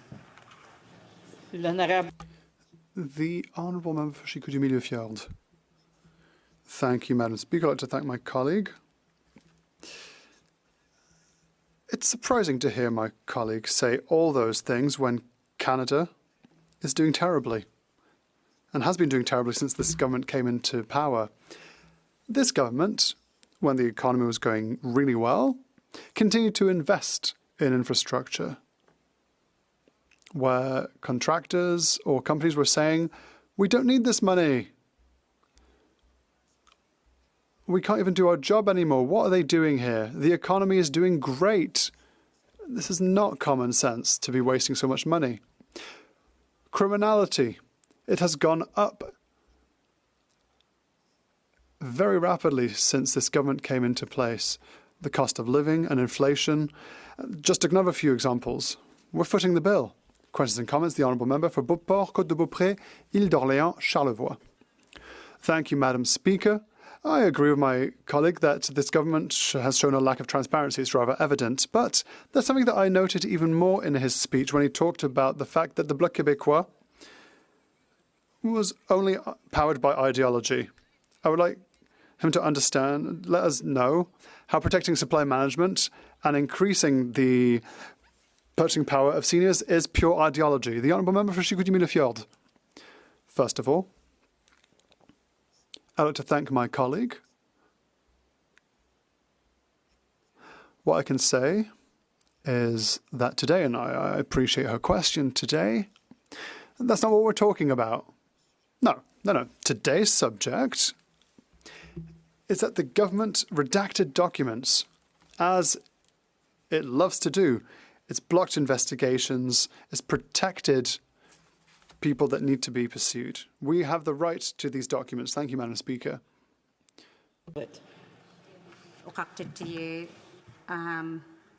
the Conservatives, through the course of this debate, through this filibustering, are showing the extent that they are willing to play games in this House. But they're not the only ones. The Liberals and the Conservatives both are using procedures that are resulting in this stalemate. So I'd like to ask the member if he cares truly about his constituents, if he's willing to advise his leadership that what is best for all of our constituents in this House is to move this debate to committee so that we can start debating other important matters, for example, funding the Kivalliq Hydro Fiber Link project in Nunavut. The Honourable Member for Chicoutimi-Le-Fjord. Thank you. Thank you to my colleague. I believe that it's my colleague who's not thinking about her constituents because she's the one who was part of the agreement with the Liberals, protecting the Liberals at every turn, protecting their inflationist spending. On top of that, with Canada as it is now, I believe that just the fact that they approved all the government did isn't being honest with Canadians. The Honourable Member for Lévis-Lotbinière. Thank you, Madam Speaker. I would like to thank my colleague and commend him for his speech. Chicoutimi-Le-Fjord has a real MP who works very hard for its constituents. In his speech, he brought my attention to something, the decree for the forest caribou. He often said that 1,500 jobs would be lost because of a Liberal government decree. Could the government have invested in caribou genetics rather than having to close an entire region with the job losses that come with it? The Honourable Member for Chicoutimi-Le-Fjord, I'd like to thank my colleague. Forestry workers are very concerned. I believe that the government did very little for the forestry sector. With all the waste, all the scandals, I believe that the government, without all these scandals, would have had enough money to work with our forestry sector and help our forestry sector. I believe that Canadians need to know the truth. We want to see the documents. Thank you. The Honourable Government Deputy House Leader. Perhaps more of a comment than a question, Madam Speaker. I listened to the intervention from my NDP colleague a moment ago, and I would humbly suggest to the NDP that there is another way to get through this, and that is by the NDP working with the government, like they used to in the supply and confidence agreement that we had, in order to get through this charade. So, to my NDP colleague, who is now blaming not just the Conservatives but the Liberals as well for playing games, I would suggest that perhaps the NDP might be playing a little bit of a game, because if they wanted to, they could help us get through this motion that we've now been, I believe, debating for 15 days. And days. If I want my NDP colleagues to know that the door is always open if they want to have that discussion. Well, that wasn't really a question directed to the honourable member. However, if he does wish to answer, please go ahead. Well, I'd like to thank my colleague for his comment. I'd like to know if he still has confidence in his own Prime Minister. The honourable member can't really direct a question back like that. Questions and comments. The honourable member for Montcalm. Well, I think my colleague for Chicoutimi-Le-Fjord has a fairly flexible way of analyzing whether questions are relevant or not. Some were relevant, others weren't. However, in his speech, he talked about the sponsorship scandal. He often seems to have questions about the role of the Bloc. And I would like to point out that without the Bloc Québécois' way of addressing the sponsorship scandal, perhaps nothing would have happened. This House didn't seem to care about it because, after all, Stéphane Dion's plan B was to try to promote a sense of belonging to Canada And so there wouldn't have been a Montgomery Commission without the Bloc Québécois. We would never have cast light on the scandal. Can my colleague at least recognize that? The honourable member for Chicoutimi-Le-Fjord. That's a good question, Madam Speaker.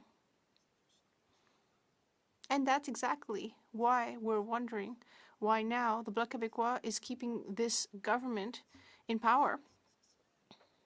We struggle with this. It would be very easy to trigger an election if we would occasionally get support from the Bloc Québécois. Thank you. One more brief question. The honourable member for Cypress Hills Grassland. Well, thank you very much, Madam Speaker, and I want to thank my colleague for his excellent speech.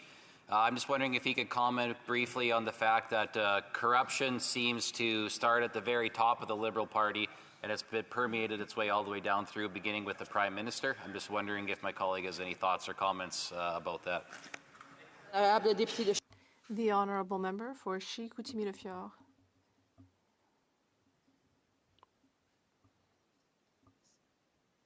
I'd like to thank my colleague.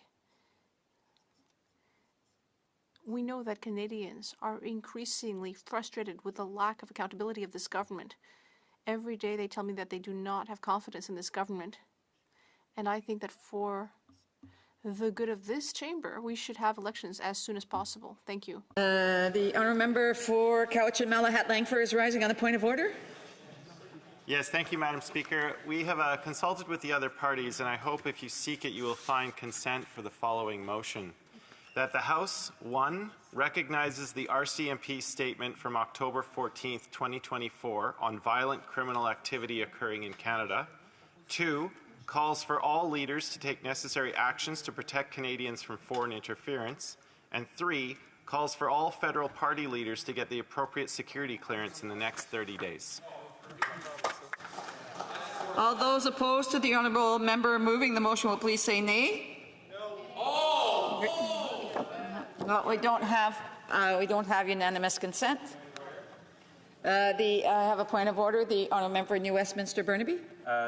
Thank you, Madam Speaker. Could you explain why Conservatives said no to this common sense motion? I'm sorry, that's not a point of order on this particular issue. Another point of order, the Honourable Government Deputy House Leader. I just want to make sure, Madam Speaker, that when we heard that no, it was literally a member running out getting some clarification. There's not a point of order on this here either. Order à l'ordre, conformément à l'article 38 du règlement.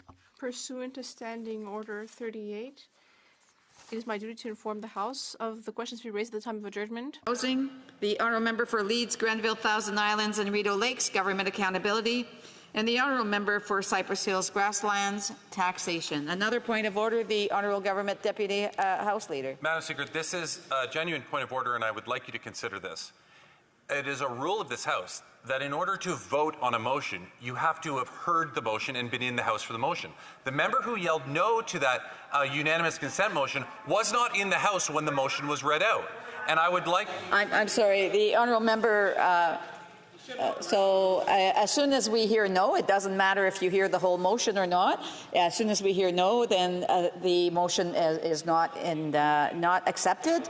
I would just ask members that if they want unanimous consent, that they should make sure that all parties are in agreement, in able to do so, and maybe give me a little bit of a heads up, and I'll know for sure. But in the meantime, I would just say that no, there was no unanimous consent on that motion. Resuming debate, reprise de débat. The honourable member for Moose Jaw, Lake Centre, Lanigan. Thank you, Madam Speaker. And then just briefly to start on that point of order that was brought up earlier on, I also did say nay, and I was sitting in my position. So, Madam Speaker, it is a privilege to speak on behalf of the people of Moose Jaw, Lake Centre, Lanigan. Sorry, does the honourable member Durham have a point of order? I'd like to ask for unanimous consent that the House call upon the Prime Minister to release the names of the members of Parliament that have knowingly or wittingly collaborated with foreign interference. All those opposed to the honourable members moving the motion will please say nay. We do not have unanimous consent. Another point of order. The honourable member for sorry, are you in the right spot? Yeah, I'm sorry. The honourable member, unless the honourable member, did he change seats since the last week? Then I would just say that he's not to be recognised at this point. The honourable member for Moose Jaw, Lake Centre, Lanigan, resuming debate, please. Thank you, Madam Speaker, and I will say this again. It is a privilege. Remind the, sorry, I'm going to get the honourable member to start over. The honourable member of South Shore St. Margaret's has a habit of interrupting the House when others have the floor. I would ask him that if he wants to do so, then he should, if he wants to have conversations with other members, he should do so by stepping out of the chamber or wait till the appropriate time for him to be able to take the floor. The honourable member for Moose Jaw, Lake Centre, Lanigan. Madam Speaker, I think I've cut off a minute of my speech already here. So start. No. I'm okay. Completely. Yeah. Thank you so much. I mean, it's just been so much fun since I've been away for over a week here, and it truly is a privilege to speak on behalf of the people of Moose Jaw, Lake Centre, Lanigan, and to be back in this House. I recognize that the people of Moose Jaw, Lake Centre, Lanigan are very compassionate, caring, honest, and hardworking people, and they have reached out to me recently in my time of loss. And if you don't mind, Madam Speaker, this is the first opportunity since the passing of my mother that I've had a chance to speak in Parliament. And I want to recognize not just my fellow party members, but those who have reached from across the floor, my colleagues across party boundaries, for their kind words to my daughter Saoirse, Ailey, and I, who have buried and mourned the loss of their Scottish grandmother, my mother Caroline Tolmie. She moved to Canada in the early 60s when Prime Minister Diefenbaker was in office, and I am sure that the fact of me representing what was once part of his riding brings a smile to both my mother and my father's face, who immigrated to Canada from Bonnie, Scotland, when he was Prime Minister of our great nation. Thank you. She believed in strong principles, and she passed those principles down to me, and I am doing my best to preserve and carry those out for a strong foundation for cornerstones in my life. And I am here representing the people of Moose Jaw, Lake Centre, Lanigan with some of the skill sets and Scottish feistiness that has been passed on to me from my family. I wish I was speaking on another issue today, another issue that wasn't marred in controversy or had so much hair on it. We could be talking about the cost of living crisis, a crisis that is impacting Canadians' lives daily and causing stress and duress for people who are just trying to get by. Or we could be talking about the ongoing wars and whether Canada's military is prepared or not. Are they prepared for the instability that the world is experiencing right now? Do we have the right leadership in charge to stabilize our country and to be a positive influence in the turmoil and global affairs that we're experiencing right now? We could be debating any number of issues that the committee I sit on, Veterans Affairs, has been studying.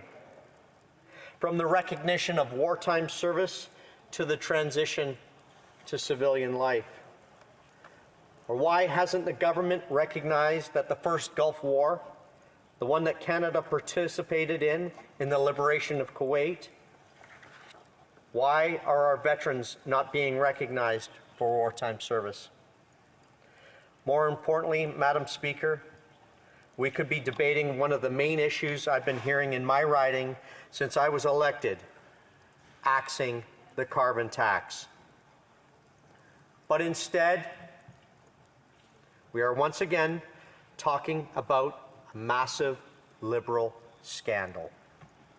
Let's be clear, not just a massive Liberal scandal, but another massive Liberal scandal.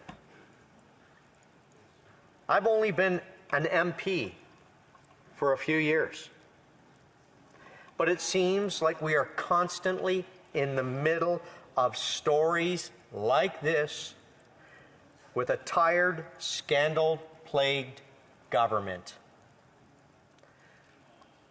Madam Speaker, to be honest with you, this is wearing our country down. And even the Liberals are standing up and saying that their Prime Minister has no credibility in their ridings and that their one-time supporters are drowning the Prime Minister's voice out. On many occasions, I wish I could do the same. After 9 long years, this is yet more proof that the Liberals are just not worth the cost, crime, or corruption. The Speaker ruled that the Liberals violated a House order to turn over evidence to the police for a criminal investigation into this $400 million scandal. Instead of simply abiding by this House order, what has happened? The Liberals have decided to paralyze the House for weeks. It really makes you wonder what could possibly be in those documents that they are so scared of. Is fear the reason why we are here? The Auditor General of Canada found that the Prime Minister has turned the Sustainable Development Technology Canada, SDTC, into a slush fund for Liberal insiders. This was further corroborated by a recording of a senior civil servant who slammed the outright incompetence of the Trudeau government, which gave $390 million, worth of contracts inappropriately. Yeah, the honourable member just realised that he used the Prime Minister's name, and so he has recognised it. I just want to remind members as well, just to make sure that when they write their speech, or whoever writes their speech for them, that they don't put the name of individuals, of parliamentarians in the House of Commons. The honourable for Moose Jaw, Lake Centre, Lanigan. Censorship is alive and well, Madam Speaker, and I hear that from my colleagues across the aisle, and so I understand what their caucus meeting is going to be like tomorrow. I wish we could join them and see how things go. I'd bring the popcorn. Having a point of debate, the honourable member knows full well that it's not about censorship, it's about respect for the House, and that the rules of the House is that you're not to name parliamentarians that are in the House by their names. You name them by their positions or their ridings. The honourable member Moose Jaw, Lake Centre, Lanigan. Thank you, Madam Speaker, and thank you for your correction. I do recognize that your position, and thank you. It's not always an easy position that you're in. Well, Madam Speaker, a senior civil servant was screaming from the rooftops about Liberal incompetence and corruption.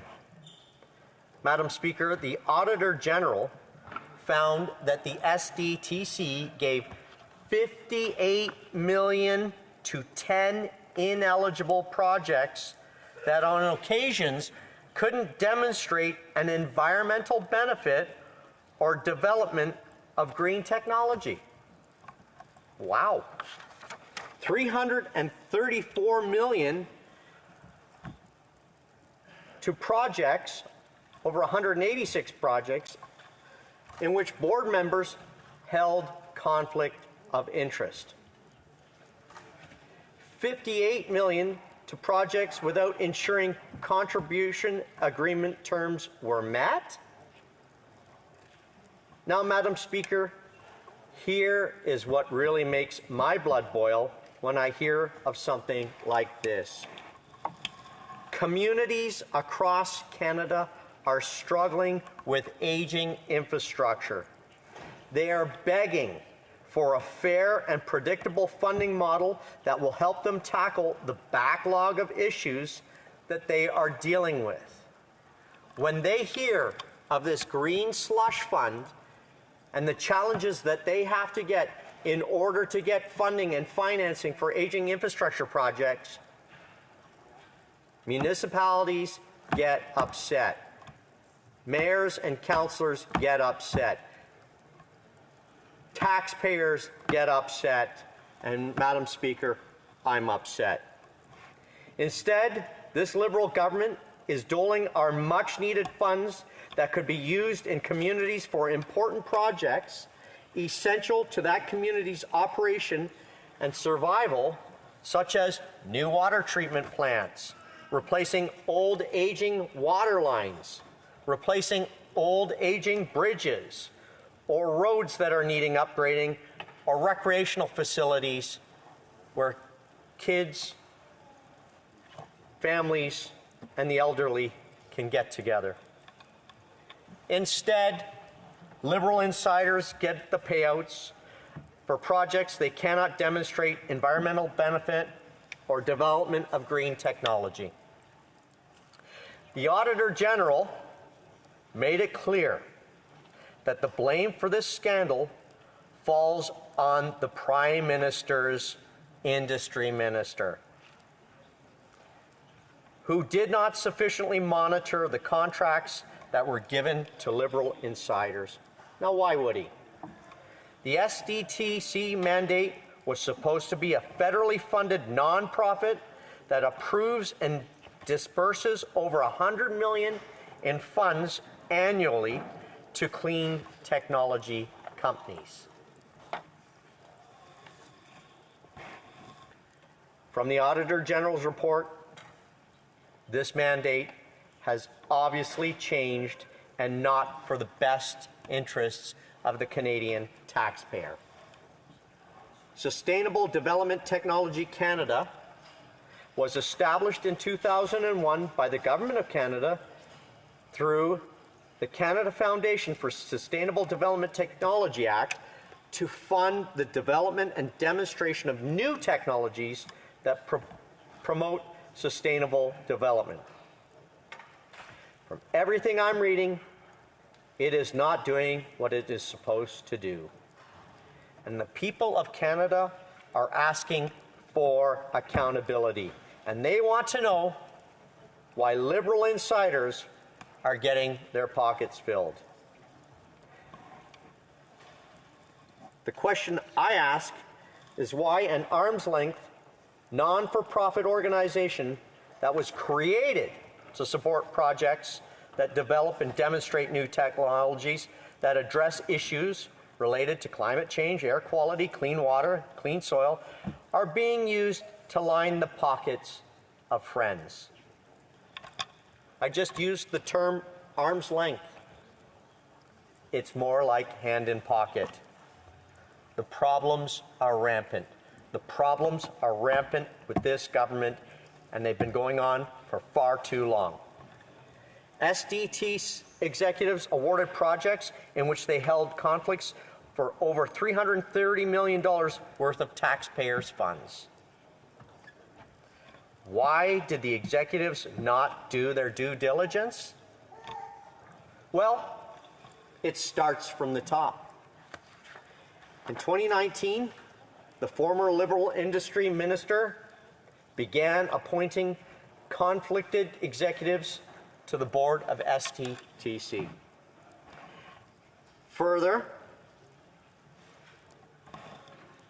the Prime Minister's newly appointed board begins voting companies in which executives hold active conflicts of interest for SDTC funding.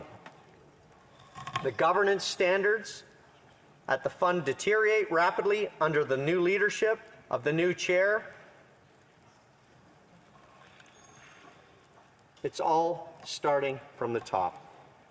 How did this come to light? The Auditor General and the Ethics Commissioner initiated separate investigations after whistleblowers came forward with allegations of financial mismanagement at the fund. The Achilles heel of the Liberal government, financial management. And what did the Auditor General say? The Auditor General investigation finds severe lapses in the governance standards and uncovers that $390 million in SDTC funding was awarded to projects that either should have been ineligible to receiving funding, or be awarded to projects in which board members were conflicted during their 5-year audit report. Madam Speaker, there is a clear timeline which tells the story, a horror story, if you may, of what has transpired and why we are here today. In late 2018, the former Liberal industry minister expresses concern regarding the Harper-era chair of SDTC, Mr. Jim Balseal, given his public criticism of government privacy legislation. The minister's office expresses its discomfort about Mr. Balseal's comments with the CEO of SDTC and requests the chair stop criticizing government legislation. I did mention earlier on, no censorship happening here, thank you. Let's look away. The minister proposes 2 alternative chairs to the CEO of SDTC as replacements in a phone call. One of the candidates proposed is Ms. Verschin, an entrepreneur who is receiving STC funding through one of her companies. What happens next? The minister, the PMO, and PCO are warned of the risks associated with appointing a conflicted chair and are told that up until this point, the fund has never had a chair with interests in companies receiving funding from SDTC. A very clear warning, and I might add, very, very good advice. In 2019, June of 2019, the minister decides to proceed with the appointment, and despite repeated warnings, expressed to his office of not doing so, the former minister says, you know what, I got this. I don't need your advice. The new chair goes on to create an environment where conflict of interests are tolerated and managed by board members. Why not? It's allowed from the top level. We can do it too. Board members go on to award SDTC funding to companies in which board members hold stock or positions within the company receiving funding. People, your investments are going to be funded by the taxpayers of Canada. How tragic. But wait, we aren't done yet. The minister goes on to appoint 2 other controversial board members who engaged in unethical behavior and breach of conflict interest acts by approving funding to companies in which they hold ownership stakes. The cycle continues. Let's pad the pockets of our friends more. Madam Speaker, do you mind if I ask how much time I have left? 2 minutes and a half. Okay. ISD officials witness 186 conflicts at the board, but do not intervene. And on January 21st, the new Minister of Industry is appointed. But does he clean up the mess? Answer, no. In November of 2022, whistleblowers raised internal concerns with the Auditor General about unethical practices at SDTC. The Privy Council is briefed by the whistleblowers about the allegations shortly after and commissions 2 independent reports. Not far behind, the whistleblowers take the allegations public and the new minister is forced to agree and then suspend funding to the SDTC. Just last year, in November 2023, the Auditor General announces an audit of SDTC which reveals and confirms the horror story that I have just shared. In June of 2024, the Auditor General report is released finding severe governance failures at SDTC. Madam Speaker, only common sense Conservatives will end the corruption and get answers for Canadians. I say this because it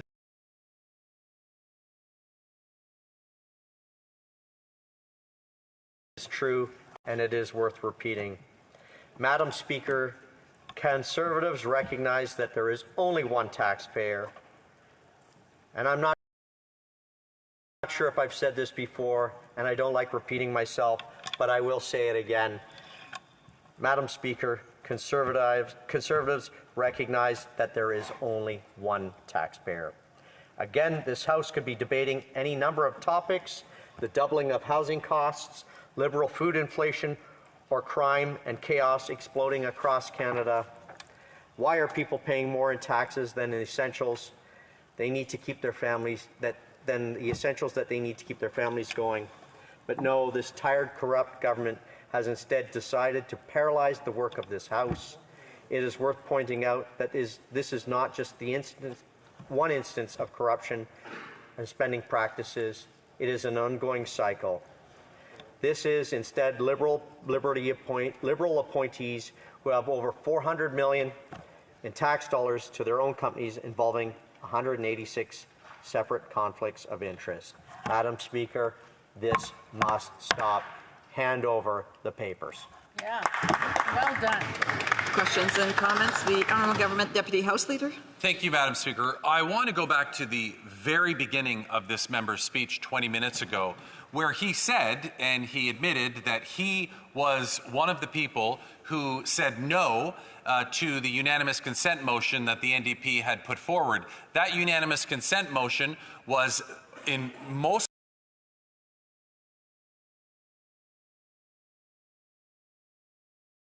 importantly to me, was that every leader of a political party get a security clearance within 30 days. Now, he said that he said no to that. That's how he started off his speech.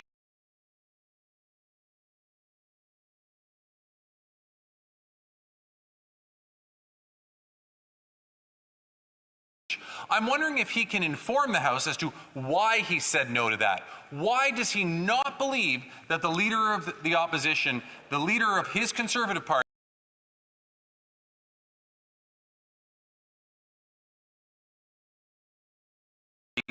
should not have a security clearance? Wow. So, point of order, the honourable member for South Shore St. Margaret's. We're debating the sub-amendment to the privilege motion of the government's refusal to release the documents on the corrupt Liberals. It has nothing to do with the subject of that question. Another point of order, the Honourable Government Deputy House Leader. On that point of order, Madam Speaker, I am referencing what that member said in his speech. At the beginning of his speech, I am asking a question about what he said during his speech. The Honourable did put it in his speech. He has risen to answer the question. I will allow him to answer the question. I do want to remind members that they should keep their speeches and their questions and comments about the relevancy of the debate. That's before the House. The Honourable Member for Moose Jaw Lake Centre, Lanigan. Thank you, Madam Speaker. And just shortly before, our party brought forward a motion that the House call upon the Prime Minister to release the names of the members of Parliament that have knowingly or wittingly collaborated with the foreign interference. And my colleague said no to that. So I'm very, very comfortable with my saying my no. Thank you. Another point of order, the Honourable Government Deputy House Leader. That's not true. I was not in the room. I wasn't even in the room when that was brought forward. Again, this is now becoming other points of debates. We're going to move forward. Questions and comments. Questions et commentaires. L'honorable. The Honourable Member for Longueuil Saint-Hubert. Thank you, Madam Speaker.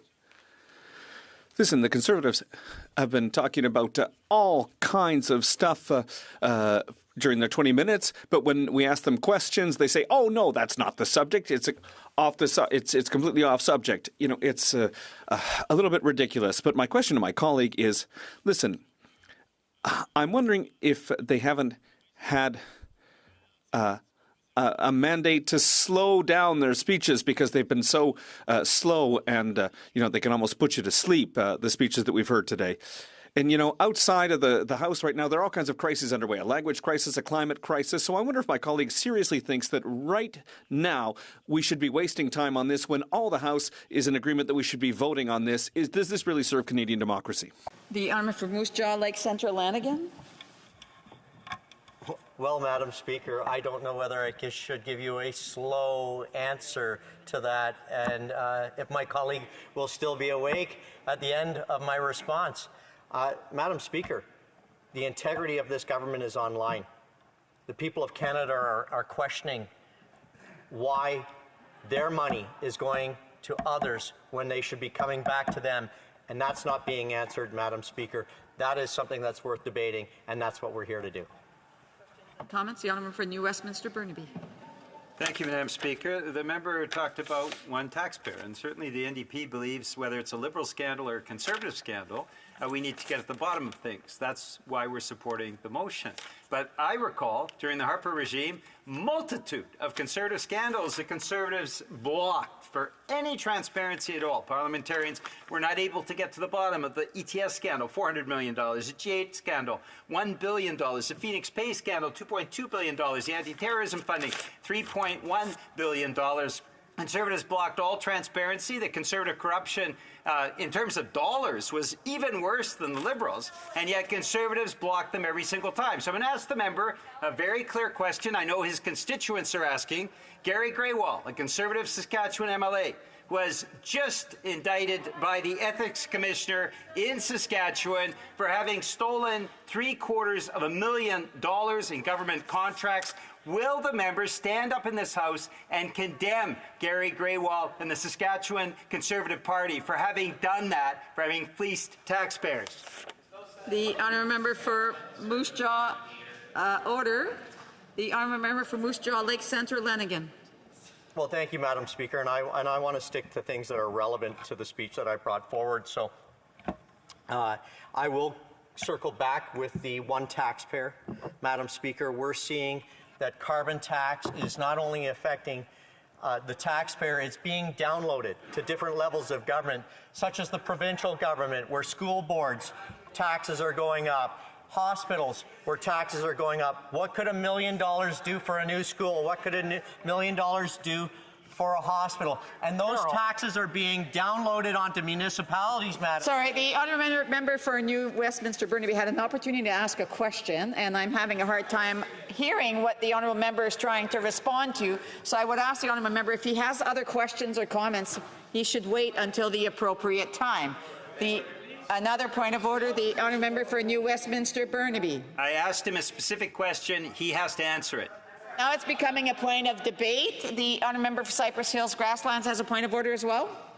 Yeah, I do. The member over here knows that what the question that he tried to ask wasn't even relevant to the debate or even the business. They're not points of orders. They're parts of the debate. And the honourable member for Cypress Hills Grassland also interjected at one point, and I had to call order. So I would just ask members to please hold on to their thoughts and comments until the appropriate time to do so. The honourable member for Moose Jaw, Lake Centre, Lanigan. Lanigan. Thank you, Madam Speaker.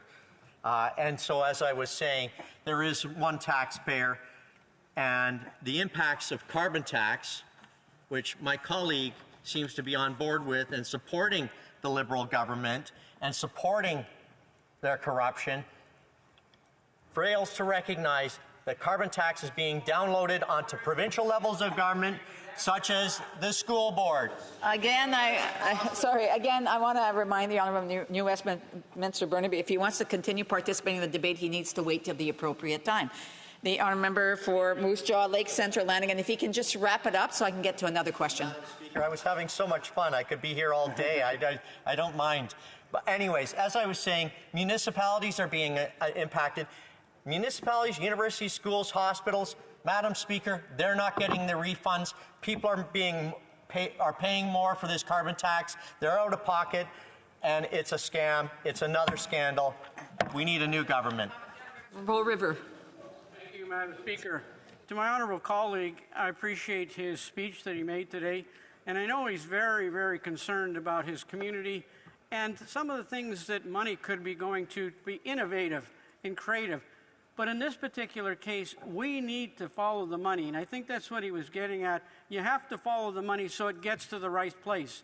So would he like to comment how critical it is to follow the money so we get it to the right place?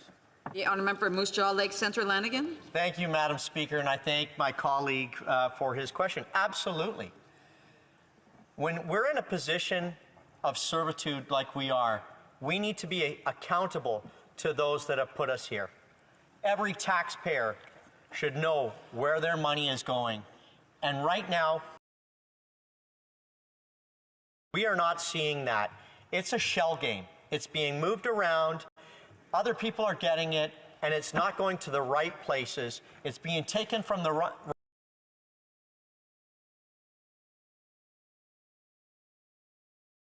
people and given to the wrong people. It needs to go back to the taxpayer, and we need to get a new government in power. Thank you, Madam Speaker. That's the Honourable Parliamentary Secretary of the Government House. Leader. Yes, Madam Speaker, this is how it actually rolled out based on the member entering into the House and then making a comment that he himself said no to the NDP request to have all leaders of the House of Commons get the security clearance. He was very proud to say he said no. Then in his answer to the question of my colleague, he said, well, you said no first. Nah, he didn't. No, that's not the way it worked out.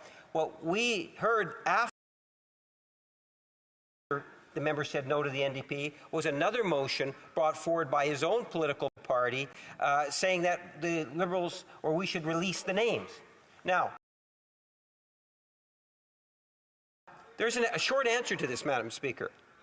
If the leader gets the security clearance that every other leader has here in the House of Commons,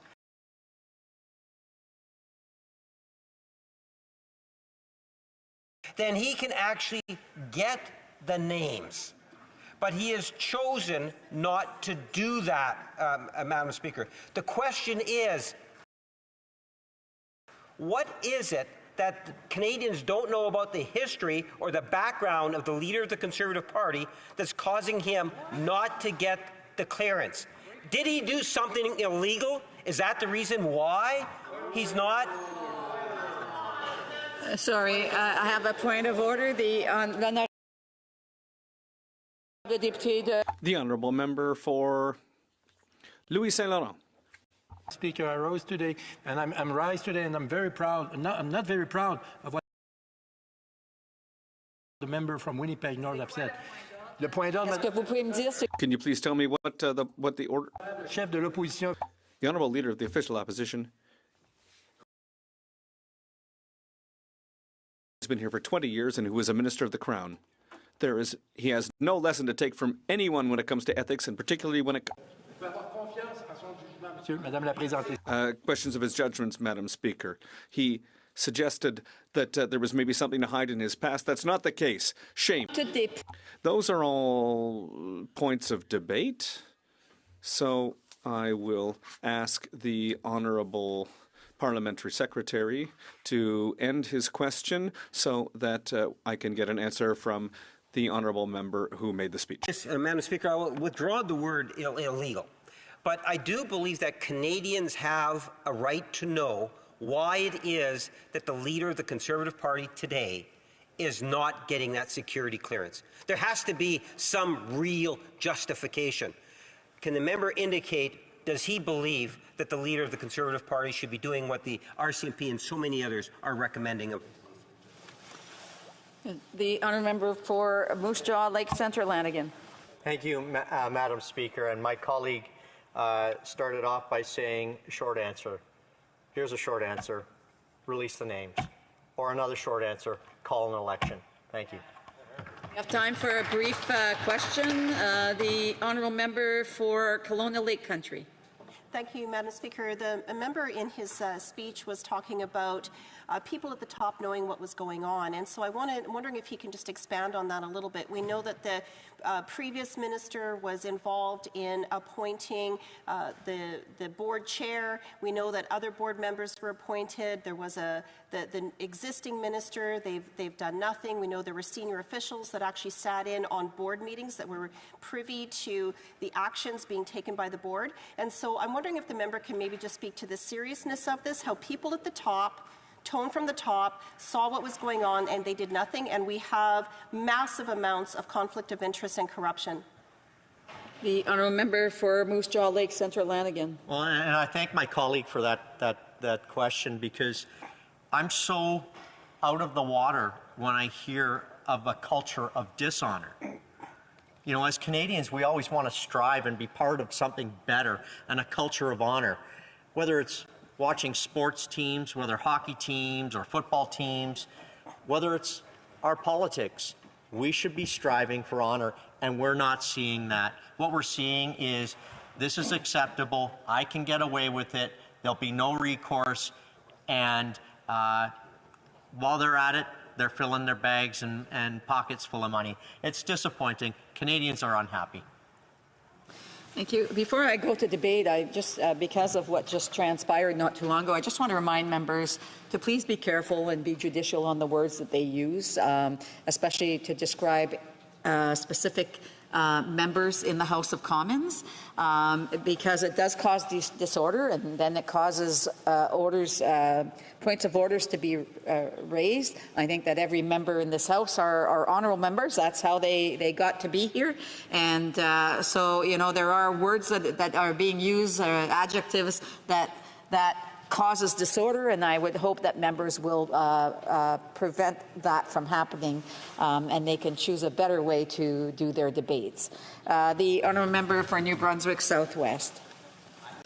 Madam Speaker, thank you. I'd be remiss. Conversation going on both sides again, and I just want to say that this isn't particular to anybody in particular, because this happens with many members in the House on all sides. And again, I want members to be respectful of each other. Debate can happen. We can have healthy debates without having to do personal attacks or using words that causes disorder. Again, the honourable member for New Brunswick Southwest. And thank you, Madam Speaker. I would be remiss before I begin if I didn't take a moment to congratulate my province's Premier Designate Susan Holt, who was elected Monday night. Ms. Holt has the distinction, which is important to note, of being New Brunswick's first woman Premier. Although we must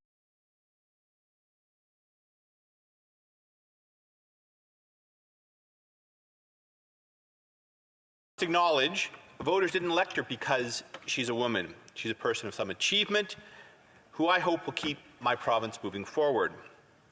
Ms. Holt is inheriting a province on a strong economic and fiscal foundation, and provided she governs as the centrist she campaigned as,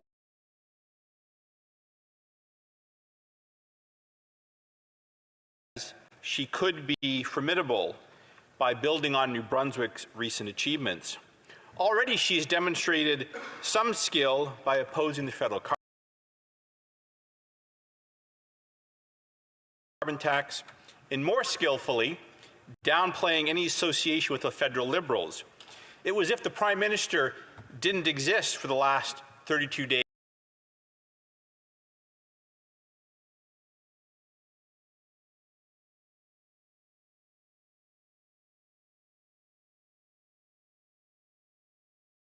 In New Brunswick. It was a wise move given that voters, as well as Liberal members of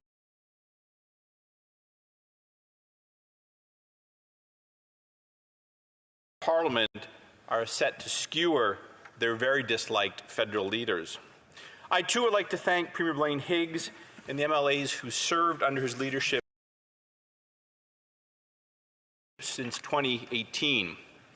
I can say without a doubt that New Brunswick today has never been in a stronger position in my lifetime, both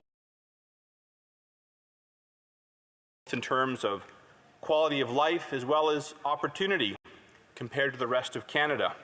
It's a great place to call home. Our economy is growing.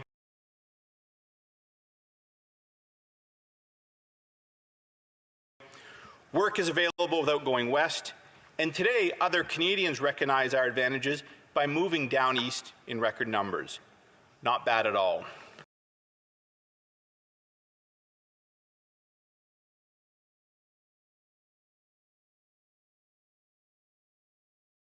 Ms. Holt is now the steward of this prosperity and advantage, and I hope New Brunswick remains a successful province, and I'm ready to work with the new provincial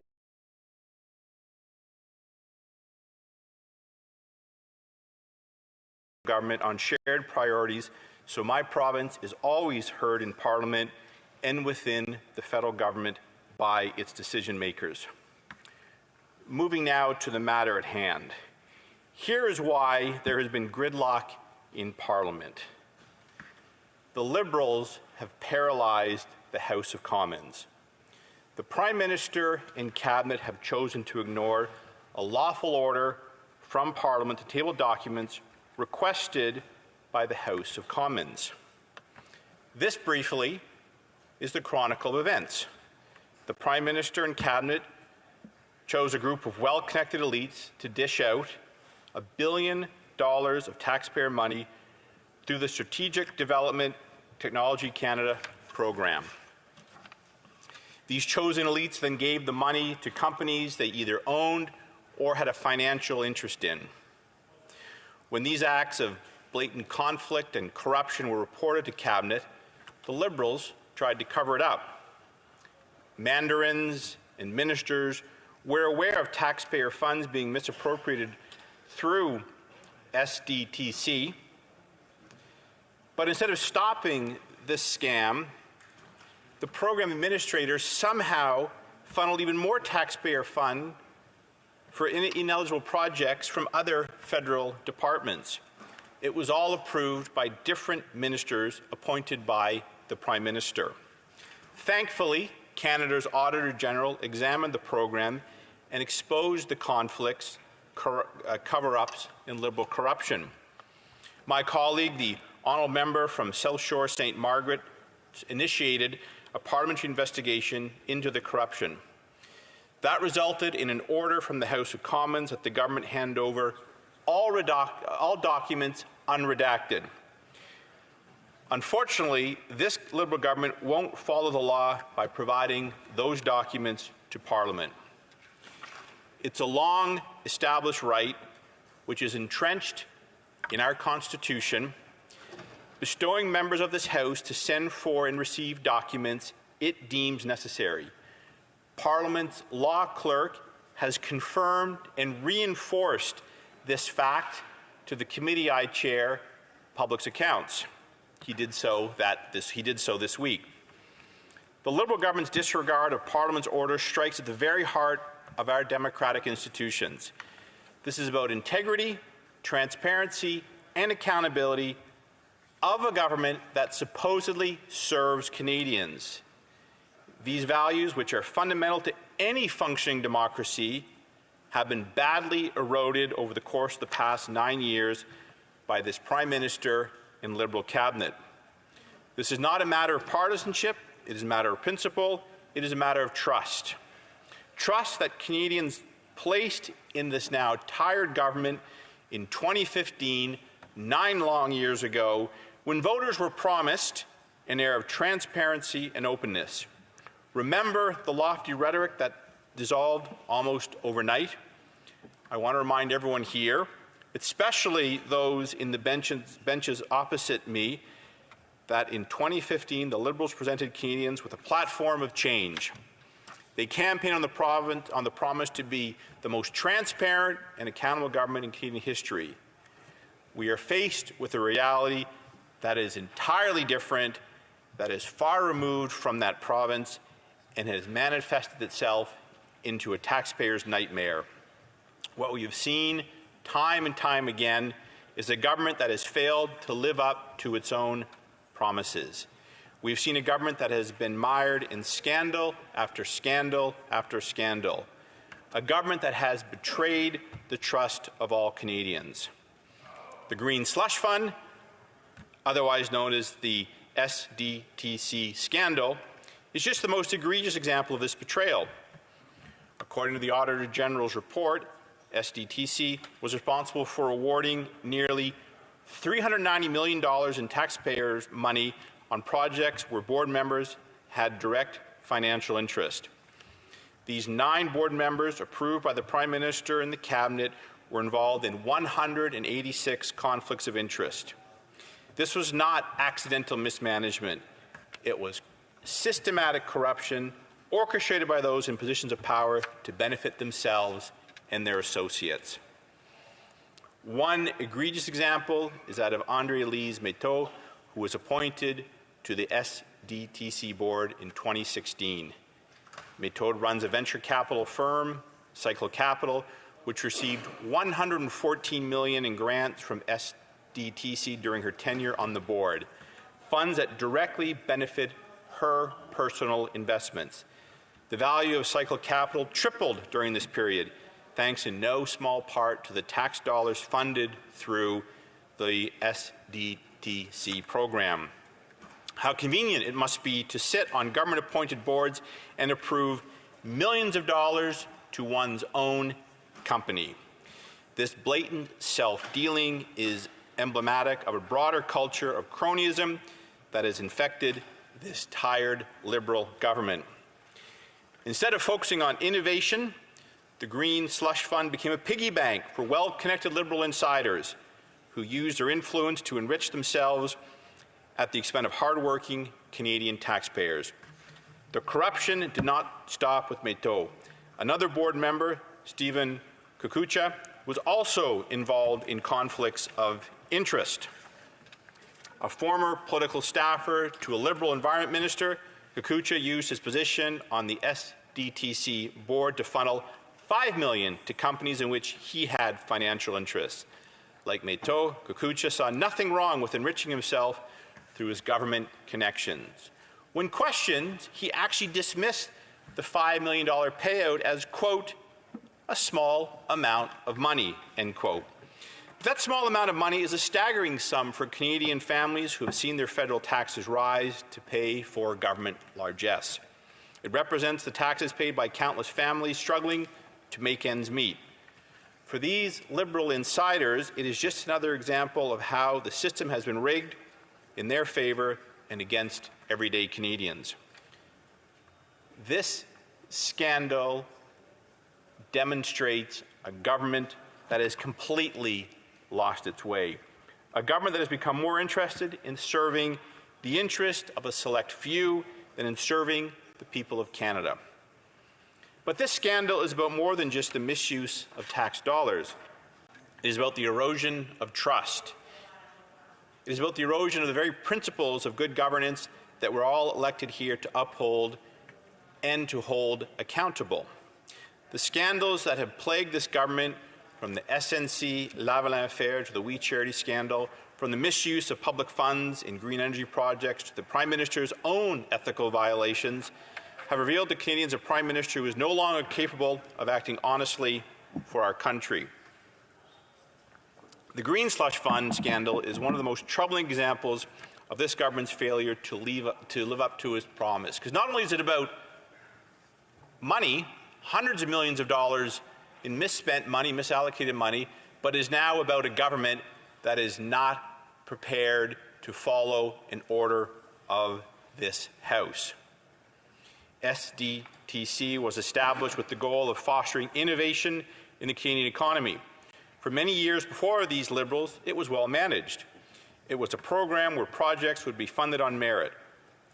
What was a lifeline for innovators became a Liberal vehicle for corruption and cronyism. According to the Auditor General's report, a staggering $390 million in tax dollars were allocated to projects in which board members were in a direct conflict of interest. Let me repeat that. $390 million of hard-earned taxpayer money went to projects where decision makers stood to benefit personally. This is not just a failure of oversight. This is a violation of trust. It is betrayal of the very principles of transparency and accountability to taxpayers. But this scandal, sadly, is not an isolated incident for this government. I alluded earlier to a broader pattern of corruption and ethical lapses that have plagued this government since it took office. We all remember the SNC-Lavalin affair, where the Prime Minister himself was found to have violated ethic laws by attempting to interfere in a criminal case to benefit a well-connected corporation to Liberals.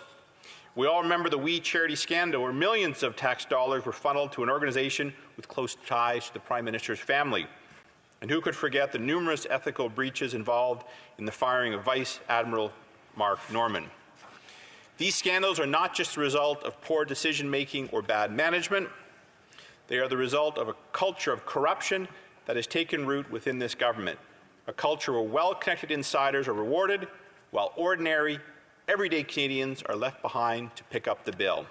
A culture where rules that apply to everyone else, but not to those in positions of power and authority. And what is even more troubling is the government's response to these scandals. Instead of taking responsibility, instead of acknowledging their mistakes and working to fix them, which should be the honourable route, this government has chosen to obfuscate, deny, and hide the truth. When Parliament ordered the production of documents related to this green slush fund scandal, the government responded by heavily redacting those documents, making it impossible for Parliament to fulfill its duty of holding the government accountable. There is no other reason for us to be here than to approve funds the government requests and then to hold the government accountable for the spending of those dollars. What we are seeing from the Liberals is not the behaviour of a government that values transparency. This is a behaviour of a government that has something to hide. The cost of this corruption is not just financial. The true cost of this scandal goes far beyond tax dollars. Canadians have lost faith in this government. And who can blame them? When they see their hard-earned tax dollars being misused and mismanaged, when they see a government that refuses to admit wrongdoing, it sets a precedent that breeds further corruption and incompetence throughout the bureaucracy. At a time when millions of Canadians are struggling to make ends meet, when food bank usage has reached a point where families can no longer afford to eat without donations or assistance, when seniors are being forced to make difficult choices just to keep food on the table, this government has been handing out hundreds of millions of dollars to its well-connected friends. It is an insult to every Canadian who works hard, pays his or her taxes, plays by the rules, and expects in return for those in power, the government that is, to be honest. Instead, tax money went to projects that were tainted by conflicts of interest, projects that did not qualify for funding without underhanded tactics to give connected Liberals an edge over others. This is the true cost of their corruption. It is the cost borne by the Canadian taxpayers who are being asked to shoulder the burden of higher federal taxes each and every day because this government has lost its way, lost its ability to manage, and it's lost its ability to be straight with Canadians. As a member of His Majesty's loyal opposition, I have a duty, and all members on this side of the House have a duty, a solemn duty, to hold this government to account. Our system of government is based on the principle of responsible government, where the executive is answerable to the legislature, Parliament that is, and by extension, through members of Parliament, to the people of Canada. This is not just a theoretical concept, it is a fundamental principle of our democracy, and it is a principle that we must defend at all cost. Yet time and time again, this government has shown contempt for Parliament and for the democratic process that we are supposed to keep in check. The refusal to provide unredacted documents to this House, the Liberals' repeated attempts to cover up the truth by protecting former officials and former staff members are all part of a pattern of behaviour that is deeply concerning. When the Speaker of this House rules that documents must be provided, it is not a suggestion. It is an order.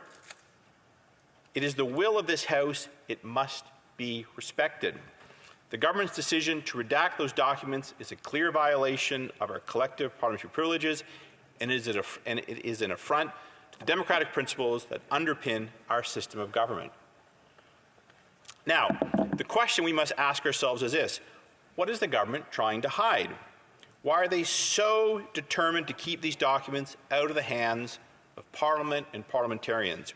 If there's nothing to hide, then why not provide the documents in full and allow the truth come to light? Sunshine, of course, is the best disinfectant. In the years since this scandal was first exposed, I suspect two things have happened. First, an army of bureaucrats and government staff members have combed through thousands of documents that we're looking to get our hands on. Second, they have collectively agreed amongst themselves that the true cost of this scandal is not $300 million, but a much larger figure that they want to keep to themselves at all costs. As well, this is a political nightmare for the Liberals because it could well mean the annihilation of members of Parliament on the government at election time. Because I'll quote a government deputy minister who said, "This scandal is worse than the Chrétien Martin sponsorship scandal," end quote.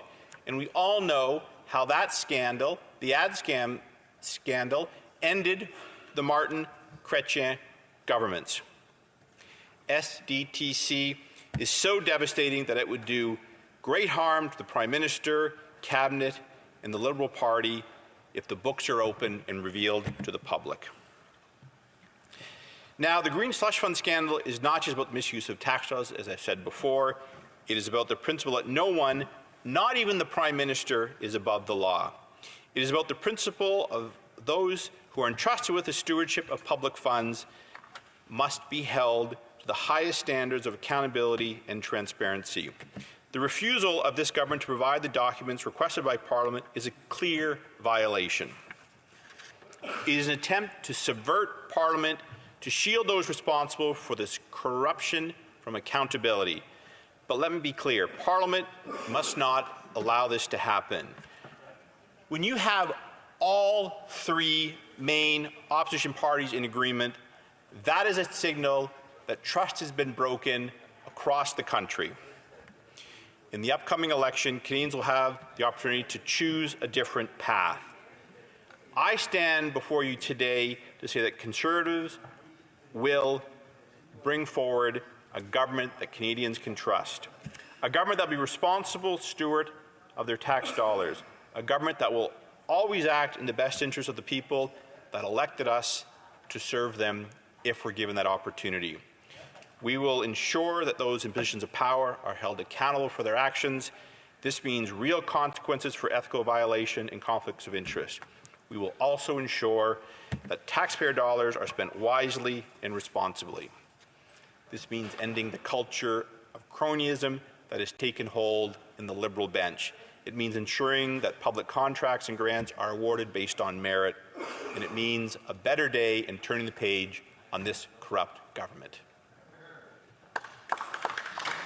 Questions and comments. The Honourable Parliamentary Secretary to the Government House. Yes, thank you, Madam Speaker. And, you know, I'm concerned about speech after speech. We hear a great deal of misinformation being spread. And let me give an example. The member said that the government has actually paralyzed the House of Commons. The motion itself says that we should take the issue and pass it to Procedures and House Affairs Committee. Every member that has spoken knows that, Madam Speaker. And the only reason why that we're still debating it today is because Conservative after Conservative after Conservative chooses to stand up, even though it's their motion. It's a Conservative motion that it goes to committee. Yet, they feel that it should continue to be debated endlessly. As a result, we are not being able to debate government agenda items that deal with citizenship, victims of sexual assault, online harms, and so much more. Why or how can members opposite try to justify their actions when they're filibustering their very own motion? The honourable member for New Brunswick Southwest. Thank you, Madam Speaker. All the government has to do to get on with its business that it claims is so important is to release the documents as Parliament ordered, unredacted, as per the law clerk who said you're obliged to do. That will end this, and that will ensure the government is able to get ahead of its priorities. But they're not willing to do that, and that is why we are debating this, to ensure the rights of parliamentarians are upheld and the government does exactly what it is required to do by producing the documents unredacted. Questions et commentaires, questions and comments. The honourable member for South Shore St. Margaret's. Thank you, Madam Speaker. I know that the member for New Brunswick Southwest has done a great job as chair of the Public Accounts Committee on these hearings and is more knowledgeable about the situation, I think, than most members in this place.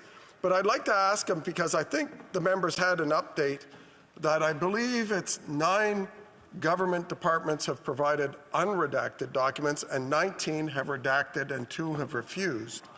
Now, if it's okay for 9 government departments to produce unredacted documents, why is it not okay for the government to produce the other 19 unredacted?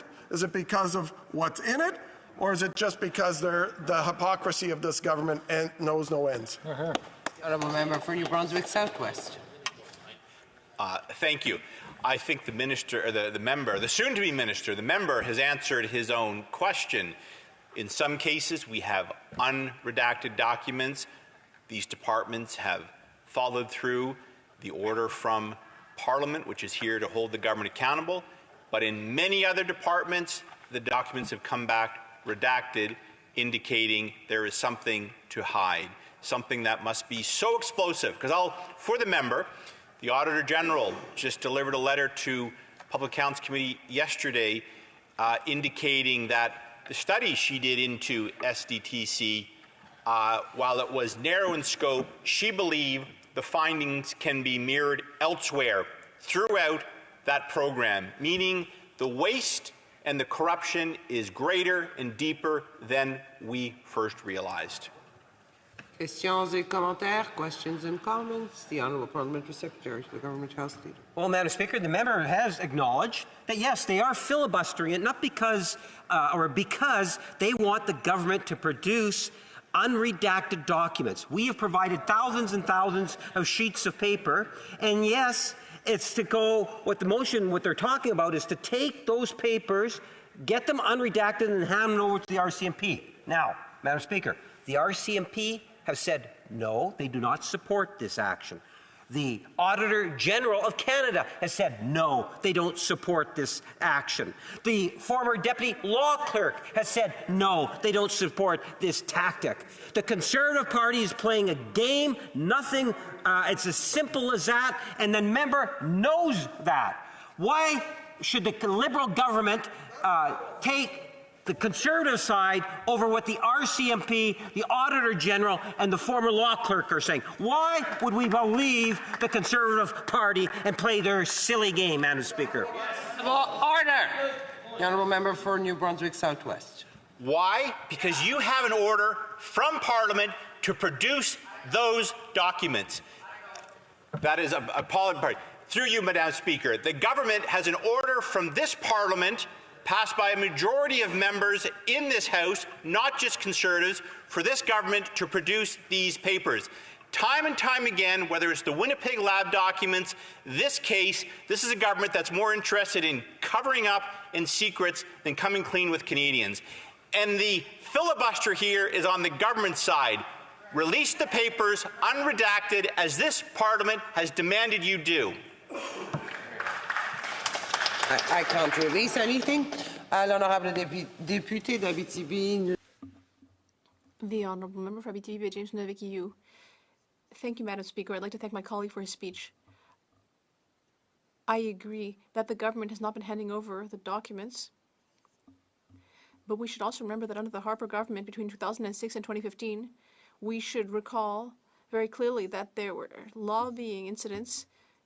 Certain accusations were made against members of the government. There was also a case before the Ethics Committee, and the Conservative government was criticized for its management of regulation. And the Ethics Commissioner at the time studied a variety of cases having to do with the Conservative government, showing that many of them had violated the rules according to these reports. So, can my colleague really tell me that the Conservative government would do better than the Liberal one? The Honourable Member from New Brunswick Southwest. Thank you. That's a very good question. Yes, when we were government, when we formed government, sometimes issues were raised, but our government worked with Parliament to produce documents.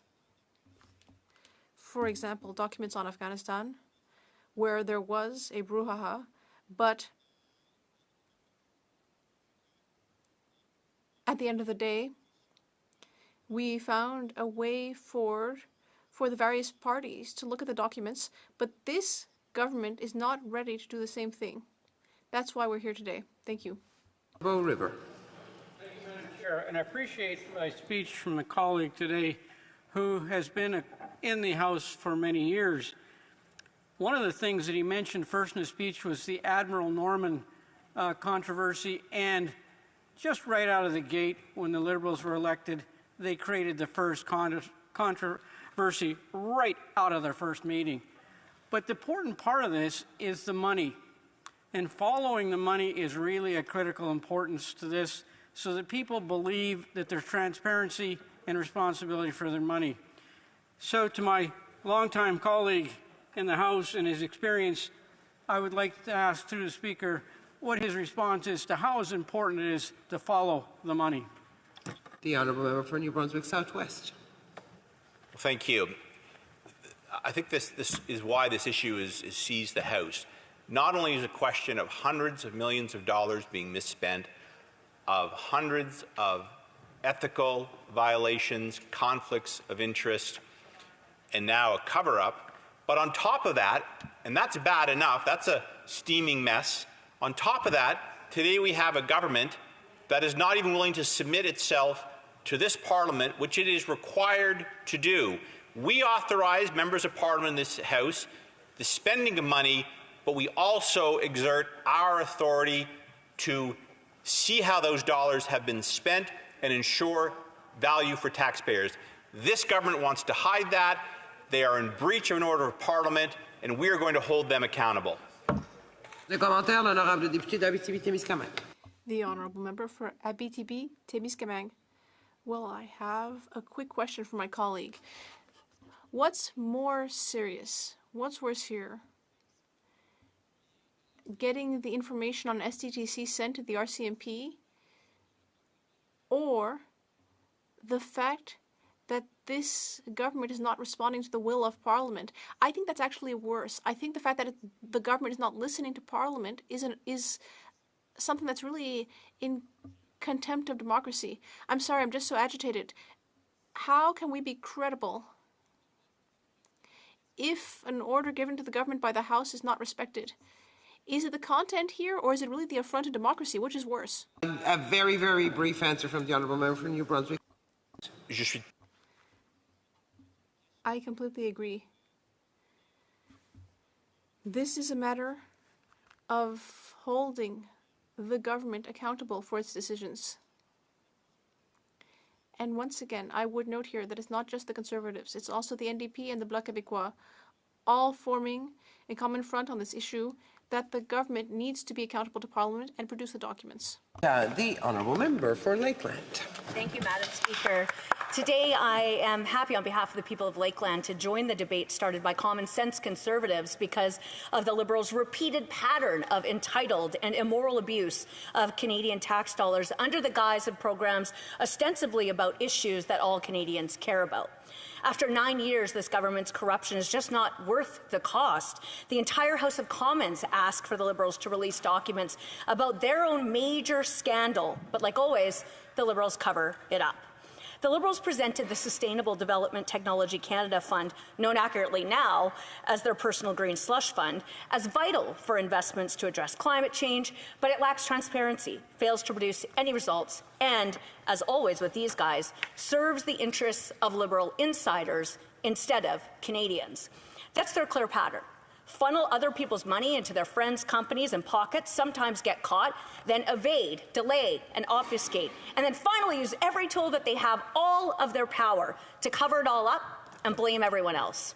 People might be inclined to dismiss this topic as just the way things are, or it's politics, or that they're all the same, or that this is some political process, navel-gazing exercise where politicians talk to hear themselves speak, or about some obscure, out-of-touch process or parliamentary issue that doesn't really matter to everyday Canadians. But that just isn't true. It's in fact the uniquely Liberal pattern of mismanagement, wasteful spending, and obvious ethical breaches, apparently endorsed by their coalition partners in the NDP and Bloc, since they do keep voting to prop them up and keep them in power, even though those so-called opposition parties do have the ability to stop it.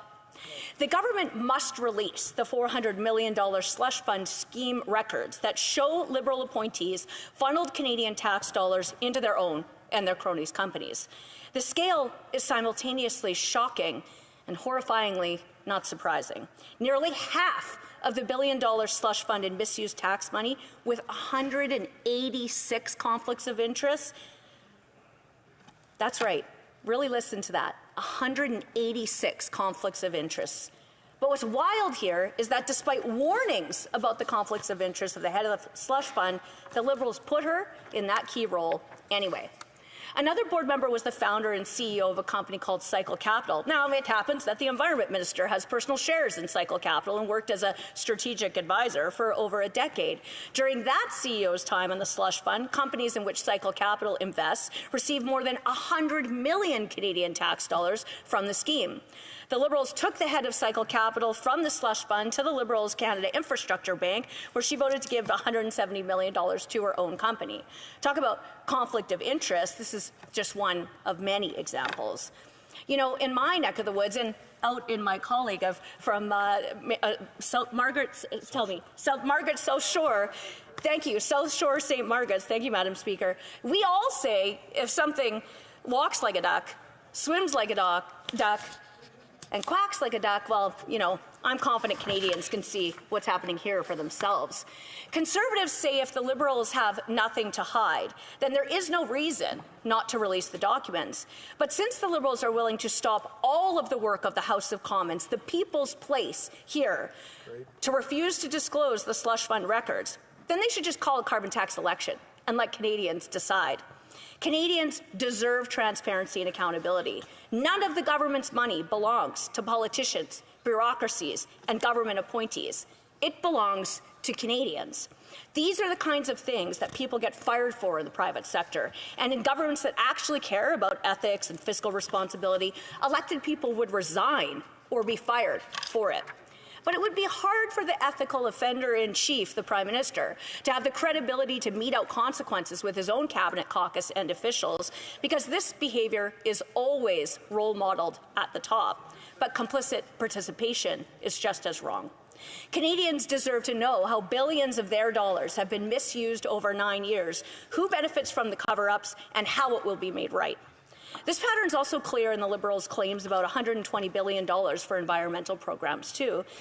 The intended outcomes often never materialize. For example, Lion Electric received millions from government, later declared bankruptcy, and left nothing to show for the government's expenditure of Canadians' money except failure and loss and broken promises.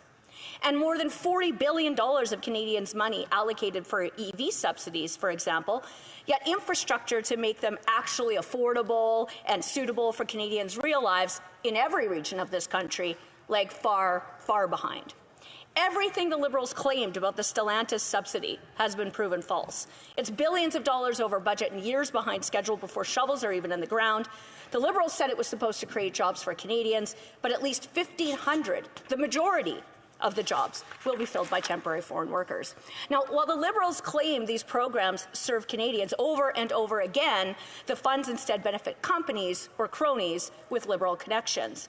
The Liberals' fast and loose approach to tax dollars, feathering the nests of their fellow elites in either full complicity or a lack of action on ethical violations, is the Liberal jam, isn't it? Now, they used to wax eloquent about the disinfecting nature of sunshine and sunny ways, but after 9 years, what they deliver is costly collusion and cover-up after cover-up. The Auditor General repeatedly points out the lack of clear goals and oversight. Programs are launched without plans, or for many of their so-called environmental initiatives, without any way to measure impacts or even emissions reductions. By omission or by design, the Liberals make it near impossible to assess progress or ensure responsible use and oversight of tax dollars. The Liberals obstruct efforts to hold the government accountable with vague responses, if a response is provided at all, and they withhold documents so Canadians can't know whether their own public money is being wasted. Just last year, I submitted an access to information request about the costs of that the federal government cites related to Canada's environmental targets. Documents show the government held back information and deliberately strategized to deny the answers to me, and therefore to all Canadians, with vague language and redirection to publicly available government and external non-government sources. In both instances, the replies did not include a single specific figure that was explicitly requested. Unfortunately, it's a fact that this reflects a pattern overall, which is the opposite, of course, of openness, transparency, and accountability. While the government claims to spend tax dollars on green projects, there's often actually no way to know if these projects even exist, never mind assess outcomes or results that all Canadians would care about. One of the most striking scandals involves government contracts to McKinsey & Company. After 9 years, the Liberals gave them $200 million of Canadian money. The Auditor General uncovered, quote, frequent disregard for procurement rules, including the failure, as my colleague just mentioned, to justify sole source contracts for 18 out of 19 awards to the firm. The Liberals bypassed their own government's required procurement policy to do it. It's a long, flagrant disregard for ethical and fiscal decision-making and a pattern of non-compliance. No wonder Canadians lose faith in governments and politicians and bureaucracy when the government refuses to actually show value for Canadian money that it spends. Government departments frequently fail to estimate the cost of McKinsey's services beforehand. Out of 33 contracts reviewed, cost estimates were only provided in 3 cases. Wow. 3. Only that. Given to McKinsey that actually included cost estimates to protect Canadians' money. The truth is, after 9 years, these Liberals aren't just the masters of a flawed procurement process. They actually actively ignore and choose not to fix it to benefit themselves and their buddies. Of course, the firm's former global director enjoys a close relationship with the Prime Minister and advised senior officials on economic policy, so it's obvious that McKinsey's influence on public policy was part of a broader network of favoritism. And the Auditor General noted the rapid growth in McKinsey's contracts with the Liberals after 9 years. Canadians can be forgiven for seeing this exactly as it is: elite, political, insider favoritism with Canadians' money.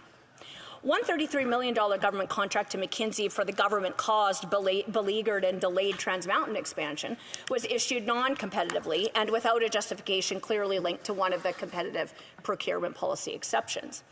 Another example, of course, is the Canada Infrastructure Bank,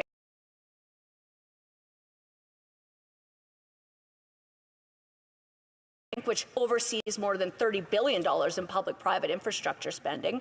More than half its board members have ties to the Liberal Party, former Liberal candidates and donors.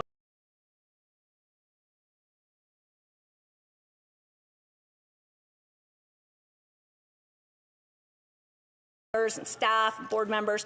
Common sense Conservatives warned repeatedly about this boondoggle of mismanagement and no accountability, but the Liberals initially gave it $35 billion tax dollars, and after 9 years it has produced very little to show for all that money spent.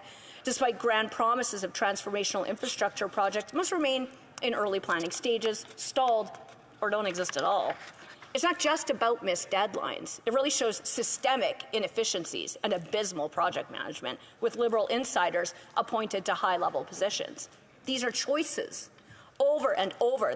These are staggering numbers for most of us to even begin to comprehend. No wonder Canadians question the Liberal and their banks and their boards and their panels' impartiality and governance. The government claims billions are earmarked for infrastructure, but so much is all tied up with insiders. The Liberals sent $500 million to the Asian Infrastructure Bank.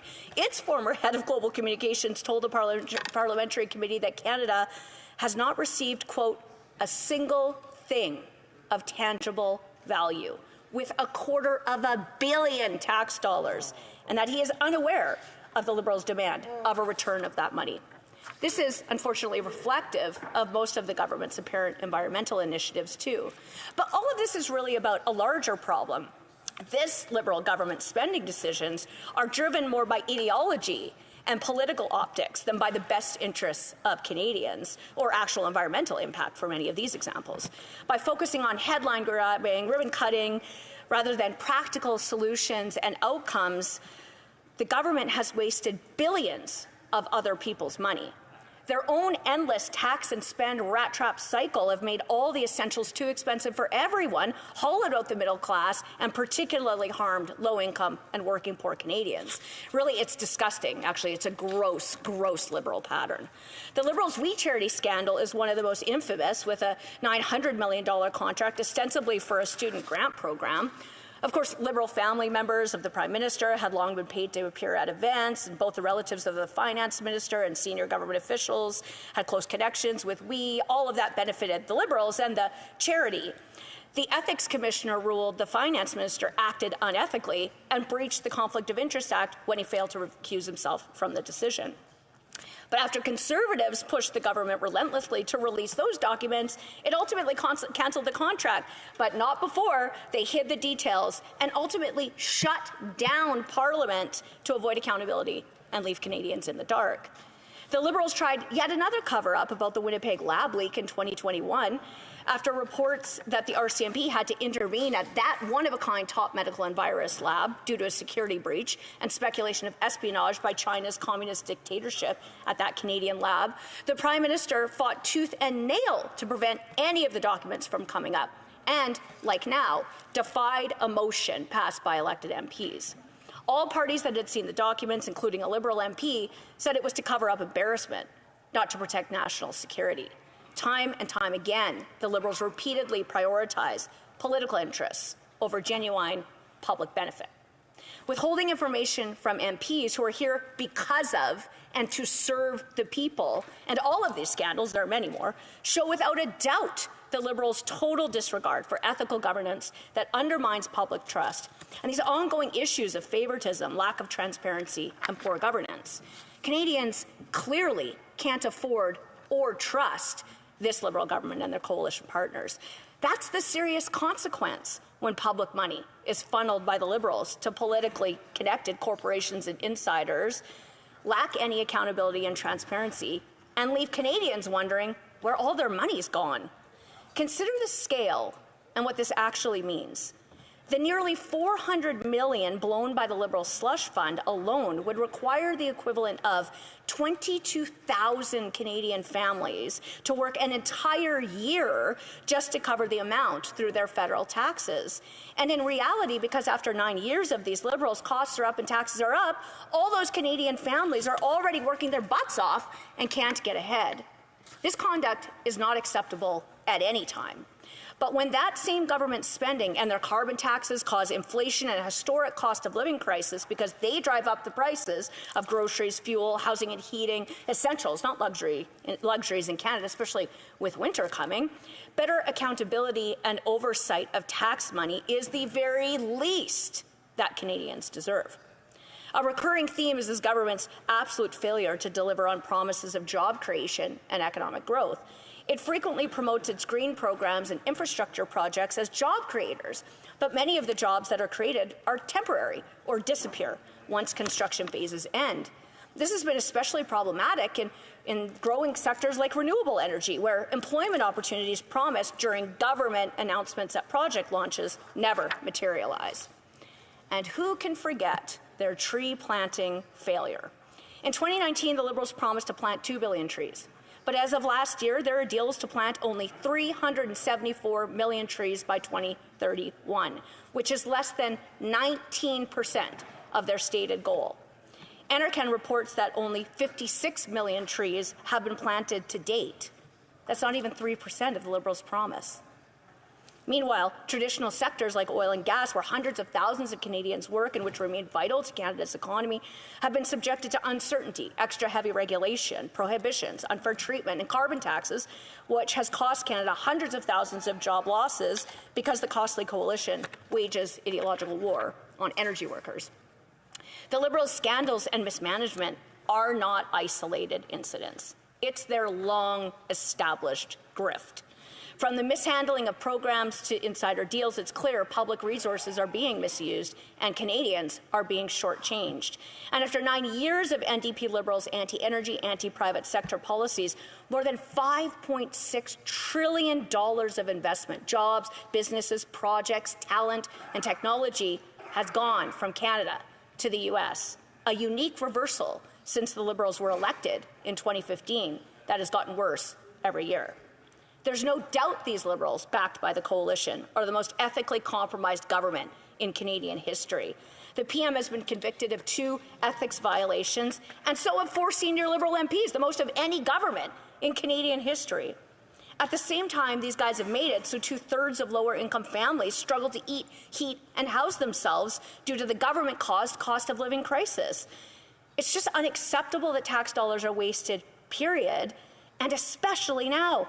Canadians deserve a government that puts their interests first, manages their tax dollars responsibly, and delivers real results. The Liberals' actions here, willing to stop everything to cover up, are obviously a deliberate attempt to shield their own corruption from public scrutiny. The Auditor General already uncovered instances where slush fund officials directed that tax money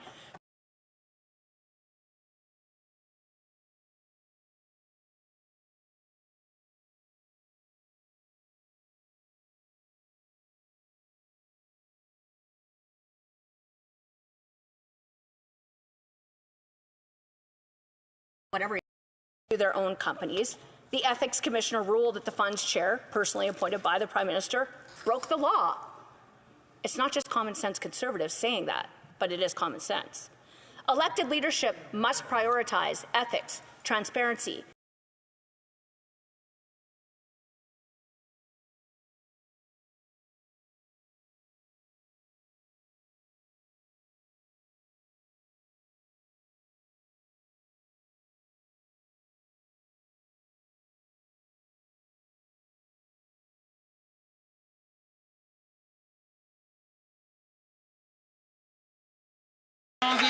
accountability, and effective governance. Environmental policy should be about stewardship, conservation, mitigation, adaptation, and should benefit all Canadians, not just the well-connected few in certain regions.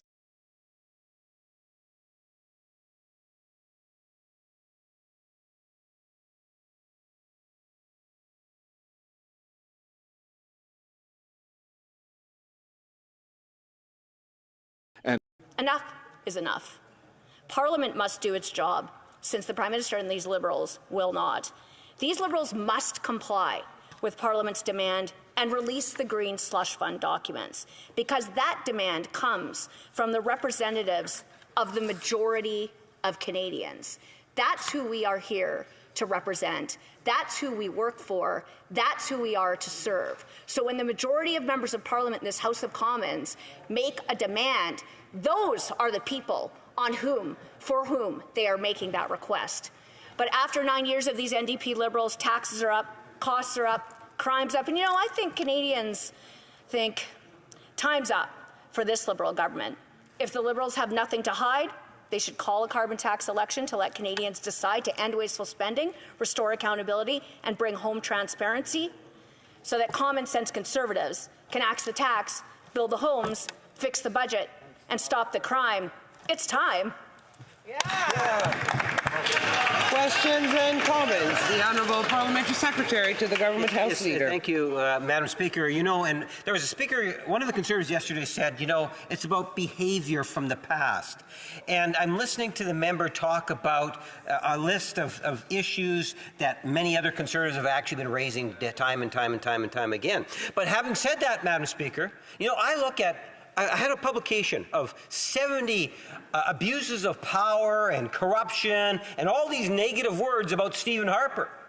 And in fact, Madam Speaker, he's the only Prime Minister in the history of Canada that's been held in contempt of Parliament.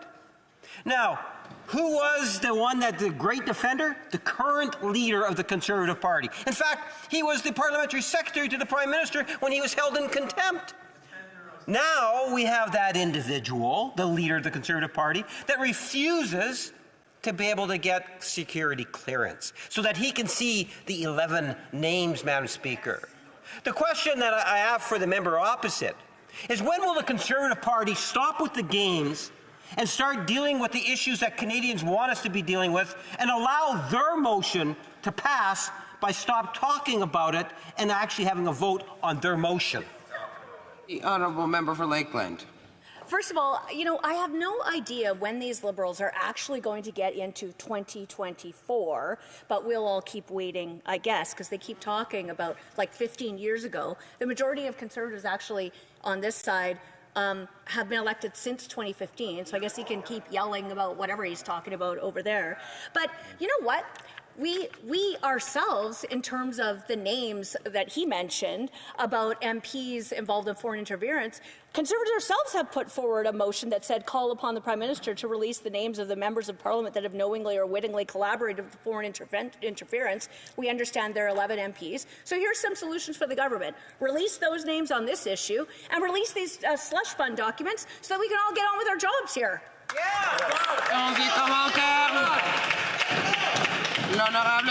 The Honourable Member for Longueuil Saint-Hubert.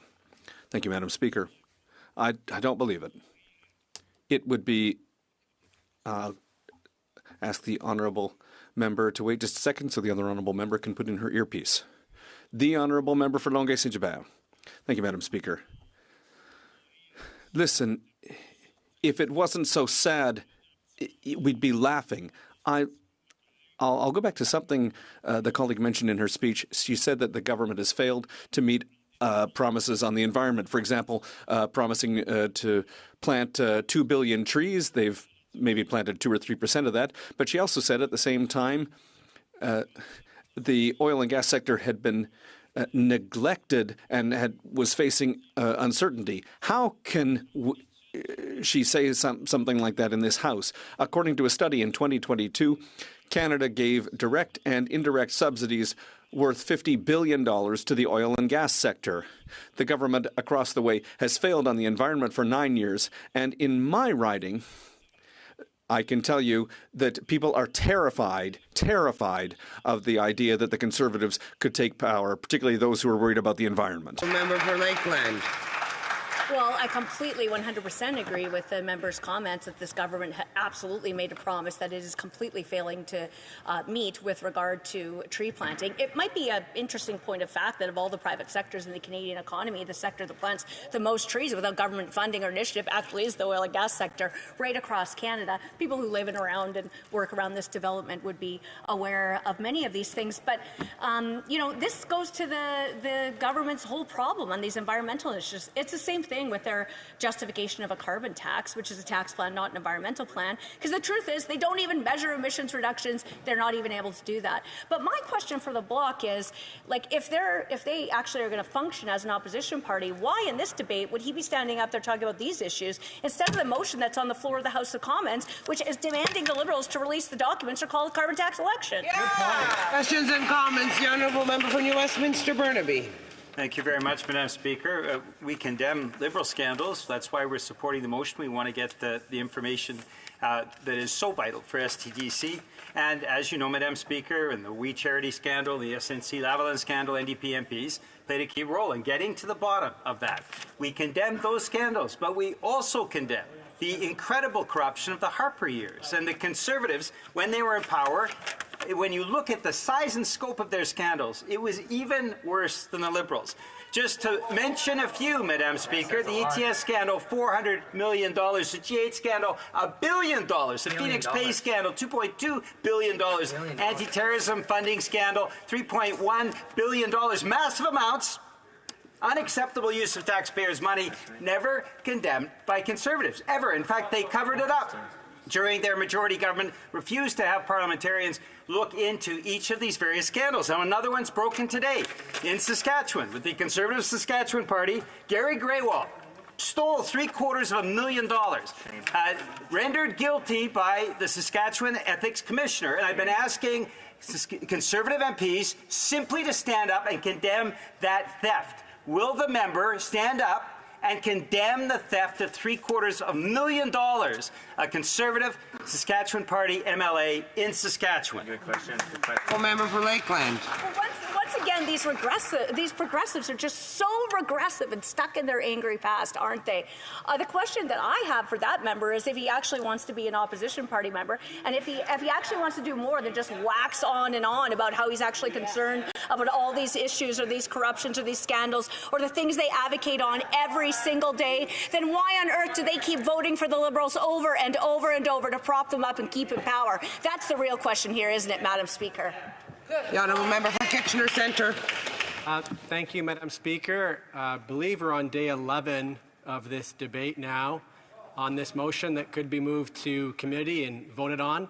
The only thing holding that up is more Conservative speakers to the same motion. The last time I spoke to the motion, I shared how much money we're spending with one speaker after another. I've got an update on those numbers if you're curious. As of yesterday, Madam Speaker, we've had 66 Conservative members speaking to this motion. If you only account for the cost of operating this House of Commons for just those 66 members alone, that's 33 hours of speeches. It's over $2.3 million. Now, as of yesterday, there's opportunities for 53 more Conservatives to continue wasting money speaking about continuing this motion going. My question is, how much more money do Conservatives want to spend continuing to speak about the same motion when we could vote on it right now if they just stopped speaking? Member for Lakeland. Want to see the documents and they want the $400 million that these Liberals wasted in their insider circle jerk slush fund scheme, that they wasted of Canadian monies. That's what Conservatives want. But what that member is actually saying is that he's perfectly fine with this corruption. He's perfectly fine with this scandal. And he also wants to raise all these other issues instead of focus on the topic at hand. So he, in his answer, is actually very clear that he's perfectly fine with this corruption scandal, is not going to do anything about it. Well, you know what? People deserve better representation than that, Madam Speaker. And Commons, the Honourable Parliamentary Secretary to the Government House Leader. Yes, thank you, Madam Speaker. Speaking of corruption, I'm wondering if the member can indicate why it is that the Conservative leader continues to refuse to get the security clearance when she makes reference to the 11 MPs. All the leader needs to do is exactly what the leader of the New Democratic Party and the Bloc Party and the Green Party and the Prime Minister have done. They've gotten the clearance. There's others that are suggesting that the leader needs to get the clearance. Why not? The honourable member for Lakeland. Well, actually, the Prime Minister and the Liberals have complete control over this. They can release the names. Yeah. Chair St. Margaret's. Thank you, Madam Speaker. I was very interested in my colleague's speech, particularly about the fact that the Auditor General has only sampled about half of the transactions and found 82% were conflicted by corrupt Liberals. So the question I have for this member is, how bad could the 10,000 pages that the government has redacted be that they're hiding of how much more corruption there is beyond that $400 million? Brief answer from the honourable member for Lakeland. Thank you to that colleague also for all of his work and all of the other Conservatives who've done yeoman's work on this issue, fighting for transparency for Canadians. But that's really the scary, scary question, isn't it? And it's shown in the lengths that these Liberals are willing to go to hide exactly what he said, which are 10,000 pages apparently of covered up, blacked out information, which apparently is the most important information to find out about where Canadians' money has gone. But this is their pattern. Liberals go to liberal, corrupt, cover up. That's what they do. And so once again, thanks to Common Sense Conservatives. But there is a way. First of all, you can also see all the sort of tyrant tendencies of people who don't want MPs to speak on behalf of their people. Conservatives will keep doing this, and the Liberals should release a document.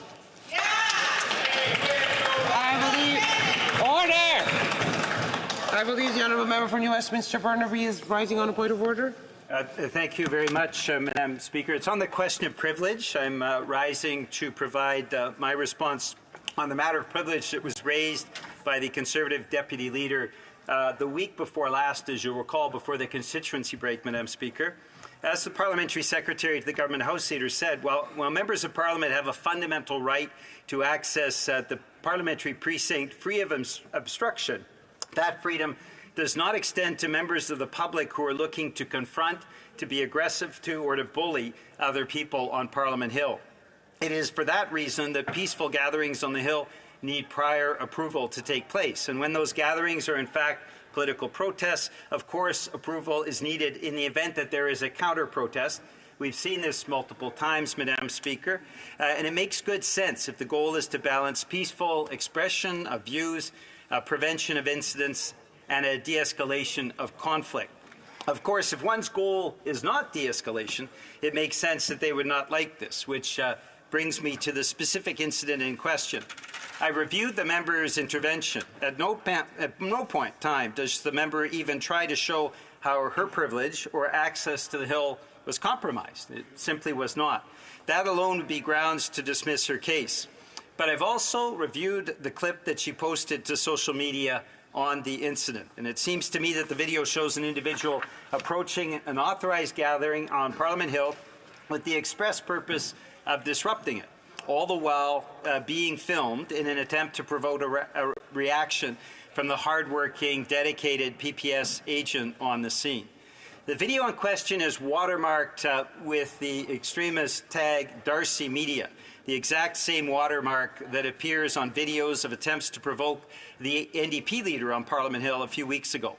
The individual who is retweeted by the Deputy Leader of the Conservatives later in that same thread, which of course was promoted and retweeted by the member, also states extremist rhetoric of hate such as Canada is like 2 centimeters away from an Islamic regime, and that from the same extremist, she has Americans messaging her about coming to liberate Canada. It's unfortunate, but it's not a surprise to see Conservatives promoting racist far-right accounts.